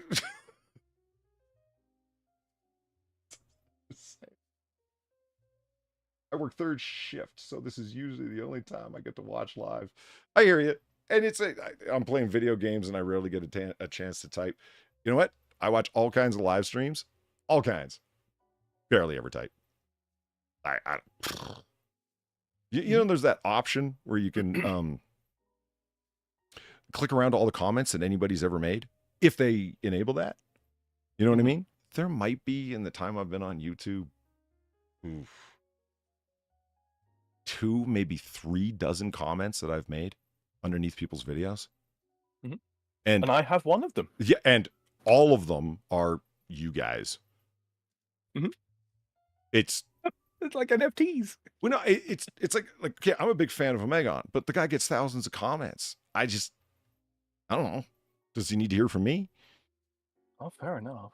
You know what I mean? Like, Barely Sociable's my favorite content creator.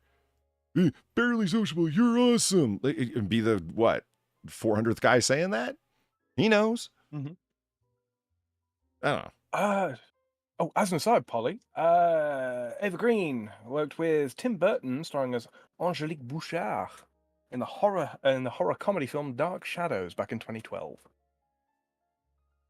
She was in Dark Shadows. I actually know that from Allegedly? Pushing Up Roses far.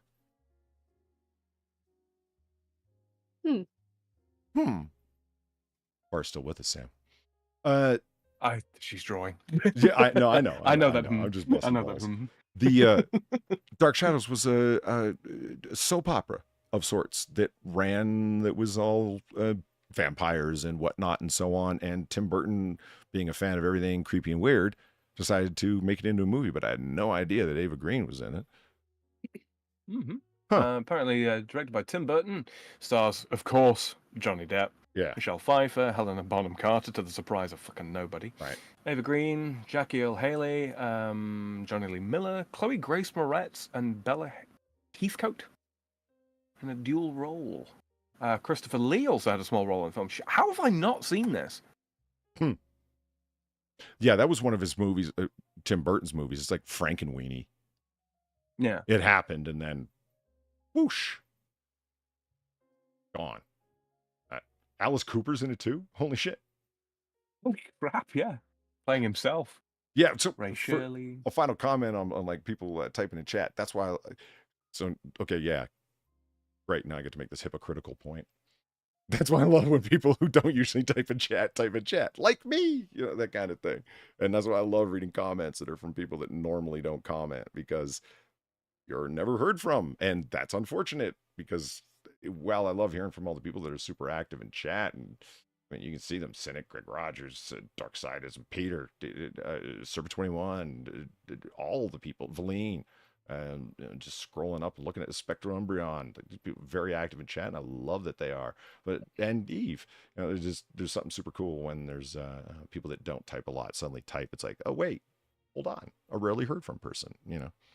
Well, it's just one of those, isn't it? I mean, it's one thing to see 88 people watching right now. I mean, that in and of itself was mind-blowing. Right? Best late night place to hang out. Right? 88 people at like 4, 5 o'clock in the morning. Thank you very much, guys. We love having you here. We really do. Absolutely. Welcome to the bar and happy you're here. He's good.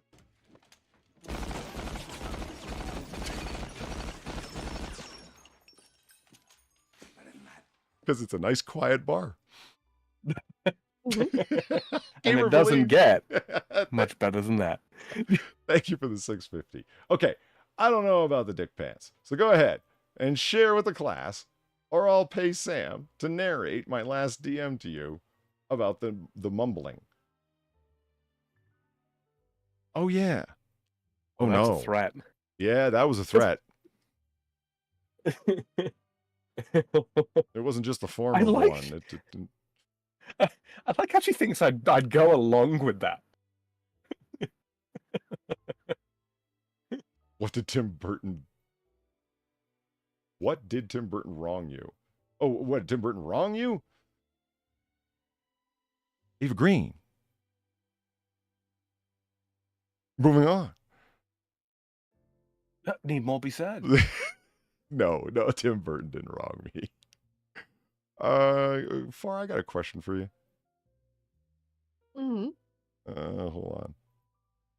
What was this about again? Oh. The Driftwood Jubilee. Yeah. What is that? You... I don't remember what I had for celebration. lunch, Far. What is that? Thought that was the stream you were gonna do. The Driftwood Jubilee. Yeah. I So, was going to you- do a stream called Driftwood Jubilee.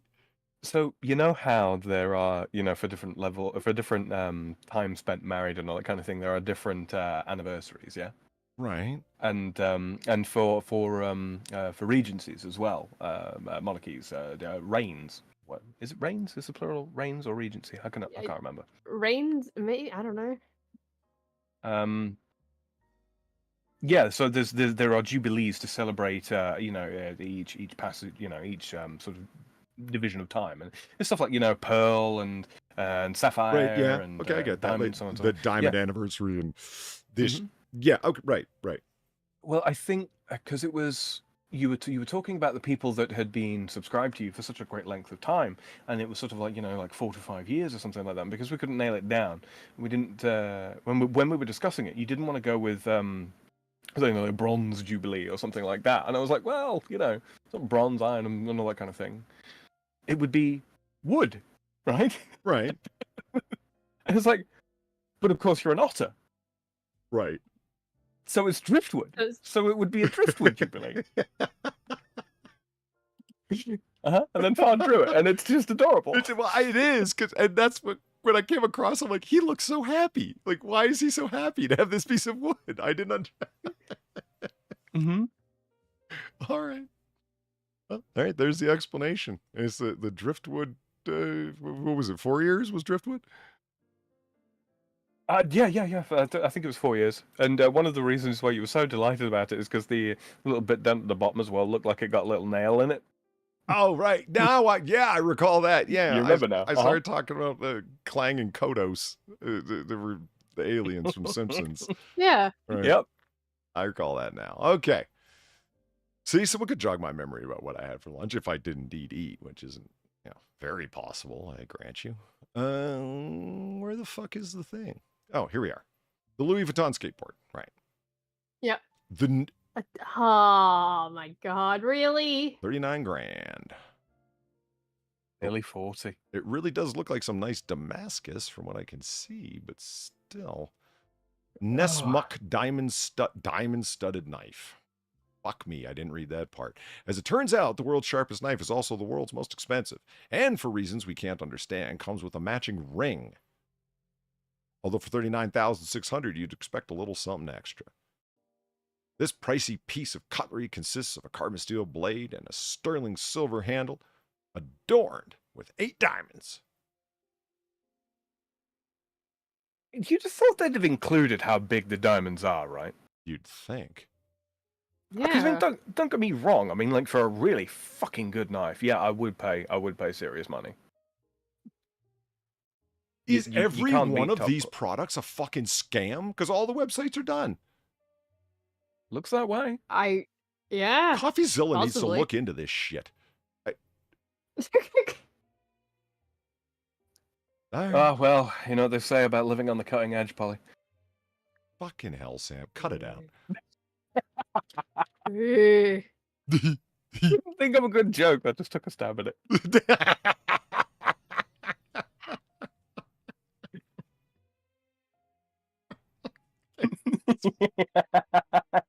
Carbon fiber toilet seat. Oh, that's some Donald Trump stuff right Come there. Come on. on. I guess you can make anything out of carbon fiber, but wow. You have to admit, of all the crazy expensive toilets made of costly materials, the carbon fiber toilet seat actually looks pretty cool. Not to mention, it beats the 24-karat gold seat by leaps and bounds in terms of practicality. Gold is flimsy, but this freaking toilet seat will be around longer than you will. Huh. They Oh. actually did write this freaking toilet seat. Huh. Carbon freaking toilet seats. I don't know. I'm not really interested in an heirloom toilet seat, Yeah, same here. That's a little weird. right? Yeah. I mean, look, if if OJ ever comes for you, just wrench off the toilet seat and use it as a shield. Yeah, it's not like there's a giant stab hole right through the middle or anything. Not just the lid, Polly. Oh, the lid. But it says Yeah. the seat. You don't know the lid. The lid could just be like, straight up plastic. I'd assume Really? the whole thing is carbon fiber. I would expect I'd the whole hope thing it to be is. carbon fiber, right? I would hope Right. it is for that fucking price. I'd like to know how light it is. So when you slam down the toilet seat in anger. Do you do that often? No, because my toilet seat wouldn't be able to take the hit.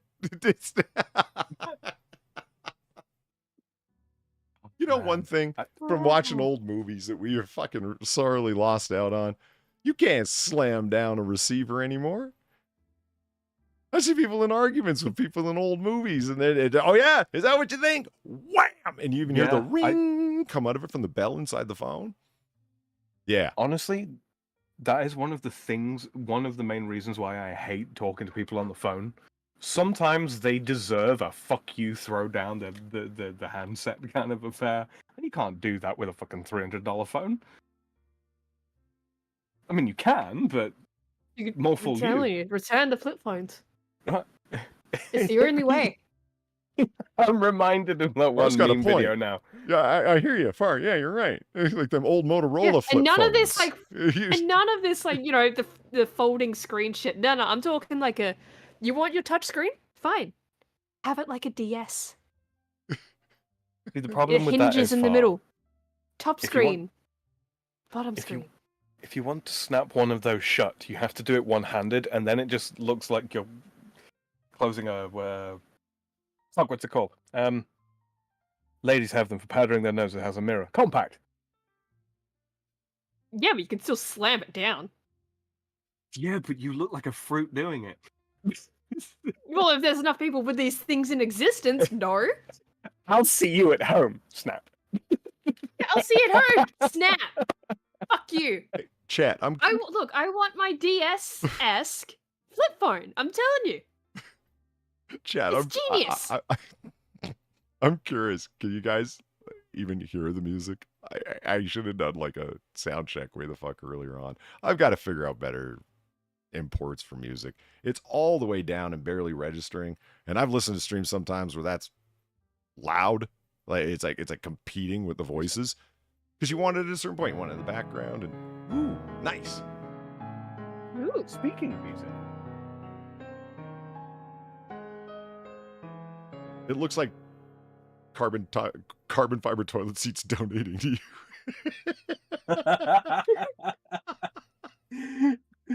Beline, thank you very much for the $10. Polly would have nightmares about slamming phones instead of protesters that apparently plague his sleep now. He does look like carbon fiber, but toilet seat is donating to me. I wish it was $250. All right. I guess there was music? Question mark? Okay. All right. Well, there I got my answer, didn't I? 2 seconds. I just turned it up a little bit. Ah, that's a frustrating. All the trouble I went through to get bluesy Christmas music. Instrumental, of course, to play in the background. You want to hear something that might make you feel a little better? Maybe? I don't know. Yesterday, I did the inaugural DS capture card stream. Oh yeah, right? How'd that go? It went. I found something out after the fact, right? Okay. So I take the stream into Vegas, right? Just to look for things, right? Sure. Because I've been making shorts because it unfortunately works. So we've got to talk about that. It's I've also had trouble handy. with shorts just rendering. Yeah. Anyway. But it's also handy because it lets me catch these little things that I probably wouldn't catch otherwise. Turns out, right, the way that I had the audio. Now the audio for this thing was a fucking nightmare because of the sole fact of this laptop it you know the audio jack on it? It's audio only. Oh. Yeah, so I had to go and find a whole thing to get it to pick up audio. Which works. But I didn't think of how that might come through on the stream. So if anyone was listening to that, I am so fucking sorry for how slightly off it might have sounded, because I think it was capturing it twice. So I think there's a slight echo in the game audio, which was already not great. Wow. Yeah, so does that make you feel a little better about yourself? About your audio situation? Because at least you didn't have that going. Yeah. For an entire stream. Like, it doesn't sound the worst if you don't know, like, what it is. It just sounds like it's, a shitty GBA. Because that's what it was. Just a GBA game. Like, music loops, basically. And they weren't good to begin with. Just trust me on that. Even if you didn't hear it at what it ended up being recorded at. It wasn't good. But, yeah, I am so sorry. You know what? It will hopefully be fixed. I'm going to show you guys something. We're going to break the fourth wall here. So. I was just checking on the audio, actually, Polly. I don't think anything's playing. Fair enough. Let's just take a look at our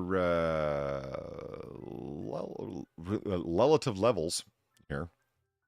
Okay. So here, throwing up chat so you guys can see it.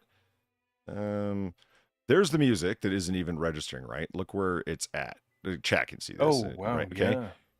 Wow. It barely, it's up that high and it can't even be heard. And so you start, and the more you turn it, all of a sudden, boom, it's like up that loud. And it's like, okay, well, let me turn it down a little bit. Anyway, my point being is that Valine just said, hey, the whole stream is a little bit quiet. Okay, but take a look at my mic level. If I get loud enough, it actually peaks into the red, which means that, you're overtopping it or you're peaking and thus creating distortion. Sam and Far, same thing. They're going right into the yellow, and as any audio person knows, it should peak out it should stop right before it gets to distortion. The red, Okay. Yeah. Okay. See where Far was when she said it stopped right before there. Look where my mic level is. Yep. Okay, it's like what, like 95% of the way to max. Look where you guys are. You're like way below. What the fuck? Every stream, the settings are different. Every time I gotta fucking switch them around, and every time I got my Windows mixer settings at the same level. And every fucking week, every AAA, every Noir Bar, it's a new fucking game of resetting the fucking audio to get it right. I just will openly admit, I don't know what I'm doing. And it's a piss off, man. So, yeah, anyway, that's my story. There might be a way, and I will do my homework on this first to be, sure before I start the process of going through it with you. There might be a way to set up a compressor that will regulate all sound that gets put through it to a given level. Yeah. If there is, auto leveling. Please. But yeah. Because I have issues too. Mm-hmm. No, I do. Like, I do. Yeah, nowhere near the same level that Polly gets them. But yeah, I also have audio issues. As does Platty. So it'd probably help her too. Yeah. Hey, look, maybe if I figure it out, maybe I'll put together a video on how to do it, right? Get that out. I mean, some people's solution is shit. The free mixer software that everybody uses, or a lot of people. Voicemeeter, thank you. A lot of people run everything through Voicemeter and then have your levels there. Set your settings at a certain level through Windows and OBS and whatever the fuck else, and then do it. Then all of it happens as a master through Voicemeter. I guess that's a solution. I still hear variants and stuff in what people are doing where they still have to go into the original, wherever it's coming in from their mic or from desktop audio or from, in the case you guys, from Discord. Because if Far's a little bit louder, or Sam's a little bit louder because Sam's closer to his mic, further away from his mic, or mic issues that everybody has or whatever, you're going to have to adjust. Whatever. Anyway, let's talk about toilet seats. There's a segue you didn't expect. Our audio, it's going down the shitter. Speaking of. All right. Little something gold vibrator. I knew we'd get to goop.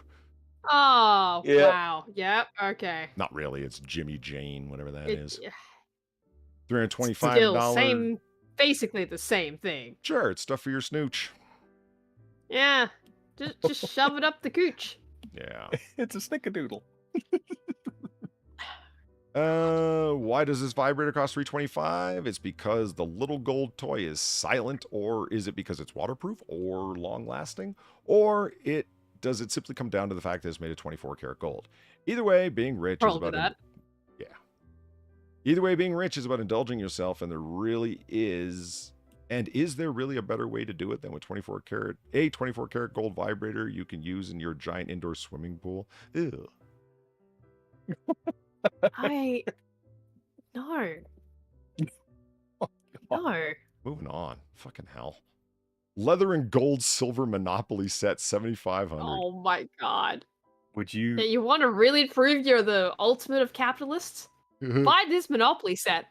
Okay, but Polly, if money were no object, you'd buy this, right? Would I buy a super cool, expensive game board or this one? Not necessarily this one, but something in this vein. It would have to be If money something were- super fucking cool. And Yeah, not I've got a Monopoly. Revolutionary War chess set, and it's not the most expensive one you can buy, but I love the shit out of it. Would I buy a super fancy version thereof? Damn right. Yeah, sure I would. Mhm. I just don't have love for Monopoly like this. I mean, good God. Yeah. That Park Place motherfucker, I run this shit. Like, I'm just not that guy. What about No. Ludi? I love me some Ludi, man. Oh, that's right. You know Ludi. I do. That's right. You know a bunch of West Indians. Cool. Yeah, we should Mhm. yeah, man. We should play Ludi. I've got a setup to play it online. Yeah? Yeah, absolutely. Well, shit. It's like Count me Sorry, in. but for men. It's like what, sorry? There's a board game by, I think, Parker Brothers called Sorry, and it's basically Ludi Oh. cut down. It's a simpler version of Ludi, but the notion of what you're doing, trying to get all your pieces to the center, and if you land on someone else, it bops them back to the beginning, thus the name. Sorry, you're fucked, you know. Oh, right, okay. It's Canadian Ludi.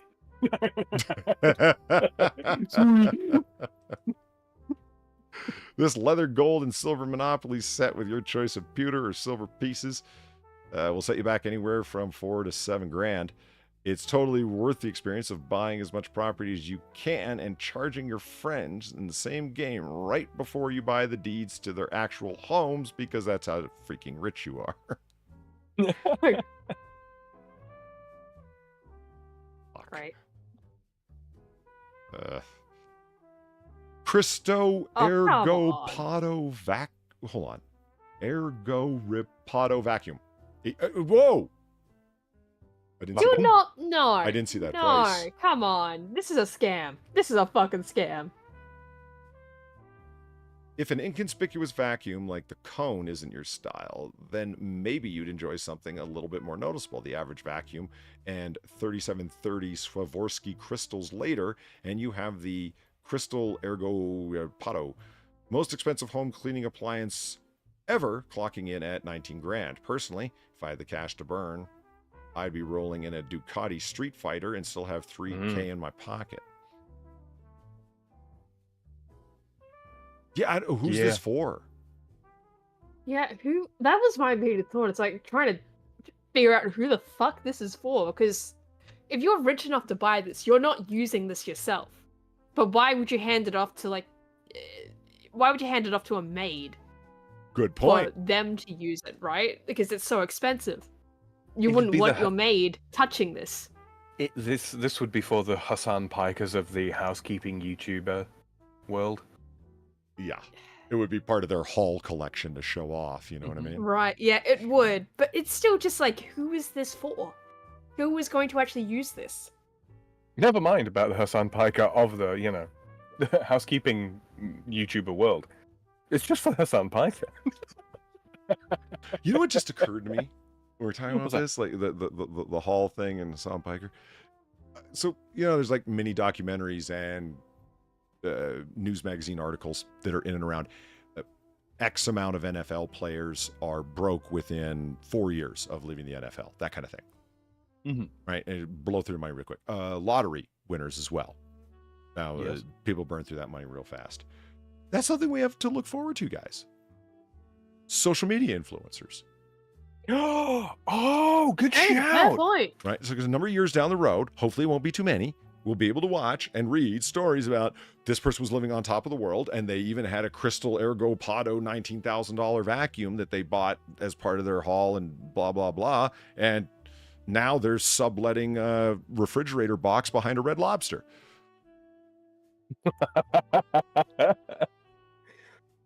We can only hope, just like the asteroid, just like the meteor. We can only hope. You know how much I would pay to drop a coin in a fucking coffee cup and look down and see it was Pokimane? Oh, man. Oh, Let's Coin see cup. like Schadenfreude That's how much roulette. you Let's pay. fucking go. Well, I'm under no illusions. Pokimane's never gonna end up in that kind of situation. She'll just marry some dude. I said it there. Fuck it.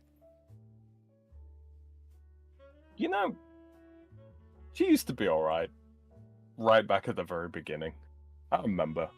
She used to do these cutesy little English-French streams. I used to watch them from time to time, back when I was doing Twitch. is that a weird intersection of the English and French internet going on there? Yeah, very much so. Very much so, Huh. actually. So the French know who Pokimane is.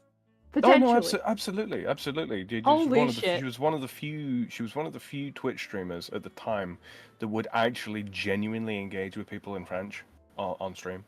Holy shit. And then she sold out. What a weird little cultural crossover. Yeah. God damn Ingleskies. Huh.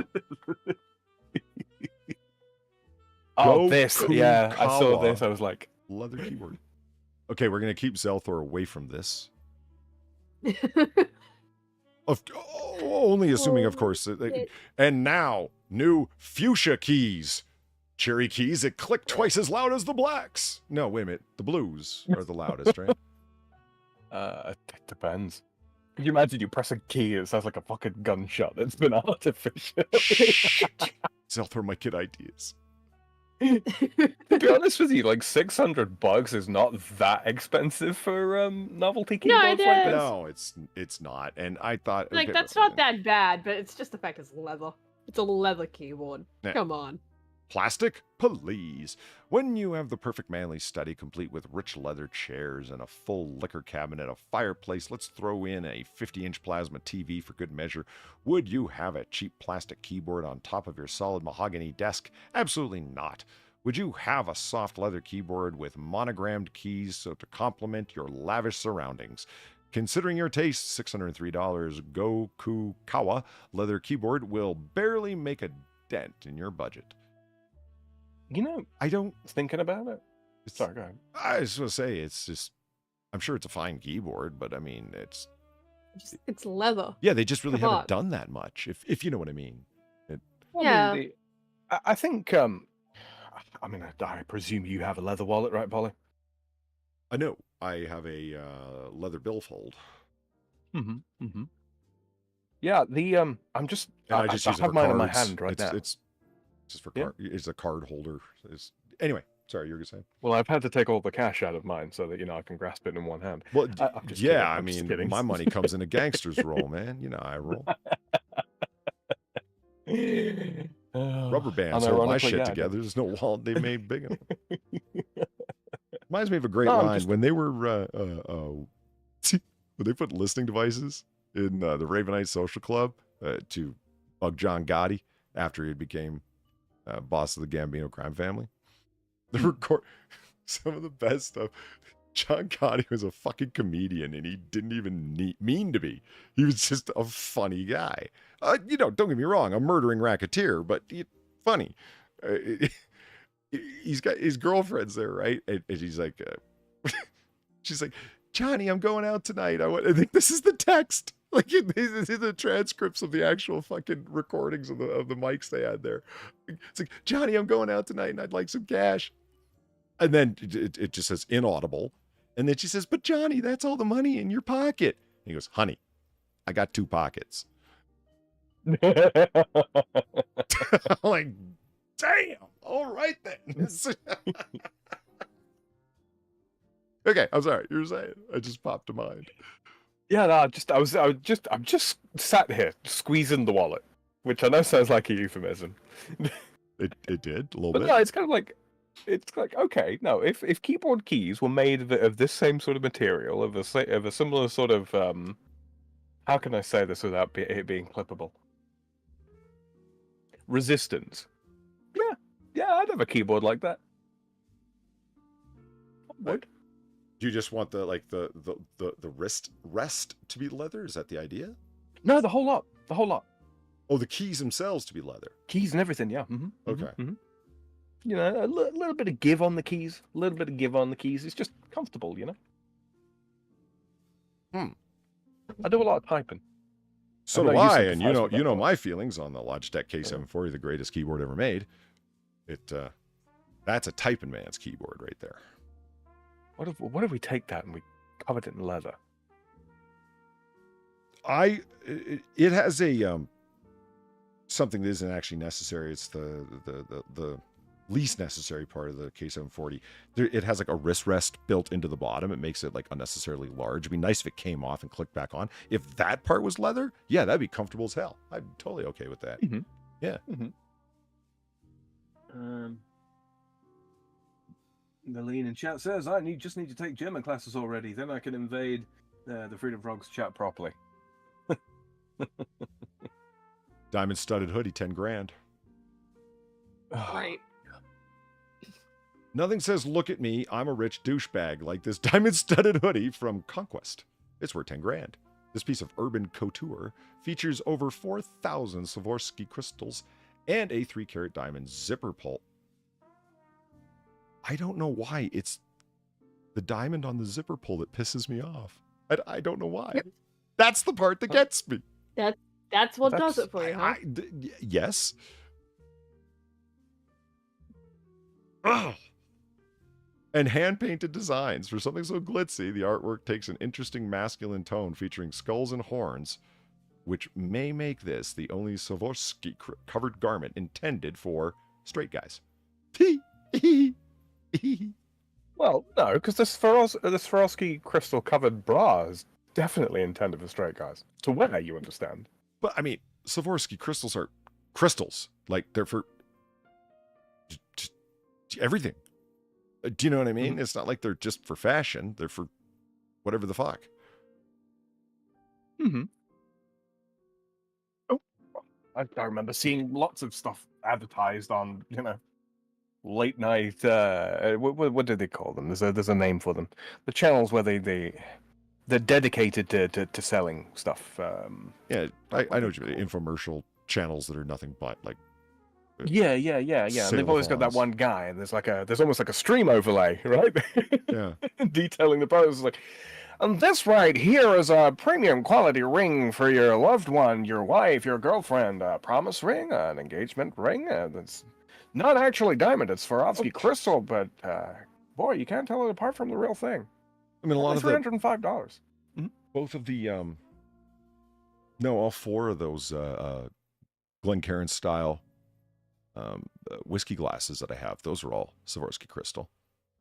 Really? Yeah. That's what I mean. They're a crystal company. They make. I didn't buy them. Jesus, no. They were swag from fucking. They were promotional swag. All that crap that I have. No wonder What's that? No wonder you nabbed them then. Yeah, I would. Well, it's not even nab. It's just they handed it off to you. Is totally not inducements. Yeesh. It's like, we don't want you to... Chat. So go ahead. He says inducements. And that's a fancy word that means bribe. It is. Yeah, that's exactly. Also a legal one. That's right. Golden diamond earbuds. Oh. Really? Oh, I don't like those at all. I don't know why, but I guess maybe because I'm sane. My mind went to earrings, and I'm like, why are you calling earrings earbuds? It took me a second to clue the fuck in. Yeah, no, those are earbuds. Yeah. That's a white wire coming out of it. Yeah, it was the wire that they just... Okay, so 5,200. We've all seen blinged out iPods, but what about, yeah, I mean, Far's got one. But what about earbuds that cost more than your computer? No, I don't. Far. What? I know, I'm just bugging you. How about earbuds that cost more than your computer? These 18 karat gold and diamond earphones feature 118 quality diamonds, despite all the extra weight, are said to be just as comfortable as your cheap plastic pair. I doubt that. Are they as capable of quality as those cheap pair? Yeah. They look horrendous. I'm sorry. It's the They big do. chunky No, they do. bedding for all those little tiny. Hideous. So, Garen Valance, I wouldn't have thought of that, but it makes perfect sense. The star on the Rockefeller tree is Swarovski. Yeah, that's makes sense.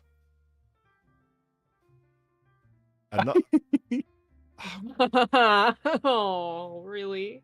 You gotta get your magnifying glass. Let me guess, Mr. Holmes. It's elementary. No, Watson. It's Swarovski. Oh, son of a bitch! Doesn't tell you a price though. I'm fucking mad, man. That was not okay. It was just my bar. I can throw glasses in anger if I want, man. This. Are they the Swarovski glasses? Party check. I'll break them too. Fuck them. We'd love to be so rich that the magnifying glass we use to examine our jewels is covered in jewels. Fuck, I'm moving on, dude. Shit. It doesn't even tell you a price though, so it's kind of like, well, Oh yeah. how much does it cost? Yeah, I didn't even notice that. How much does it cost? I got to get onto these radioactive pants. We never Hold know. on. What? I saw radioactive pants, and I'm like, I got to know. Radioactive denim metallic jeans, $600. Anyone knows that a good pair of $600 jeans should look really shiny. They look just like your other $600 pair of jeans with a button fly and tapered leg, but they will cost you your virility and shrink your nuts up. They're radioactive. Mm-hmm. Except they're also metallic, and they make you feel like a rock star from the future. Who wouldn't want that kind of attention from their pants? Me. Right. That's what happened with the dick pants. Don't look at my pants. Look at my shoes. That's where I spend the money. Unwanted attention was the crocodile skin umbrella. Wow. Why? That is very overpriced. Holy shit. I guess there's like a whole crocodile in there, maybe. I guess. Imagine if you open it and it roars. Maybe crocodile skin would make sense in an efficient water repellent. If it wasn't so damn expensive at 50 grand, this umbrella should come with someone to follow you around holding it over your head. Seriously, that beats a blogger's salary. That was self-effacing. Hey, rich guys, if you're reading this, skip the crocodile and you can hire me to hold the umbrella over your head. Yeah, I'm sure that's what you meant. They'll definitely get more attention at eccentric rich guy parties. Seriously, if you're interested. Yeah. $1 million fishing lure. Right. Is it actually $1 million? Yeah, no price. Not everything is enhanced by encrusting with diamonds and rubies, but that didn't stop McDaddy fishing lures from creating the $1 million fishing lure. 3 pounds of platinum means it's sure to sink fast. Oh my god. But we doubt it would help you catch $1 million fish. For conversion, that's kilo and a third, give or take. Jesus. So what's the going rate for platinum ingots? Like 60% more than gold. What's gold Something at? like that. 1,400 an ounce right now? Let's have a look-see, shall we? Platinum there. So is that the end of it? Mm-hmm. Because if that is the end of it, we may need to call it, because it is 6:30 for me right now. Yes. Platinum USD per so US dollars per ounce of platinum, 933 and 16 cents. Per ounce. Yeah. So what's gold going for? 16 ounces. And there's 3 pounds. 44,700. in platinum in there.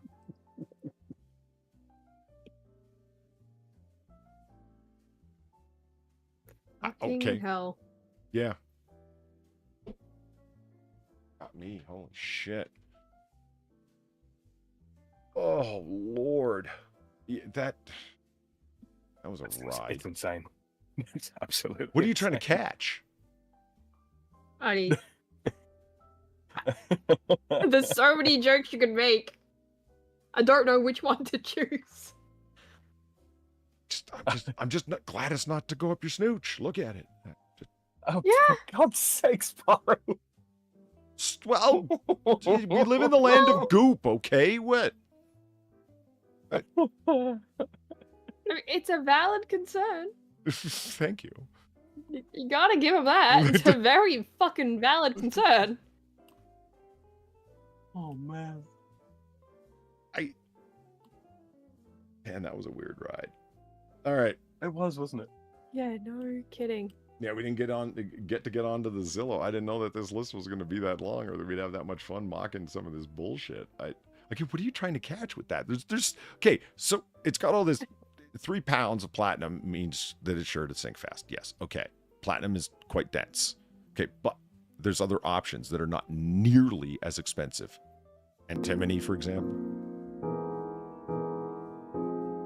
Lead, obviously, but if you don't want to use lead, right? Mm-hmm. Tungsten? Tungsten? Yeah. That's Tungsten in a big super way. Yeah. Game of Aline. Do apologize. Thank you for the $5. Polly laughed at me last night over that boots with the fur comment. I'm glad to be laughing tonight. Also, all of these items are just the swag shitty rappers are shilling now that Dr. Dre sold beats. I want to be a billionaire too. Yeah. I want to be a billionaire so freaking bad. Is that a song? Tell me that's It not is, yeah. Yeah, that is a song. Is it Bruno Mars? I think it is. No wonder God. I mean, I hated Bruno Mars just on principle. And, of course, some of his tracks. It's interesting to hear that he Lifted them wholesale. Well, I mean, beyond the fact that I don't even want to get into what a ripoff of Marvin Gaye that fucker is. Him and Pharrell Williams both. All right, anyway. Yeah. Far is quite correct. I think it's about time that we wrap it up. But we are entering into the holiday advent season. And because of that, hopefully, we'll be able to do some more shows. Because, yeah. And if you want some holiday things, the Christmas order is back. Oh, yeah. And there's some Noir Bar stuff for you guys, if you want. Sweet. I'm going to get me one of them. If you want. I want the Christmas otter with the with the Santa bag full of empty liquor bottles. It's Yeah. We also have a Uncle Polly poster. We got a what? That's the link there. So Uncle Polly. Uncle Polly. This I gotta see. Yeah, go ahead. Oh, Uncle Go Polly. ahead, guys. Right, yeah. Nice. Yeah, it's Uncle Polly. Oh, cool. And helpful Yeah, we hops. have some stuff. Yeah, that's in the collection Noir Bar. But yeah, get your Christmas stuff. Look at Get all it this down. great stuff, guys. While we All can. right. The Noir Bar got you. I'd almost forgotten about these. I've been holding on to those. Look at the Christmas otter. Who doesn't want this guy, huh? Yeah, come on. Get yours now. While it is the season. Fantastic. Yeah. Because I know no one's going to go for the Christmas FarZoosme, and that's fine. That's fine, but it's up there anyway. Well, you need to draw Get a your Christmas Christmas otter FarZoosme today. in the middle of committing a crime like you did Christmas otter. I guess I do. I also forgot to do a Christmas frog, but that's Every yeah. son of a bitch that worked for him. They were all gonna be better off dead. Dear Valine, thank you for the $9. Next week is the anniversary of Pearl Harbor, which it absolutely is, and the polity. Bar's right. It is time to wrap it up. Holy shit! And the poly charity streams. Yep, it will be December 8th is the big day, special day indeed. So yeah, happy to do the charity on that day. And so yeah, hopefully it's going to be a big thing because I'm going to have a lot of fun doing it. So yeah, looking forward to it. in the meantime, that does bring us to the end of the last call here at Noir Bar, live from the shadiest district in Noir City, in the year of our Lord 1942, in Advent season, no less. I'd like to thank everyone for coming out tonight for our own little brand of 1940 booze-fueled banter. Of course, I'd like to thank Far and Sam for keeping me company at the bar. You guys are excellent company, as always. Oh, right back at you, bro. Yeah, that's right when you back at talk. Yeah, right. Yeah. Okay. Yes, yes, Sorry, it is. I was- Yes, it is. And I try and thank you cede the for floor the to the lady. donations. Thank you. Yeah, very much so. Very, very much so. It is appreciated. And I too would like to thank all the very generous people who tipped the bartender. That's me. That's how we keep the lights on, including the new blinking ones, and bought the Christmas tree and the candles and all the other expenses that go into running this bar, which are a hell of a lot, by the way. So yeah, looking forward to seeing you guys again soon, and we will be doing more Noir Bars. Happy to see everyone who came by, and we will see you again. And as we always say about this time, you don't got to go home, but you got to get the hell out of here. Have a good night, everyone. Good night. Good night, all.